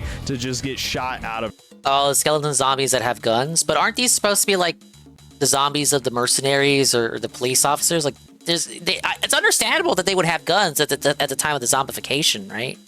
nowhere. And if this strain of zombies like have more memories of what they did prior to becoming zombies, then it makes sense that they would still have the ability to use firearms. And then you have a segment ripped straight out of Resident Evil 6 where these zombies are controlling these futuristic looking mortars somehow. And so there's just all these bombs being dropped on top of your head while you're trying to snipe the zombies and there's other zombies attacking you. And it just feels at least he shows footage of what he's talking about. I gotta applaud that. Even though it's like some basic bitch shit, I've been watching too many DSP reviews where he just tells you about a game but it doesn't show the B. I really applaud the use of B-roll in a post. It's like a hindsight thing post DSP world. I do applaud B-roll, especially when it's relevant to what the fuck you're talking about. Is going for. And then shortly after this, you get one of the worst like game journalist moments I've seen in a modern game. Yeah, Phil sets the bar so low that anything that's bare minimum like that, I gotta like golf clap for. Glass surfaces. Yeah. I love how we could have had an emergent gameplay moment where I decided to shoot the glass to see if it would break. Instead, the game's like, hey, you can shoot the glass. Hey, did you know you can shoot the glass and they'll fall through? Everything about this section signposts that you're supposed to shoot the glass, but I guess that wasn't enough for one of the retarded-ass QA testers you hired. So you had to just straight up have this wall of text Blame DSP, to tell you DSP can Junior. shoot it. Then after fighting your way through a couple more waves of zombies, you get one of the worst like elevator ride segments in a video game where you just kind of awkwardly standing around waiting for the zombies to jump on the lift. And then right after this, you can just run past every zombie in the tunnel. I don't even know if this is intentional or not, but it definitely feels unfinished and not the least bit intense because the zombies never even get close to you. The only truly interesting part of this entire... In my opinion, it was obvious that you can shoot the glass. It doesn't matter if they tell it because it's so obvious. Why complain if you came to a conclusion before it's told to you? I think he just wanted it to feel like it was something that he discovered on himself. So that he feels smart and rewarded for discovering that, and then that opportunity. It's not like that era of discovery shit that Phil sometimes talks about. He wants the opportunity to feel like he discovered something for himself without the game telling him to, and then he feels like the game robbed him of it. Because right when he felt like right when he made the connection, the game immediately just tells him, "Yeah, you can do that." Entire section of the game is the spider boss fight right at the beginning. And again, like I said before, so much of this is member berries. Oh, remember the spider boss in RE1? Remember the elevator ride? I remember. 2/3 of the way through Resident Evil 4? Remember the catapults at the beginning of the RE4 castle section? That being said, despite all of that negativity, Which best is I actually podcast really best? enjoyed this section because it was one of the only times in the game where it's just uninterrupted gameplay for a straight hour. Like you actually just get to play the game. But after this segment, we also get the most Resident Evil 6 part of the game where you're riding on a motorcycle and it's just an on-rail shooter segment and it's extremely easy. And it ends with the fucking gun jousting section with you and Victor, the Frankenstein dude. Well, I'll admit I kind of had fun doing this the first time. This is once again a segment that why it's called is Victor? horrible on replays because there's basically no skill expression. There's no gameplay variety, and I feel like it's such a waste to have the dog enemies only in this one part of the game. You shoot dog zombies in probably 2/3 of all the Resident Evil games in the series, and here you have perfectly good dog enemies in this section that they never use at any other point in the game. The next section of the game is just one giant ass member berry because of course you return to RPD. I'll give my thoughts on this section more in detail when I talk about the story, but there's actually very little gameplay here outside of a bunch of member berries and a couple Easter eggs, which I have to admit the Rebecca photo and Tofu were both handled pretty well, so I can't complain. At the end of RPD, you're forced to play through a flashback sequence, which is basically a ripoff of the There's an option in the menu to turn off tutorial style messages so you can make the game tell you nothing. I didn't know that. I don't know if he knew that. Maybe he didn't want to turn it off. Maybe he really is DSP Junior. Scary orphanage section in the RE2 remake. I mean, it's literally in the same place. This is undoubtedly an asset flip. You can't even argue otherwise. Mr. Fun, how you doing? Dinkus, I'm doing great. Thank you for asking. Synthetic Man, catch-up segment. Right now, we're doing the Requiem video. We are 26 minutes in. So far, he's not making it about wokeism. He's actually critiquing the game. He says it is a good game, but creatively bankrupt. I think so far, you know, a lot of things can be subjective. so far, he's at least explaining himself pretty well. And it's really the orphanage section in the RE2 remake. I mean, it's literally in the same place. This is undoubtedly an asset flip. You can't even argue otherwise. And it's really boring and terrible on repeat playthroughs, as you would expect. Then you get a boss battle against the Tyrant, which was actually pretty fun. Can't really complain. Being able to parry a super Tyrant was actually pretty awesome. I know some people might argue it was very Resident Evil 6 pilled, but to me, it reminds me of the good old days of 4 and 5's action combat. Then there's a short section where you have to deal with all these Plant 43 vines and a mini boss, and this felt like complete filler. You could easily cut it out of the game and lose Need a nothing. quick way to drop down and then there. we get to near the end in the Ark, where we actually have to fight against humans that shoot back at you, not zombies, just straight up elite special forces hunk squad shoots back at you for just 2 combat encounters that again feel like something straight out of The Last of Us. At least in the second part, you get to unleash a liquor that can distract the enemies and actually kill a few of them, which is a good idea, but again, it's just one and done. This game is so schizophrenic in its pacing that it never has time to develop any mechanics. Everything is just like a one and done highlight, almost Uncharted sort of thing, which probably explains why this game is such an insanely high Metacritic, because normies love their Uncharted slop. And then of course we get possibly the most infamous moment of the game for true fans of this series, the moment that Hunk jobs like a bitch. This felt like something straight out of Reddit, where you finally get your Hunk showdown with the protagonist. And what does he do? He dies in like 2 fucking minutes in a shittier version of the Krauser boss fights from RE4 remake. I couldn't even believe this shit when it happened.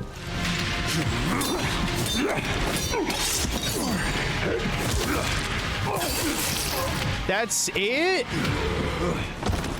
That's how Hunk dies. After all the shit he's been through, that's how Hunk dies? You've got to be fucking We're gonna get the kidding. Hunk game. And the amount of copium around We're gonna get the it is Hunk insane. game, bro. I've heard people say it's not Hunk, when it obviously is. It's literally the same. I have heard people say it's not Hunk. I have heard that. I don't know the evidence one way or the other. I thought when I saw this, and all I know about the dude is like Resident Evil 2 classic, whatever. I thought it was Hunk. I've heard people say it's not Hunk, when it obviously is. It's literally the same voice actor from RE2 remake. I've also heard that he's not dead because the body disappears after the fight. It's not going to be Hunk. It's 100% testing how many people would feel if Hunk died. Oh, so just don't confirm it's Hunk. Have it look and sound like Hunk. But if people react negatively to him dying, just say it's a Hunk clone. It's not the real Hunk, and the real Hunk was elsewhere. But if people don't mind, then it is Hunk.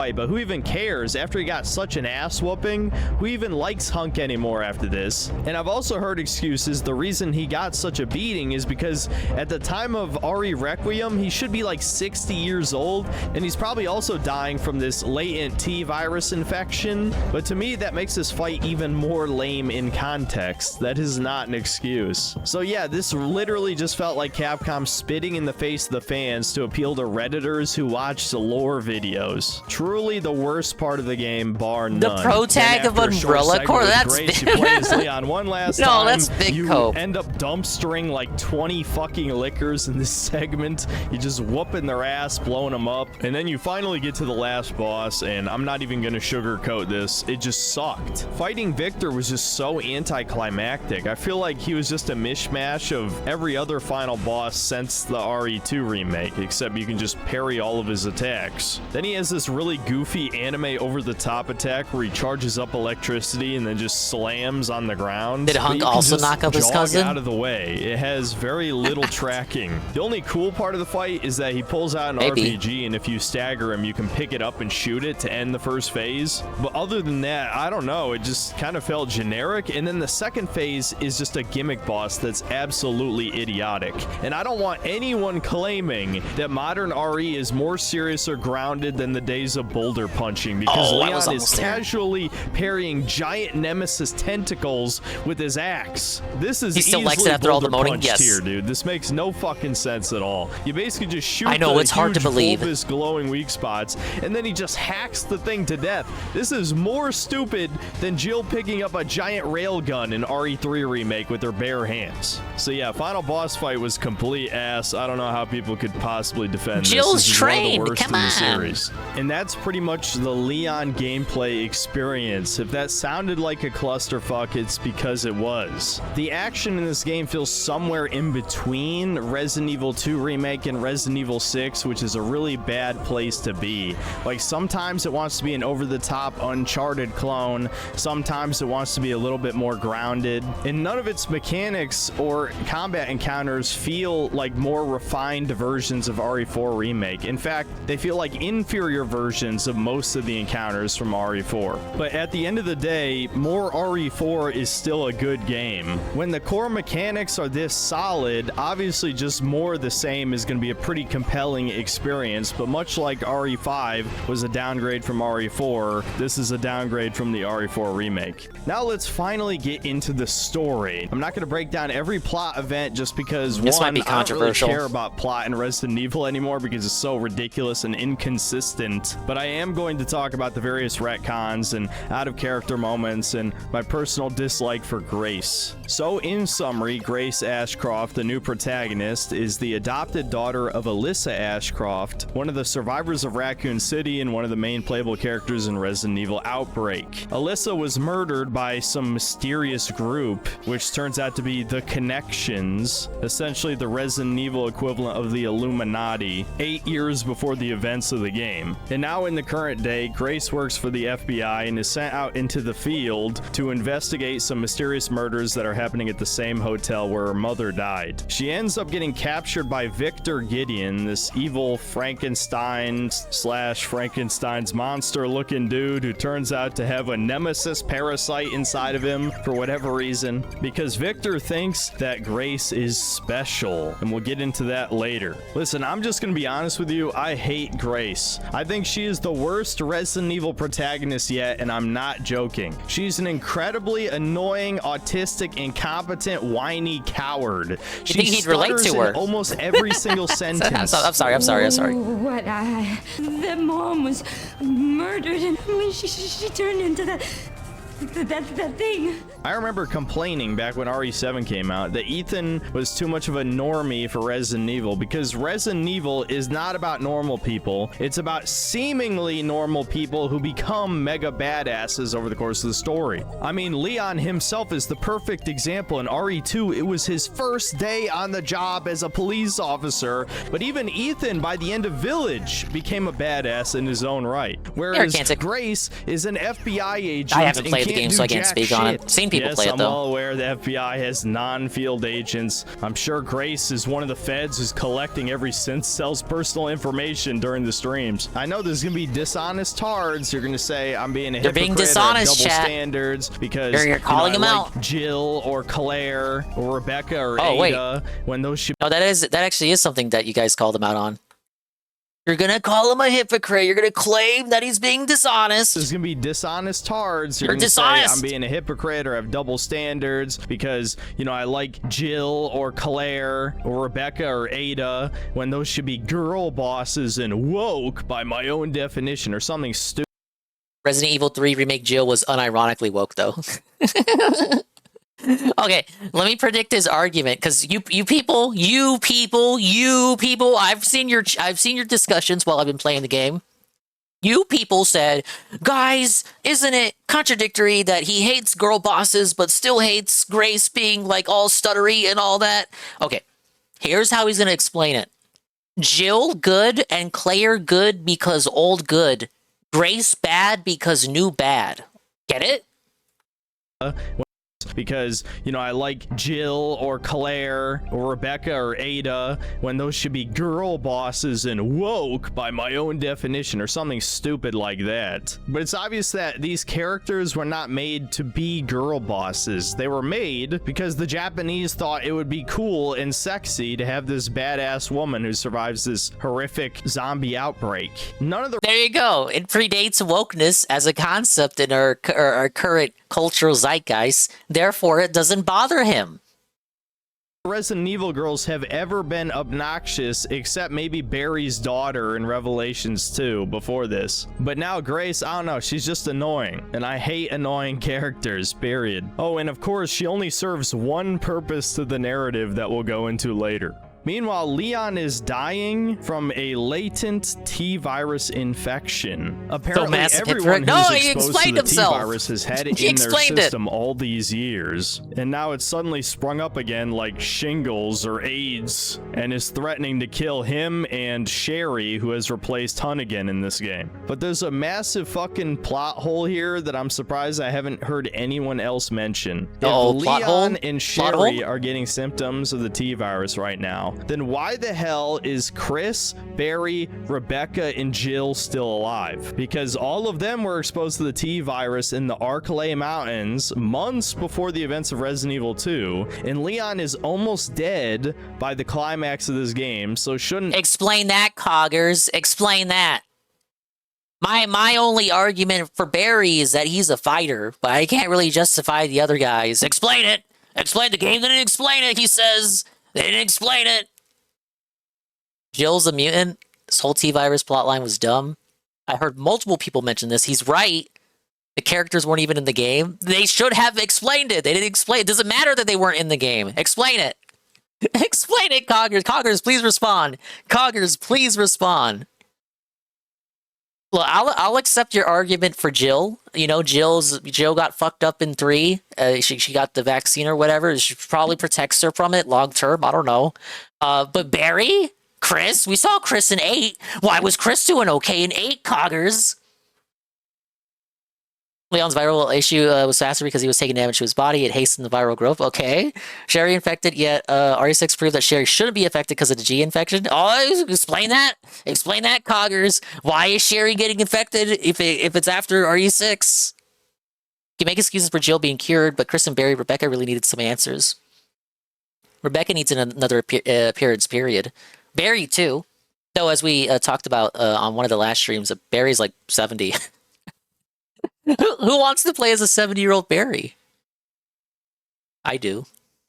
2, and Leon is almost dead by the climax of this game, so shouldn't they all have been dead before this game even started? Now, you could argue Jill is an exception because she specifically got a cure for the T-virus in Resident Evil 3. He accounts for that too. Rebecca especially should be dead because she would also have been infected in Resident Evil 0, I believe, right? Whatever. It's obvious Capcom put no thought into this whatsoever, as with— I'll speak for it. Maybe they do have a plan, and that's why they weren't brought up. They do have the next game. We're gonna flip-flop back again. They're telling, oh, this is the last Leon game, guys. It's the last Leon game because the next game is Chris and Jill's final outing forever, for good, this time for real. It'll be number 10. It'll be a nice even number to round off and end their stories on, and then 11 will be all new characters, and then they'll turn out to be related to the guy from Resident Evil Survivor. With many other elements of the story, but that was definitely a thought that popped into my head. Leon is investigating other Raccoon City survivors that have mysteriously died of his disease, which leads to him finding Victor Gideon, who quickly injects a bunch of people with T-virus darts to slow Leon down, but Leon eventually catches up to him, finding the mysterious Spencer— That's kind of scary. I haven't seen this part. And who quickly— I've seen scattered gameplay from various streamers like Kai and Nuna and shit and DSP, unfortunately. But this is kind of like, why is he just allowed to do this? Injects a bunch of people. That's scary, bro. Like, imagine you're just walking on a rainy street. You're just trying to go to Subway or something. You get shot, and it's just like, you're fucked. It's over. You're a zombie, bro. This is horrifying. This is that shit you see in spy movies with the umbrella bow dart guns. with T-virus darts to slow Leon down, but Leon eventually Yeah, catches up to him. That's it. It's like unconsenting vax. Finding the mysterious Spencer Vax Mansion-like status? hospital that Grace was taken to. Grace manages to free herself from her hospital bed, and after escaping the girl, the giant mutated creature that is burnt by the light I mentioned before, she crosses paths with Leon, but the two of them get separated in a scene stolen straight out of RE4. Oh, and in another scene heavily inspired by Resident Evil 4, Victor chokes out Leon with one hand, just like Chief Mendez, then interrogates him while he's tied to a chair. And I want to point out something that several other YouTubers have been noticing lately. Apparently this design of 50-year-old Leon was consulted on by actual women at Capcom, so it's completely fine to make a character for the female gaze, but not the Capcom, so it's completely fine to make a character for the female gaze, but not the male gaze. You know, Grace is this autistic spurg with no tits, no ass, but Leon can be a thirst trap. And am I the only one who finds it disturbing? These are all women like 20 years younger than him who want to fuck him. Yeah, then again, I shouldn't be surprised. That I don't know. He says Grace isn't attractive, but DSP was still kind of scared of her. has nothing to do with the plot, just something that annoyed. DSP was still desperate to get to the Leon segments. So he's like, oh, she's not attractive. I don't know. Phil's subconscious considered her to be attractive enough to be disgusted by her. Me, of course. And so Grace is now on her own again and has to escape the hospital, Resident Evil style. Along the Yeah, she looks kind of pretty. I don't have an issue with her character design. way, she discovers Emily, a blind little girl that has a strong resemblance to herself. I wonder if that's important. Eventually, Grace comes across a puzzle that she's too dumb to solve because the symbols are in Braille. But there's only 3 different symbols and she has the solution, so she could easily brute force this in just a couple minutes. But whatever, it gives her an excuse to free Emily. But before she can grab the final quartz to escape the hospital, the girl shows up and steals Emily away. In the basement, Grace discovers that Emily is completely fine in a cell full of dolls. Now, I think anyone with a functioning brain and pattern recognition skills would be able to infer that the girl is obviously the other little girl in the cell next to Emily's, but Grace is a moron. After rescuing Emily yet again and barely escaping with her life, Grace finally leaves the hospital and has to side with a black man. What? The scariest thing. wait, no, stop, chill. Let me just hold on. Let's just hold on. Let's hold on. Chill. Get your nail biters ready.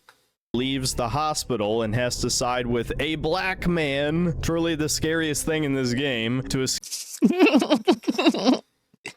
I like that he has headphones on. I'm sure they're wireless. Escape in a helicopter. This pilot is the only human black guy in the game that I noticed, and he dies in like 5 minutes, so his cap— Oh, okay. This explains why he still likes the game. There's definitely incidents of people intentionally uglifying female characters, but Grace is not one of them. Yeah, no, I'm not going to say it doesn't exist. Like, I watch the videos he puts out on like AAA Slappa, because I can't be fucked to play it myself. Yeah, though there are definitely ugly characters. He was talking about Borderlands 4 and Outer Worlds 2 earlier before he popped in. Oh no, I'm not gonna pretend it doesn't exist, but no, Grace is a little cutie patootie. I don't have an issue with how she looks. For him, I guess it's just no boobs, no tits. I mean, she pretty clearly has breasts, but I guess they're not big enough for him. Human black guy in the game that I noticed, and he dies in like 5 minutes. So is Capcom secretly based? I don't know. But to get the keys, she has to sneak into a secret— Well, let's think about it. He dies in the first few minutes. Alex is an incestuous man, and Leon may be married to Sherry. They might be too based for their own good. I don't know, guys. Lab overhears some of Victor alluding to future plot events, and then she has to escape a self-destruct sequence while an army of zombies chase after her. Of course, this is a helicopter in a horror scenario, so a bunch of zombies jump on it, end up crashing the thing, the black guy dies immediately, and then Leon has to protect Grace as she runs away with Emily. Emily ended up getting injured in the crash, so while she's bleeding out, Grace decides it's a good idea to seclude her in a room by herself while she deals with the girl once again. After opening up the roof, the girl finally melts in the sunlight, and Grace— Was the pilot supposed to be a fake out where you think he's going to be more important than he actually is? decides to shoot her with the Magnum one time for good luck. But unfortunately, during the chaos, Emily bleeds out, and we get a genuinely emotional moment from this game, which is pretty rare in Resident Evil. But then her mutation kicks in, and she turns into this giant gross monster, which Leon has to put down. This is a fake QuickTime event, by the way. If you press nothing, the game will shoot for you after a few seconds. But this moment... Oh, I hate stuff like that. In Metroid Prime 4, if you don't hit the teleport button at the very end of the game, it gives you a game over. It's like, if you just sit and then you don't teleport Samus back to her world, you just get a game over. You have to actually hit the button. That's a shame. That's a shame. You don't get a game over here. By the way, if you press nothing, the game will shoot for you after a few seconds. But this moment is undercut in the ending, as I'm sure you already know, but we'll get to that later. Grace freaks out that Leon suddenly killed Emily, and she runs off. She was a monster. It was like, did you think there was a way to revert her back? Probably is what he's talking about here, but come on, like... Before Leon can give women, chase, am I right, his fella? T-virus infection suddenly kicks in. How convenient. And then we're suddenly introduced to Zeno, a Wesker clone, who is zesty as hell. In fact, for the rest of this video, I'm just going to call him Zesker. And we're just supposed to accept that the connections can make Wesker clones. It's never explained at any point. And Grace decides to just go along with this obviously evil motherfucker asking no questions. Again, another prime woman moment. Is this game secretly misogynist? So Zesker and Grace head off to Raccoon City, where it all began. As it turns out, there's a secret second laboratory right next to the first Umbrella one that was destroyed in RE2, which contains Elpis, Oswald E. Spencer's last project. It's right next to the first... What did it... What did it explode along with the old lab? It was right next to it? I don't know. When you say right next to it, I think like, hey, it's just literally right next to it. It was completely okay. It didn't explode at all. Reinforced steel. RE2, which contains Elpis, Oswald E. Spencer's last project. Is piss? And so, as I explained already, second half of the game, you play as Leon. If you turned right at the elevator, you would have went to a whole new lab. Is that so? I'm ready to dig in. It's a bit hard to believe considering we blew the old lab up. Thank you, Captain Lego Man, tier 1 for 15 months. Big ups, fellow detractor. Captain Lego Man, I'm listening to our favorite creator, Synthetic Man. Finally listening to him destroy Resident Evil Requiem and tear it a new asshole. Now, so far, it's pretty good. It's a pretty good review. You might disagree with it. Get that ass banned. Don't ban him, but kindly tell Capital to go to bed. Capital, go to bed. The first section Thank you for is coming in. Thank you for the complete filler from a story perspective. Follow Capital. He's a detractor. Somehow, during the events of the Raccoon City outbreak, the military built an entire wall around the city, except said wall I'm not is impressed with within his the opinion city so far. limits. Most of his videos are just woke, cringe, and woke. So, honestly, if you haven't seen a lot of his library, for this review, he's actually sticking to gameplay pretty closely. Like this would be the kind of review that his brother would put out. Like his brother is like all anti-woke shit too, but his brother is better at staying on topic. So there's actually zombies outside of the barricades, so it was completely fucking useless, but I'm not going to ask questions. Leon blows it up. Victor finally shows up again with an RPG and you get the over-the-top Resident Evil 6 motorcycle chase. And then finally, Leon revisits RPD and he gets PTSD from the events of RE2 Remake specifically. Now, there has been a discussion of some other chud-coded channels that have talked about this is proof that remakes are erasing the original games, because all of Leon's memories are the RE2 remake version of the events. I don't have an issue with that. Did you think it was in a cut to like the 32-bit game? Now, to me, this is not surprising at all, because Capcom has actually come out and said that they think the remakes completely replace the originals, which is why they haven't put the OG RE. But I did read that article though. They did say that. They did say that. I was kind of buggered by that. They were trying to get the old games on GOG, and they're trying to negotiate with Capcom. Capcom was like, "Why would we do that? Who would want to play that bullshit?"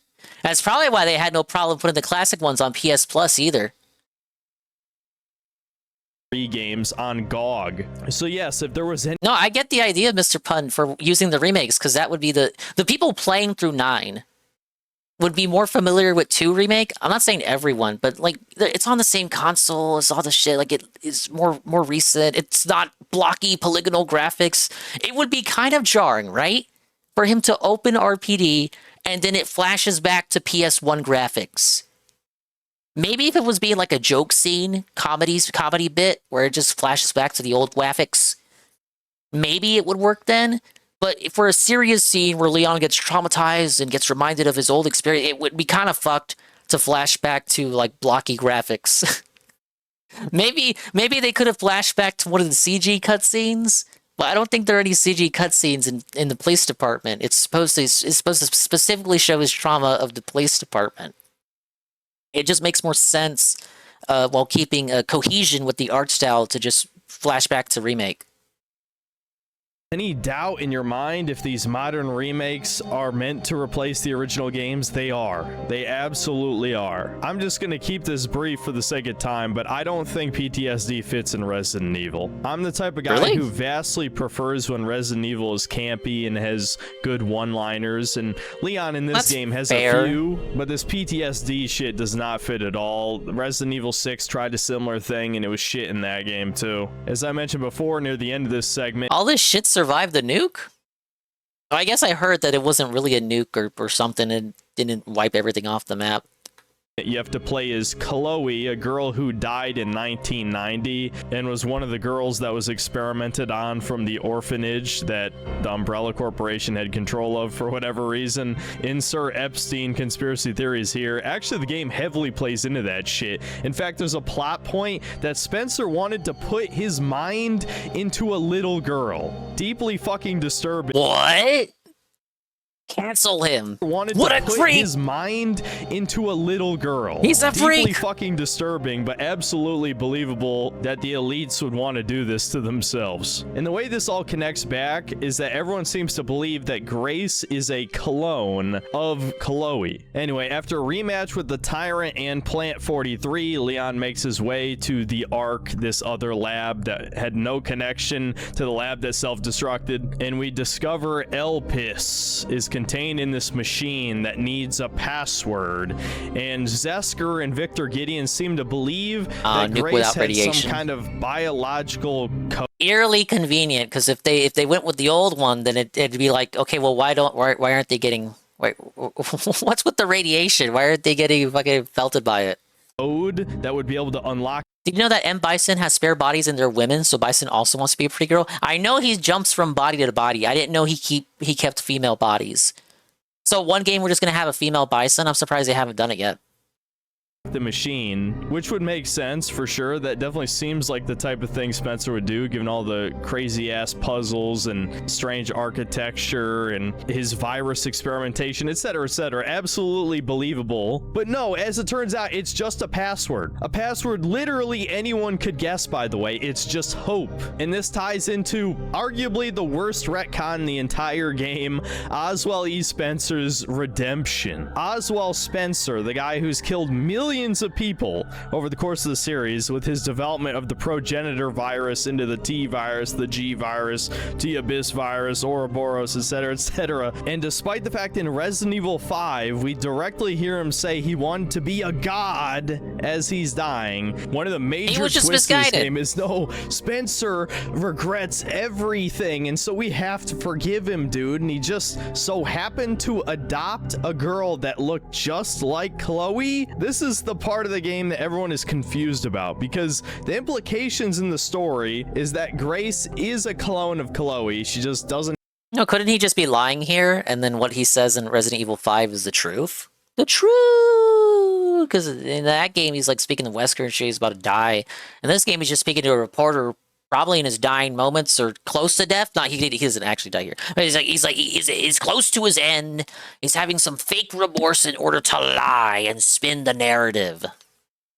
just like Chloe? This is the part of the game that everyone is confused about, because the implications in the story is that Grace is a clone of Chloe. She just doesn't have any powers. She's a normal girl. But both Spencer, even though he might have been lying, says he just adopted the girl, and Victor in the cutscene after this says, oh, Grace was just normal the whole time. So throughout this game, we come across these clones that were trying to mimic Grace. That's who Emily and the girl turn out to be, right? Grace just remembers a password to a machine. That is her entire purpose as a human being, is to remember a password. I'm not making this up. And dude, get it?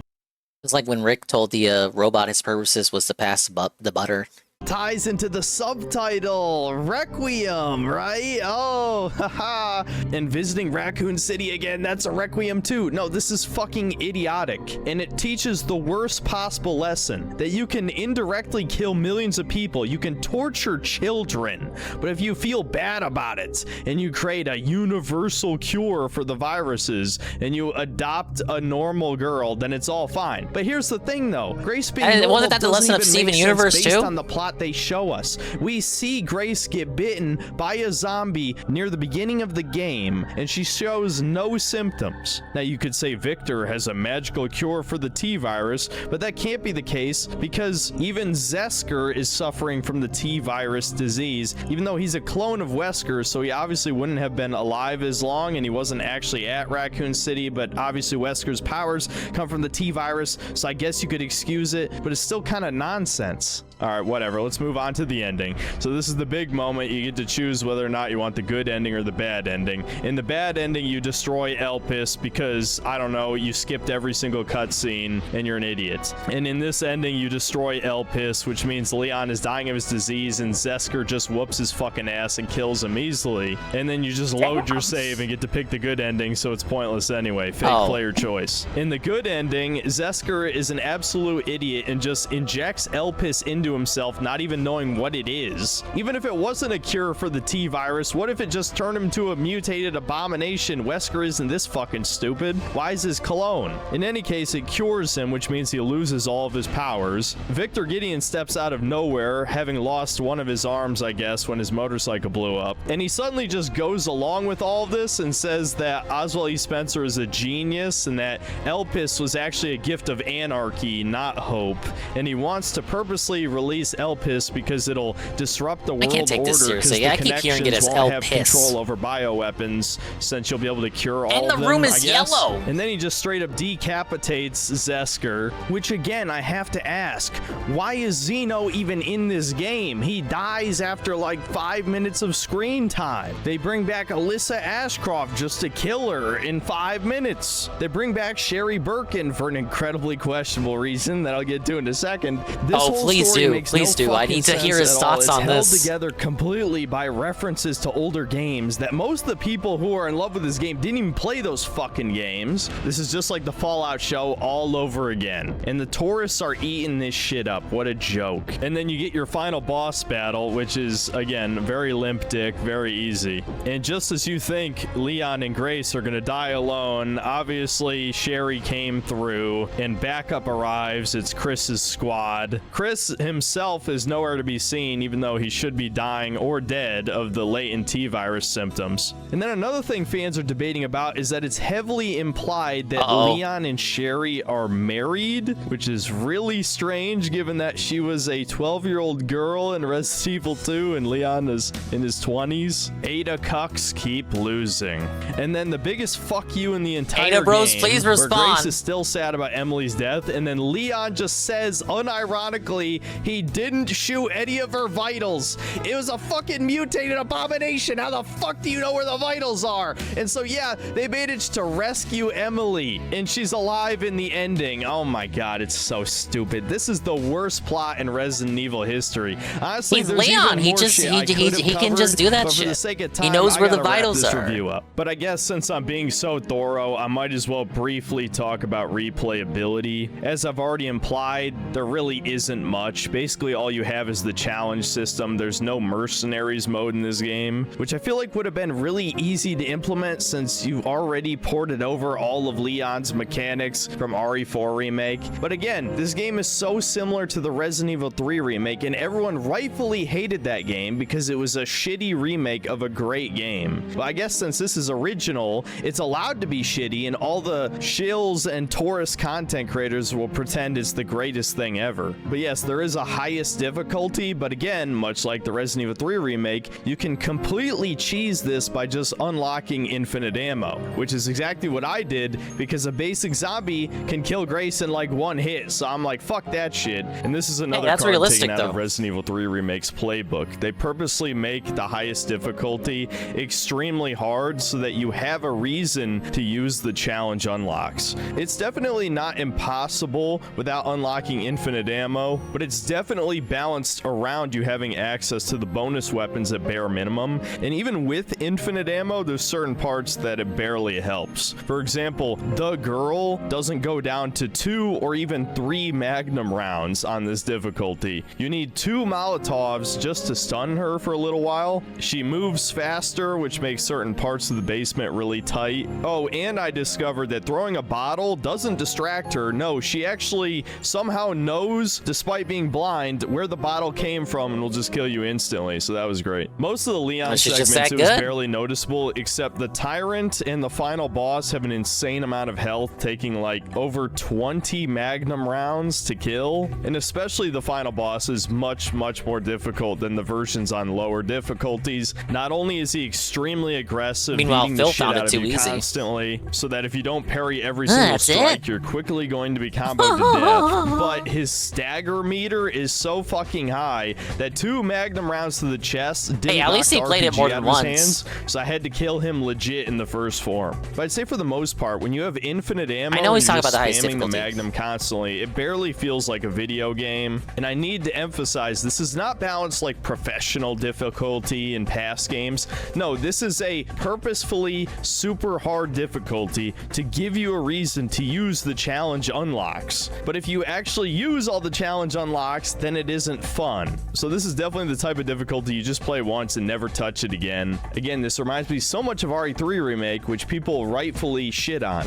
The point is, the only reason to replay this game is just to unlock all the challenges, and a lot of the challenges are not really that interesting other than the super secret puzzle that took people a few days to solve. Well, I say solve, they just data mine the game. I mean, one of the puzzles required you to drop like 115 corpses into the meat grinder without turning it on. So I can see why people didn't figure that out naturally. And it doesn't even unlock anything. It just gives you challenge points. That's it. Awesome. So yeah, once you've unlocked all the achievements, I can't see a reason to ever play this game again. Despite my numerous complaining, I have to say this is a decent game. Truly it is. Does that mean you should buy it? I would say. And there we go. He liked it, ladies and gentlemen. It's still a good game, despite everything. I have to say this is a decent game. Truly it is. Does that mean you should buy it? I would say yeah, on sale it's pretty good. I'd say half off or more. You can have a decent time, but it's certainly not a Resident Evil game you're going to be returning to. This one has very little replayability because of all the forced movie game type segments. Even if you skip every single cutscene, you still have to go through Grace's opening walking simulator section and the Chloe flashback, which is like 10 minutes, even if you know exactly say everything what I've to seen do. from this I video and also other think there's people a few would other reasons not to buy this game. would suggest that Like it's the worth fact that 70. de novo DRM kind of makes it run like Oh, shit on that's bad. PC. That's bad, though. And there's We no don't like that. mercenaries mode, so once you've unlocked all of the It's coming in May. challenges, there really is no reason to play this game again. I know people are going to justify this by saying it's on the longer end for Resident Evil games in the series, but Resident Evil 4 was about the same length as this game and had a mercenaries mode and had separate ways. And even though in the remake separate ways is DLC, you're still likely going to buy it, and it's even longer in the remake. I guess this will probably get DLC, given that it is easily the most popular game that's come out this year so far, it looks like. I can't even fucking believe its AAA Metacritic games is are over back, 90 and they've been when back this is thanks just to a this mid-game in the series. Definitely not bad. Again, I have to keep saying it. It's pretty good, but I feel like it's pretty good for all the wrong reasons. It's just piggybacking off of Resident Evil 7 and Resident Evil 4 Remake. remake. It doesn't really do anything original. They just kind of stitch together two unfinished games, and normies are pretending it's a masterpiece. It's actually kind of mind-blowing. That being said, I feel like I can't complain too much. It is better than most modern games I've played in the past 3 or 4 years. It'll, without a doubt, be in the top 5 best games of 2026, which is really sad. But yeah, I really don't like the direction the Resident Evil franchise is going. It's all just a series of member berries, recycling the same gameplay mechanics that have been in Resident Evil for the past 7 years now. That one daily rap with DST. Capcom is forced to innovate at some point, but given the extremely positive feedback for this game, I doubt it. That's about it. See you next time, guys. There we go. We made it. Oh. Don't worry. It's okay. She's fucking Forrest Gump, man. Oh, man. Look, come on. Come on. Better than a lot of his reviews, I'd say. I think he explained, even if you disagree with them, I think he explained his position about as well as he possibly could have. Now for my position, can I finish this fucking level? Sorry, I got really into that. Once we got past the part where I had stopped watching, I was kind of locked in. I did not get the star. Matures when it comes to his content. You heard him speak on his dating life. You know women are scared of him. Imagine being scared of a zombie man trying to kill you. Yeah, why didn't she just nut up? I wish she a coward about it, dude. No more synthetic man? Let's see. 50 minutes on High on Life 2? And then we still have the Frogmire stuff. Here we go. I think I might save it. Who played High on Life? Anyone? Anyone here?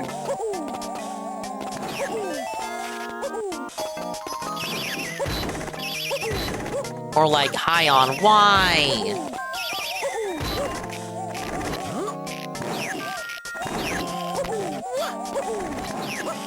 Leave me alone, leave me alone.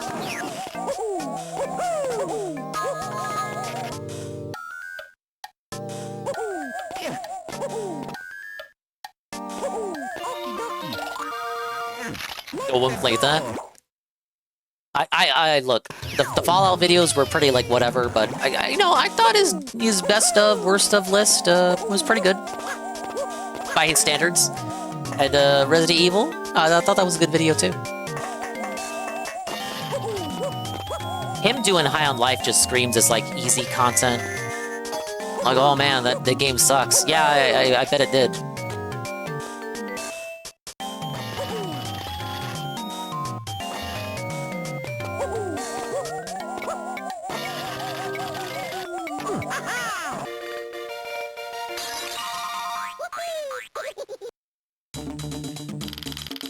Please tell me I hit it. How? Dude, the time requirements here are so strict. What do they want me to do?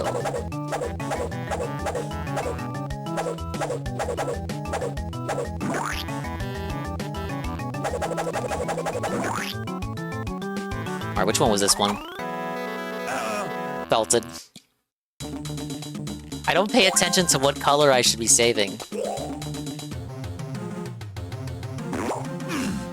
Here we go. Look up the star requirements. I know the star requirements are the time bonus. It's like a pseudo time trial. I need to get all the gifts. Maybe kill enemies if I can, but it's all based on the time bonus.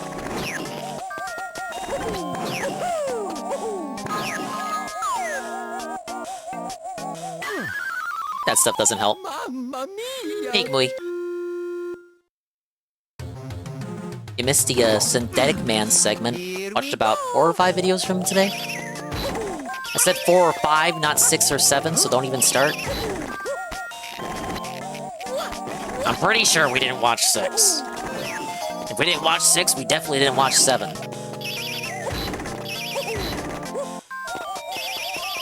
No! I hate this boo. Mamma mia!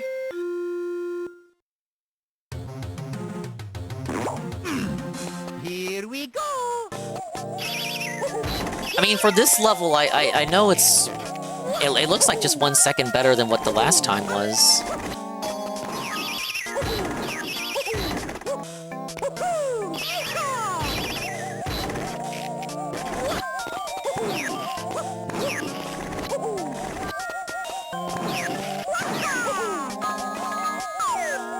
Get hit, I'm gonna get hit. Oh. Mamma mia! It's all dependent on where that platform is by the time I get over to over there. Here we go! It's so hard, man. Why is it so hard? I don't know, man.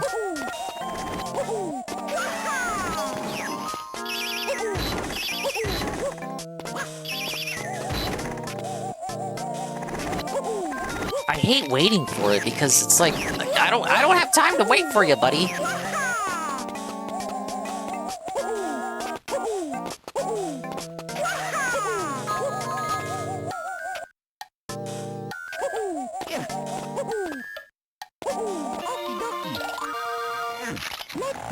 I gotta save time in like this segment too, because the time for the first segment adds to the second segment.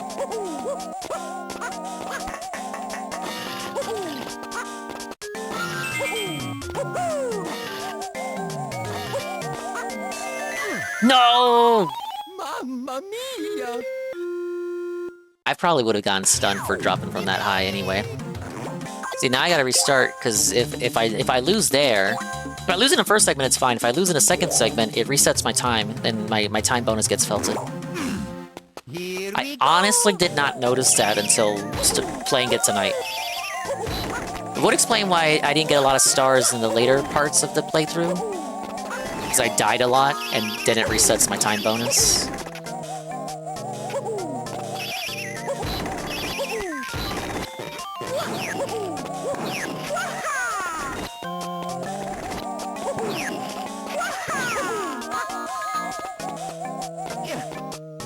Come on, come on. My time here is like, it was like 82 last time?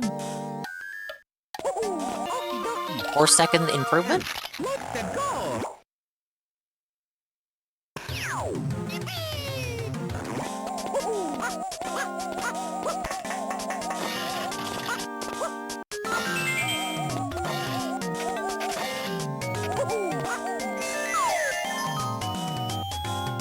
It's actually favorable positioning for the boo.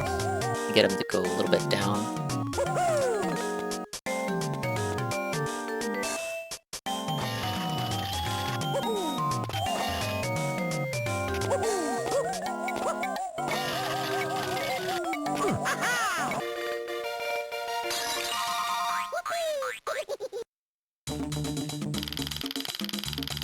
I don't think anyone would have written down the times. I'm the only one crazy enough to go for them.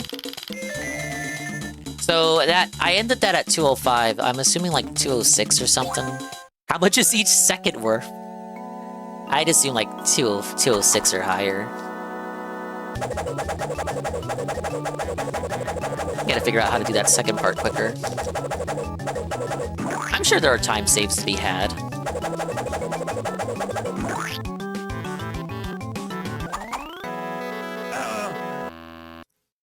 Ignoring the presents isn't an option, because they give so many points.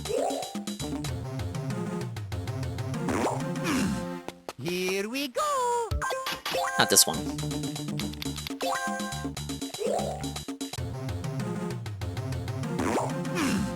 Here we go! I was thinking, could we skip the spikes entirely? No. Here we go!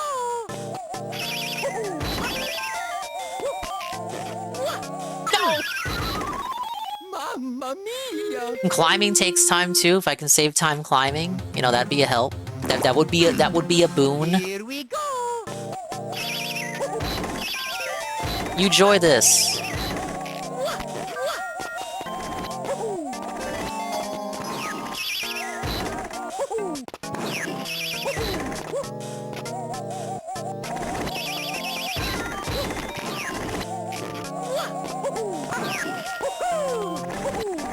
no! We're fucking up.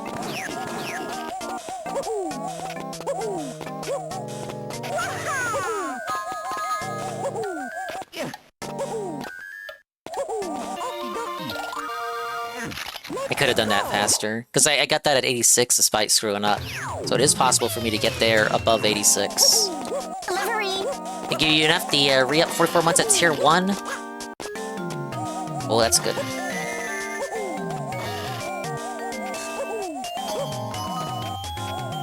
Yellow? Oh, okay. Big ups UNF, tier 1, 45 months in total. I think a secret boss of Demon's Crest is very hard.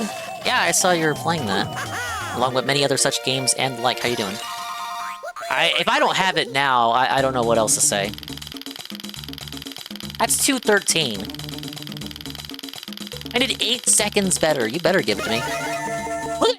Only... Why am I pointing? You can't see it. I'm only 300 points better than the target time.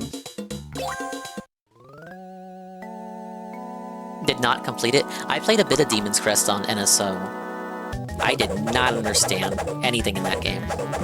Other than it starred the guy from other game. The red guy.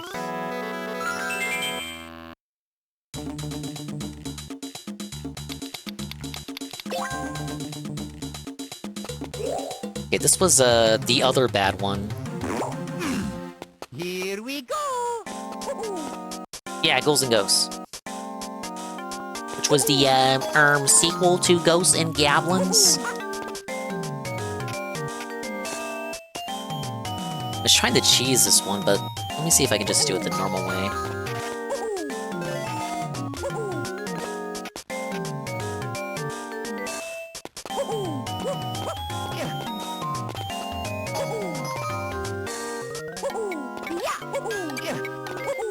Here's the issue, like, this part has so much waiting. I just know the time requirement's gonna want you to do some crazy bullshit. Yeah, I can just go right here, do that. Wake up, wake up, wake up!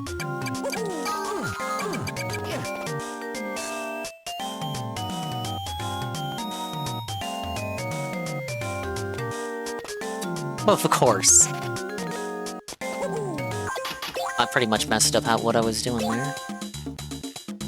I swear sometimes you jump and it just doesn't do it for you.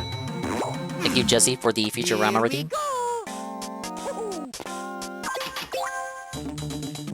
I need to get that right away. I have never played the Futurama game. I've heard good things, though. I haven't watched as much Futurama as, say, like The Simpsons or The Family Man.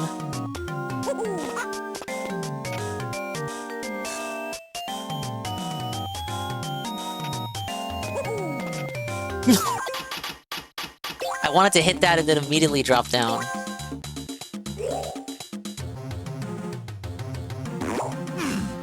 Here we go. Here we fucking go. Piss me the fuck off.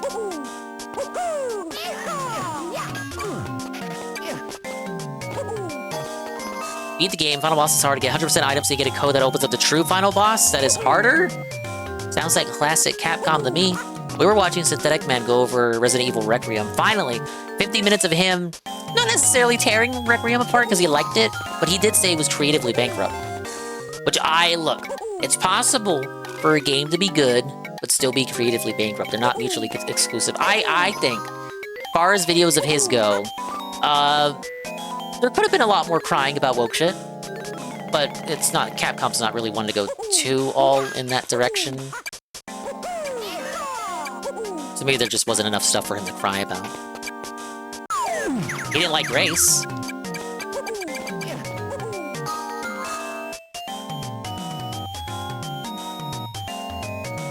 Was RE9 woke? I wouldn't call it a woke game. He didn't even call it one. And he's one that call everything woke.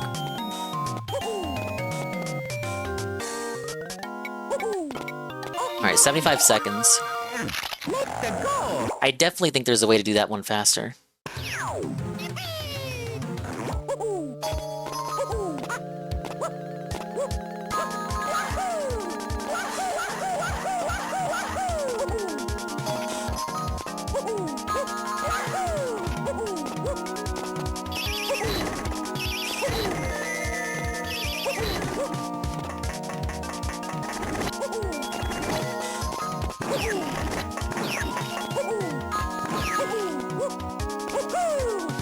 No!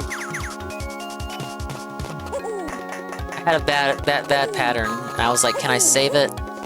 No. 189. I might have to do that again.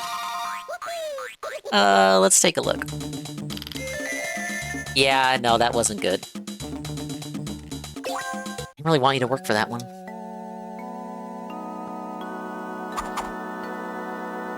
Honestly, it's the first portion of the level that's the issue. The second part is fine.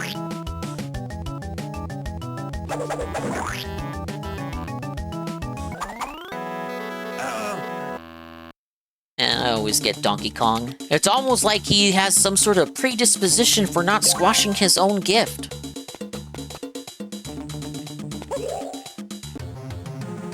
It's almost like you gotta fool the AI or something. Here we go. Anyway, here we go.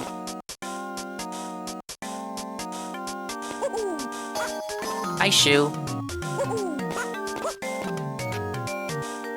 I'm trying to get the...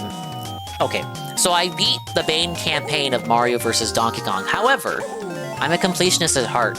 So now I must unlock the expert levels. How do I unlock the expert levels? I do the regular levels, but go for the high score target, which is more often than not beating the level as fast as possible to get a very generous time bonus, in addition to getting all the presents. So this has led to a very restart heavy night. There's also the entire Plus campaign, which I have not touched yet. I can't knock the game though, it's still pretty good. Despite my occasional jumping mishaps. I'm blaming my controller and the emulation, and there was lag, and my buttons are sticky, and I spilled coffee on my controller, and it's not even me playing, it's my little brother playing.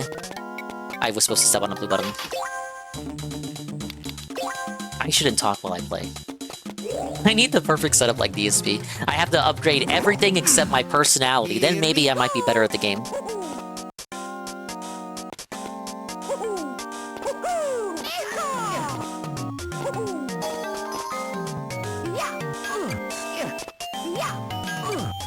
I wasn't even using my regular controller, I was using my hitbox controller, I was jumping with the arcade stick. I was using the Mad Catz controller I got from GameStop in 2004. It's a GameCube controller, so it's still compatible with the Switch.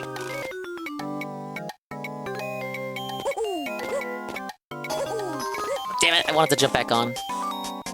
I'm stuck waiting. As long as I get higher than 75, I should be fine. I want to beat that time. I saw the score they gave me. Okay.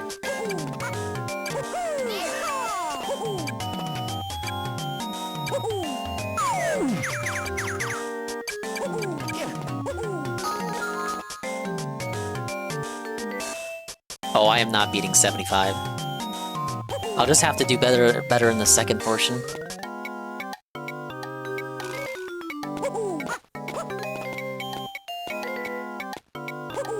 Probably because earlier last run I was probably able to shortcut one of the elevators and not having to wait for it.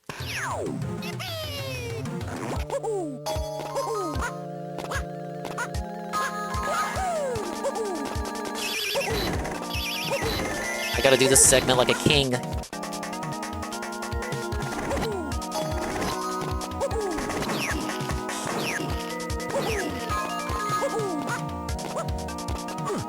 $196?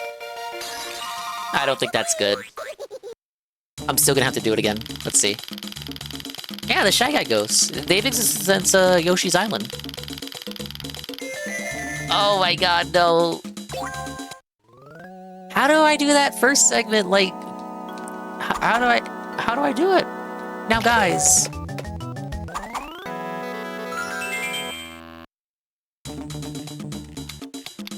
This really puts the puzzle in puzzle platformer. Like, I'm genuinely thinking, like, what the best route is. Here we go.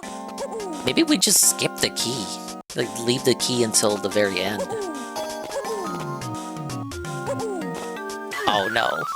I didn't jump. Or I jumped, but it wasn't good enough.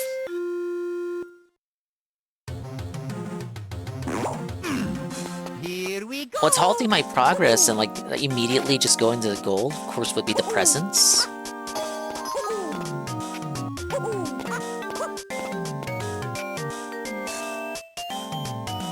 Maybe I do it this way. Get the annoying thing first.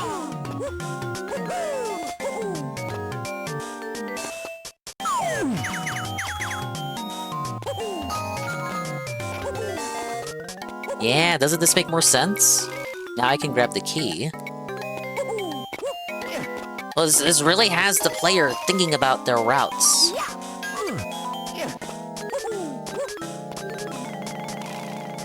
I feel like I'm saving time now.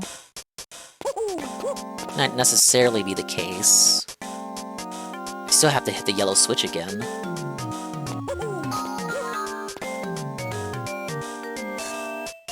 Oh wait, no, this looks pretty good to me. Higher than 75. Got a 10-second save. The player learns, the player understands, but can I get a good run of this part?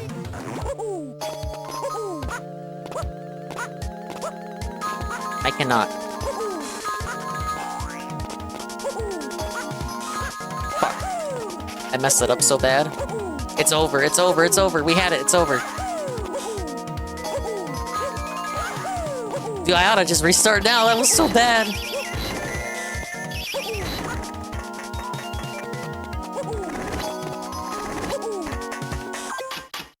Oh my god, I get it. You don't have to hit that second blue switch there. I'm alone in not liking the GBA make Mario talk so fucking much in 2D games. Maybe this game gets a slight pass because they're using digitized Mario 64 sprites, but the GBA ports of Mario All-Stars were annoying with the sound clips. I know what you're talking about. It's a bit easier to stomach here because he's in like a pseudo 3D, but for the 2D sprites to be talking all the time is a bit jarring. I grew up with it, so that's like how I experienced those games. Like I thought they were made. I thought the core game was made for GBA. I can't imagine though Mario Advance, like those versions of All Stars, I cannot imagine without voice acting. He's zoomer coded. Wait, it has a. Fuck. It starts with the red switch on. Here we go. It's that out of order. Just what I needed. It's easier to stomach in this game, I'll agree. Look, it's for the kids, you guys.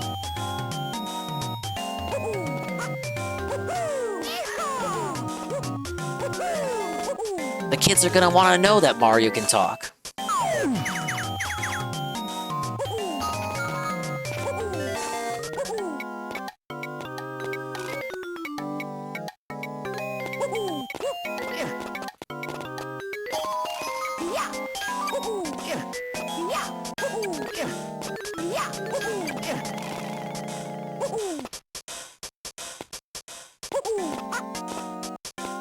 We just hit the yellow, then just go back up there.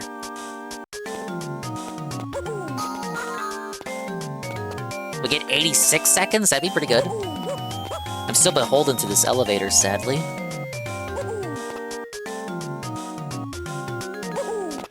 Nah, 85.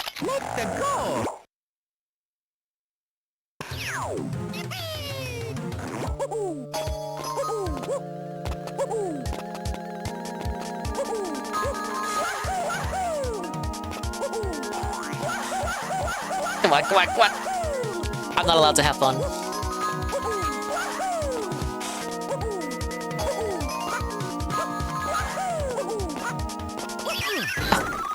Damn it! I was looking at you guys spamming Wahoo. I was like, what are you doing?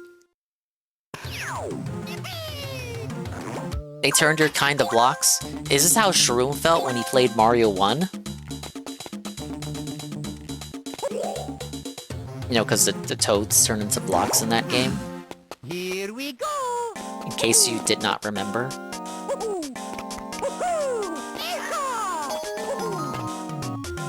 I'll get it this time. I know the route this time. I know the route. I know the route. I know the route. I know the route. You can't tell me I don't know the route. I know the route. I should not have handstand. Should have not done a handstand there. I know the route. This is the run. This is the run. This is the run. Here we go.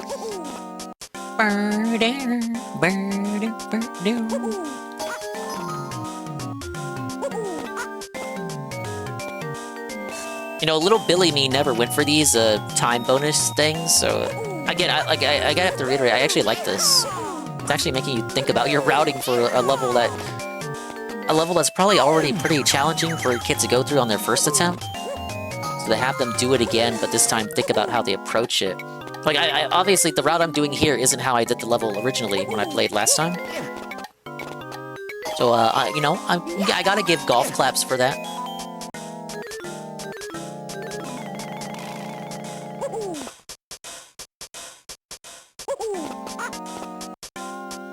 The game really makes you think.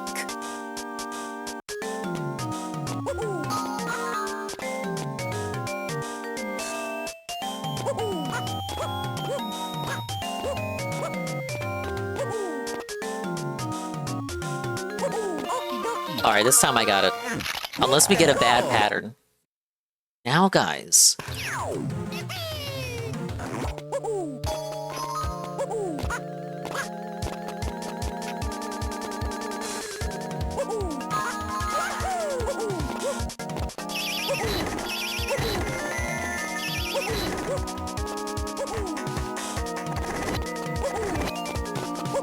You can skip that. 2:13. I think that's my quickest time for that. Like, bro, I saved 10 seconds. Give that shit to me now. Give it. Give it, gimme, gimme, gimme.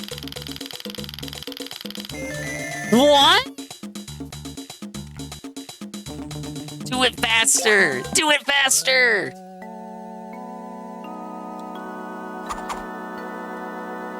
Where would I get the time save?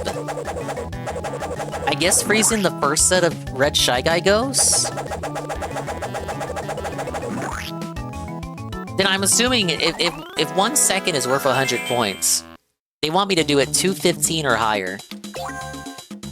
That's fucking schizophrenic. I'll try. Here we go!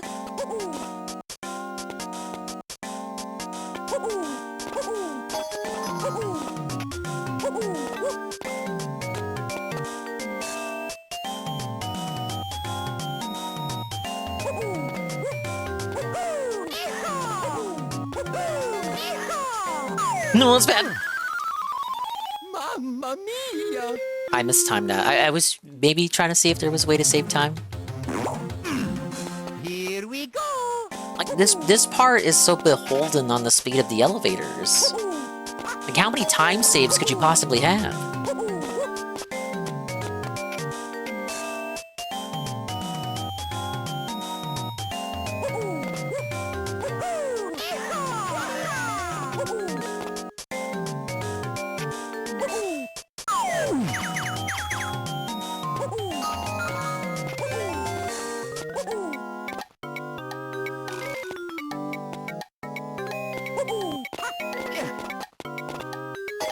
Like, maybe if there was a way for me to jump back on an elevator while at, like, right after grab the key and then hopping back on, but it moves too quickly for me.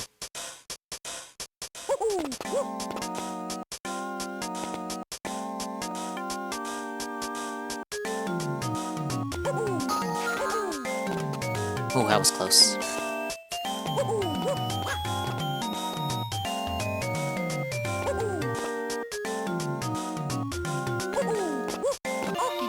.84 seconds because I tried to cheese it and get in there early. I lost a second.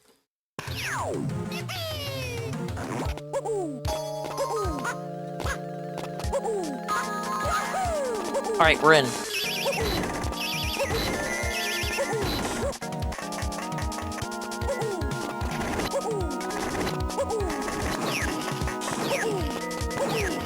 No way! My time was... I didn't even see the red block up there till it was too late. Maybe if I did a backflip? Here we go! It looked like I had the time, though. Oops. Mamma mia! Fucking Mario, man. Here we go.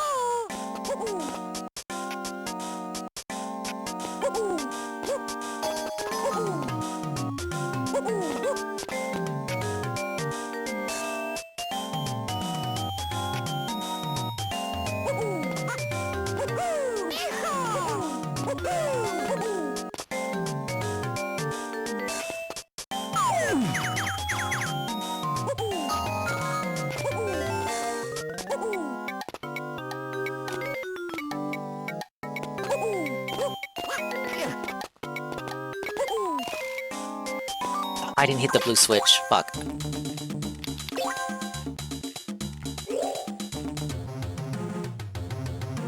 Oh, we're here skipping steps. Skipping steps. I can't even talk.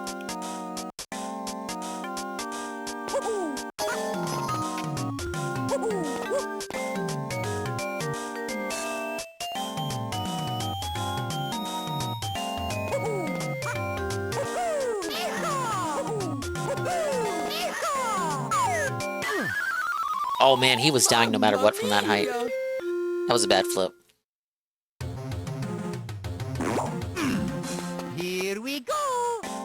Let me try this route.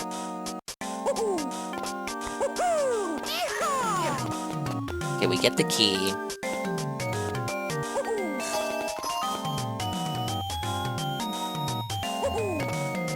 I'm still gonna get the red gift last. I'm changing up the routing.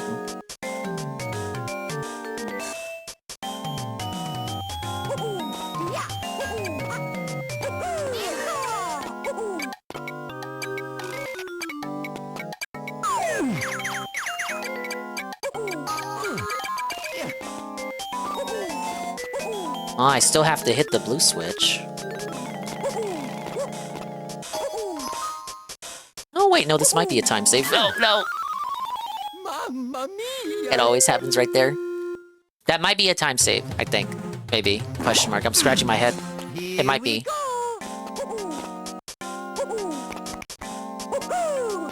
Because since I already have the key, I'm able to do it in one cycle.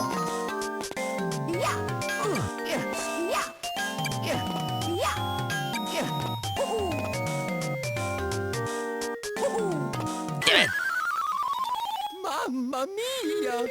The jump is so wonky. Here we go.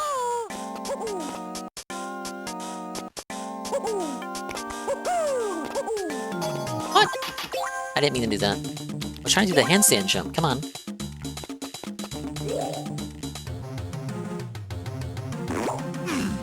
Here we go.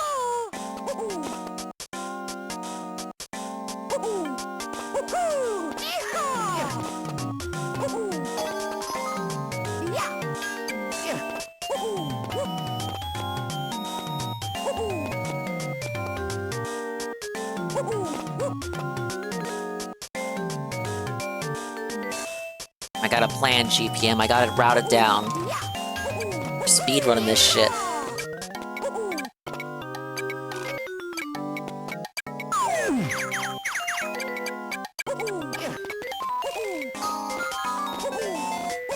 Alright, I still gotta hit the blue switch, but...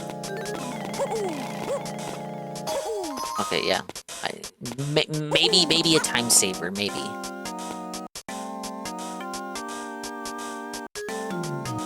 Maybe not.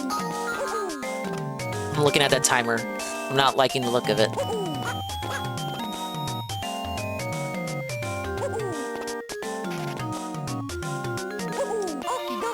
Nah, same time. All that changed was the order that I approached the elevators in, but it still just came up to 85.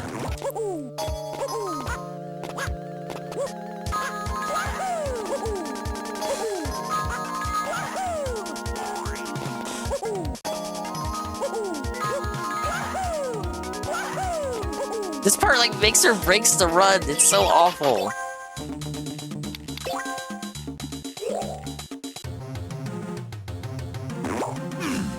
Here we go.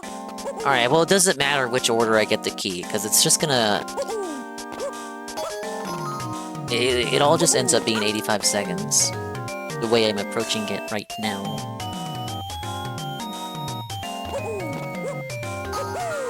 I messed up.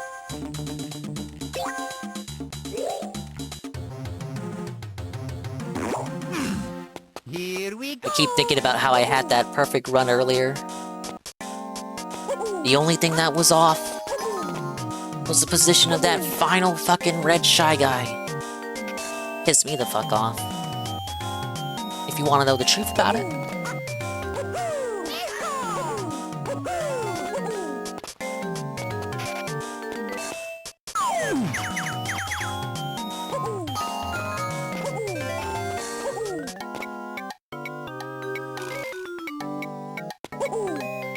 Early.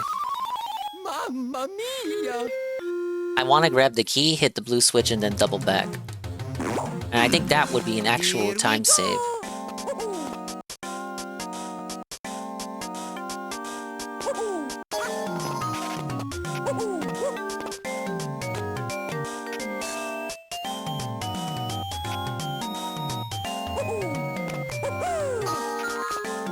I did not mean to do that.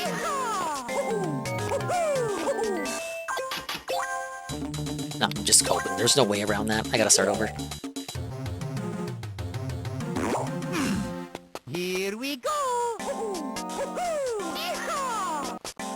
I sure wish his handstand jump could reach that. Then I could just skip going for that one period. Here we go.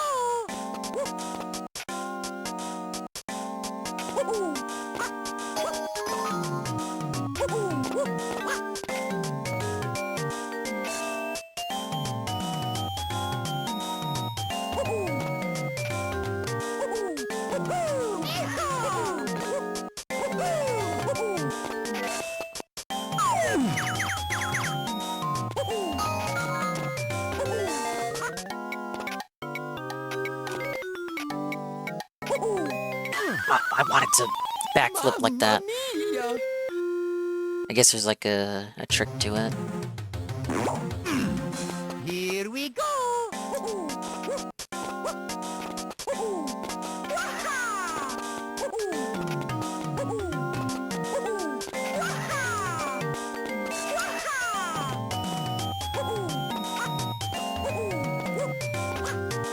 I get him to do it sometimes.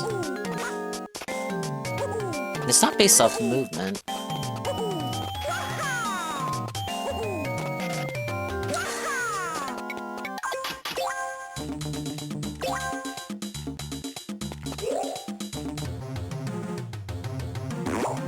When I need to do it most, I can't get it out. Is basically my point. He's in hell! He's in a hell. He's in a hell of his own making.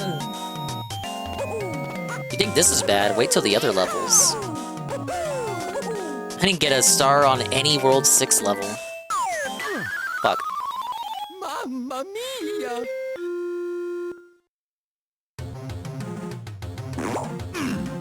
Here we go.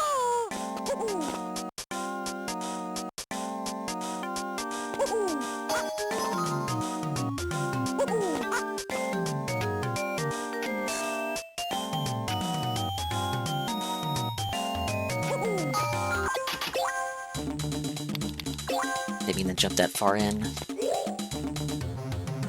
Save me, Jeebus! Here we go.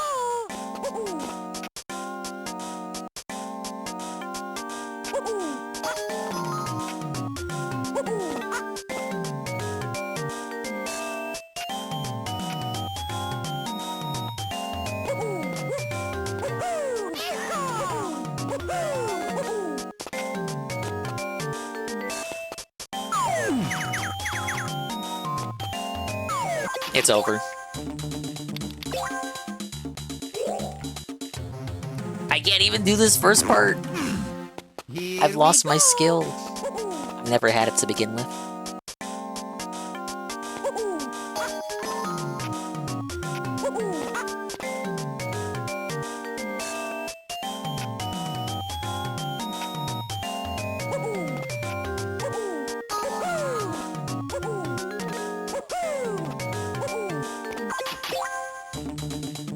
Hey, Jan. They really should have made more Mario vs. Donkey Kong games like this in this style. I agree. Now, making the player do borderline perfect time trials in order to unlock even harder levels, it might have been going a little bit too far. How you doing, Jan? I'm kind of in hell right now. I just want to do this. If I can do this one level, I'll be satisfied. But a lot of lives have gone to this level so far.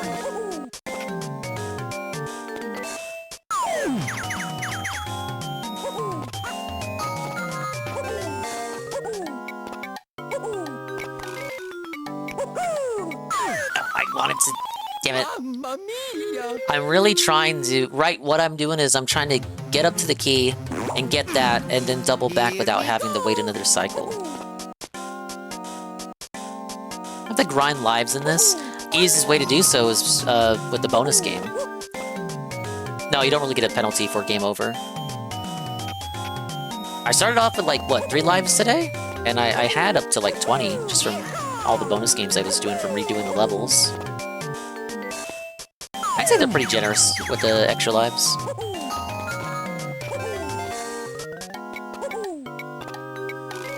I'm gonna just do it fair. I'll do it honestly. There's not enough time to double back. Like, you have to wait for it now. I want to beat the elevator to the key, and then have enough time to get back.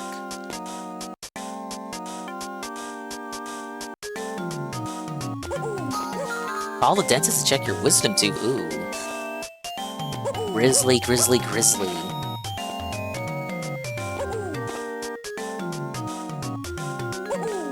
No! I fuck it up. I actually messed it up. So I'm really not a fan of Mario's jump in this game. Get it? But only the basic jump. Every other jump is fine. Just the normal jump, very inconsistent jump height.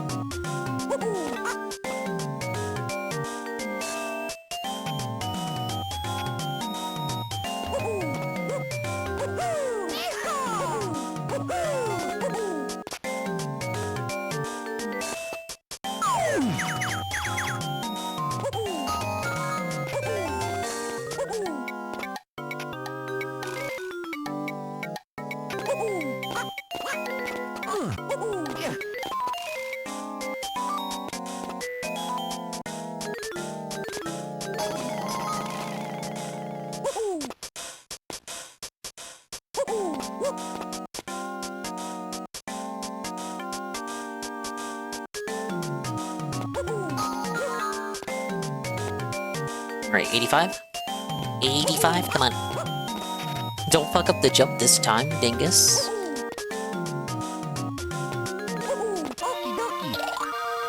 Now here's where we really screw it up.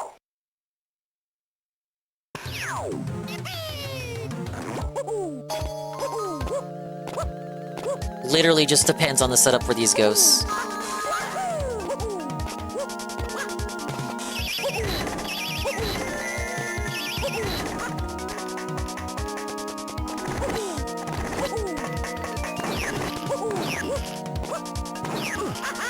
$215. That was the time I was trying to aim. I fucked up with one of the spikes dropping. I felt like I could have done that one quicker. Let's see. Please get me out of here! Wow! Hey, tie games. Wow, wow, wow, wow, wow, wow, wow, wow, wow. What a game, what a game, what a game.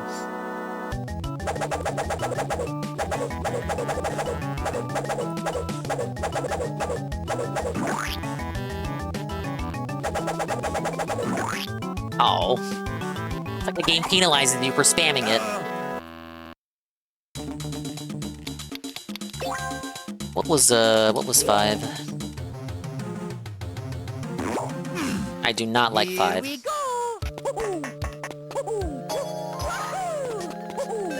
Let's see here. Watch me do this one first try.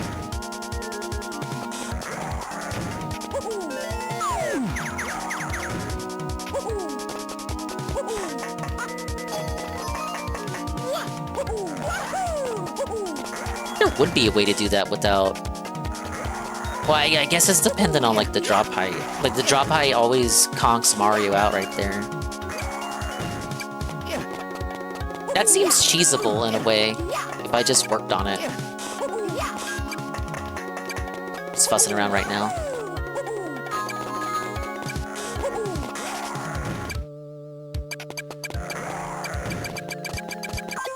I get it. I gotta relearn the level. Here we go.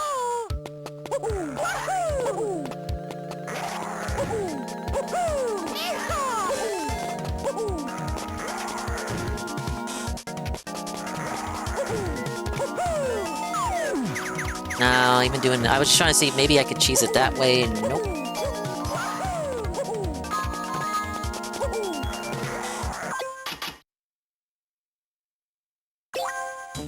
I'm thinking.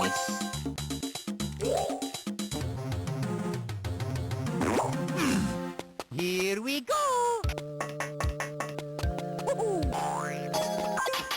I already messed that up. This time. Here we go.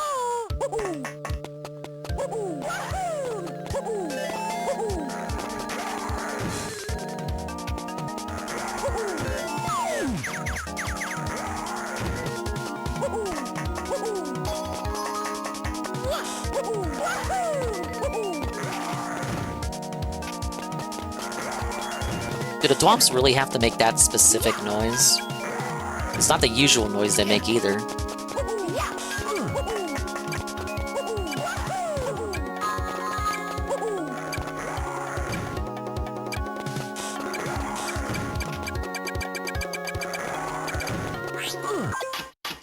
I gotta place it closer.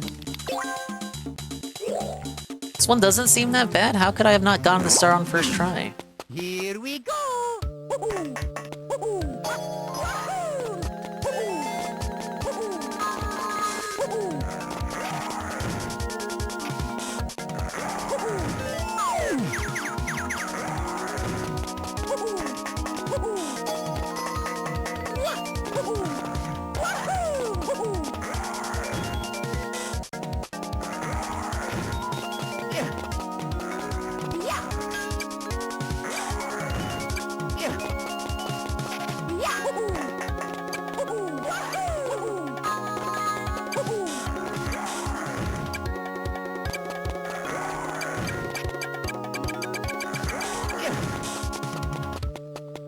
$75 seconds for that one. What was the second area like? Oh, yeah, I remember this part. Let's see.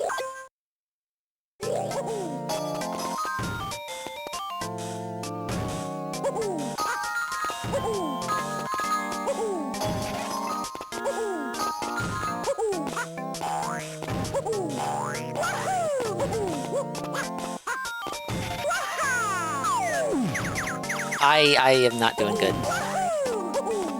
There.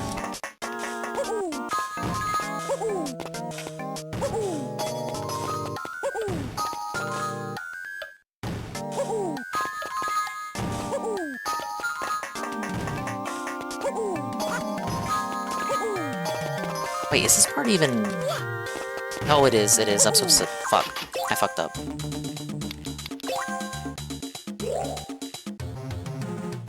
I'm supposed to set up the ghost for the blue gift.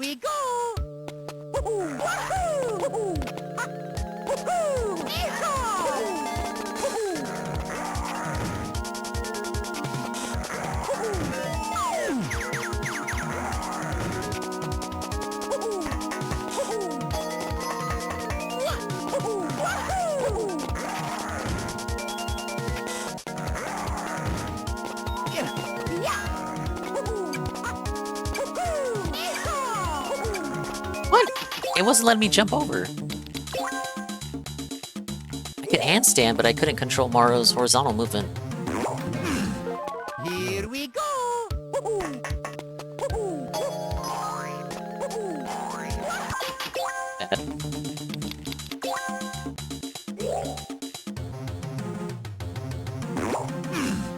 Here we go.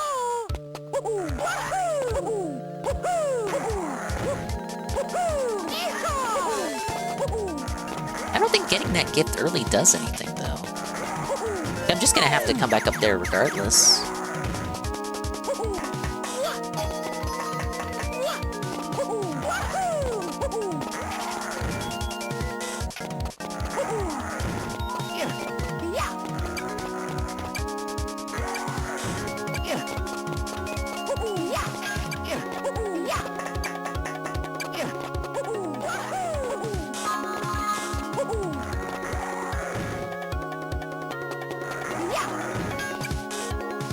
Wait, that time I didn't get hurt? What? 73. There's nothing I could have done, man. Okay,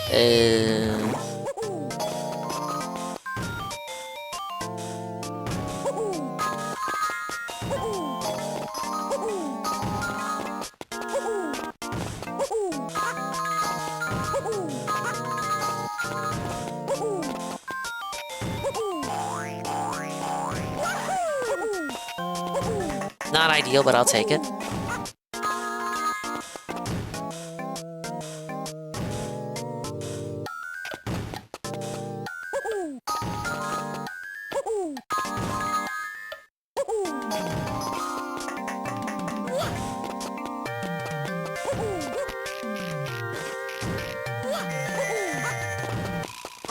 No way that was time.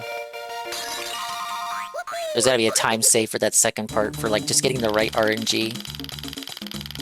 RNG? No, that's not it.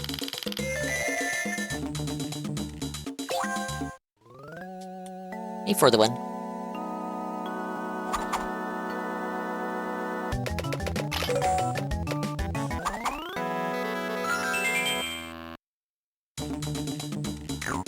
Alright, well, at least I got the understanding of that level down. I did the mini Mario level alright, but the problem is I didn't do the boss so well, so I have to redo both regardless.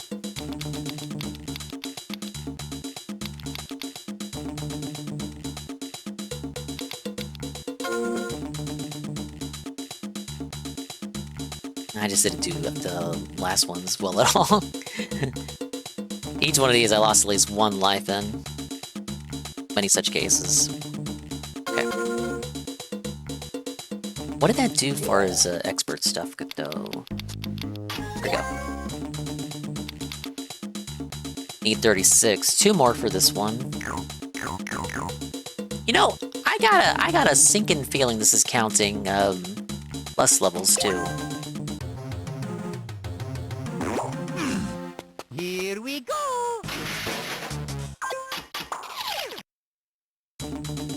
I didn't fully complete it, so it took a life away. I just want to take a peek at it. Alright. I'm gonna be responsible and call it for tonight because I want to do a Fire Emblem stream tomorrow. I might make it an afternoon stream. As long as it's in the daytime, it's good for Fire Emblem hours. But I do appreciate everyone stopping by. Is he still awake? He is. I know where we're going. I'm roosting. I'll be back existing tomorrow for Fire Emblem. Probably not going to do any restreams at the casino this week because I have to be on my best behavior, apparently. 1 more week until I allegedly get a response back on this push application thing. Alright, I'm tired. You're probably tired too. Where's my roostin' at? Where's my roost? Where's my roost? Where's my... Here it is.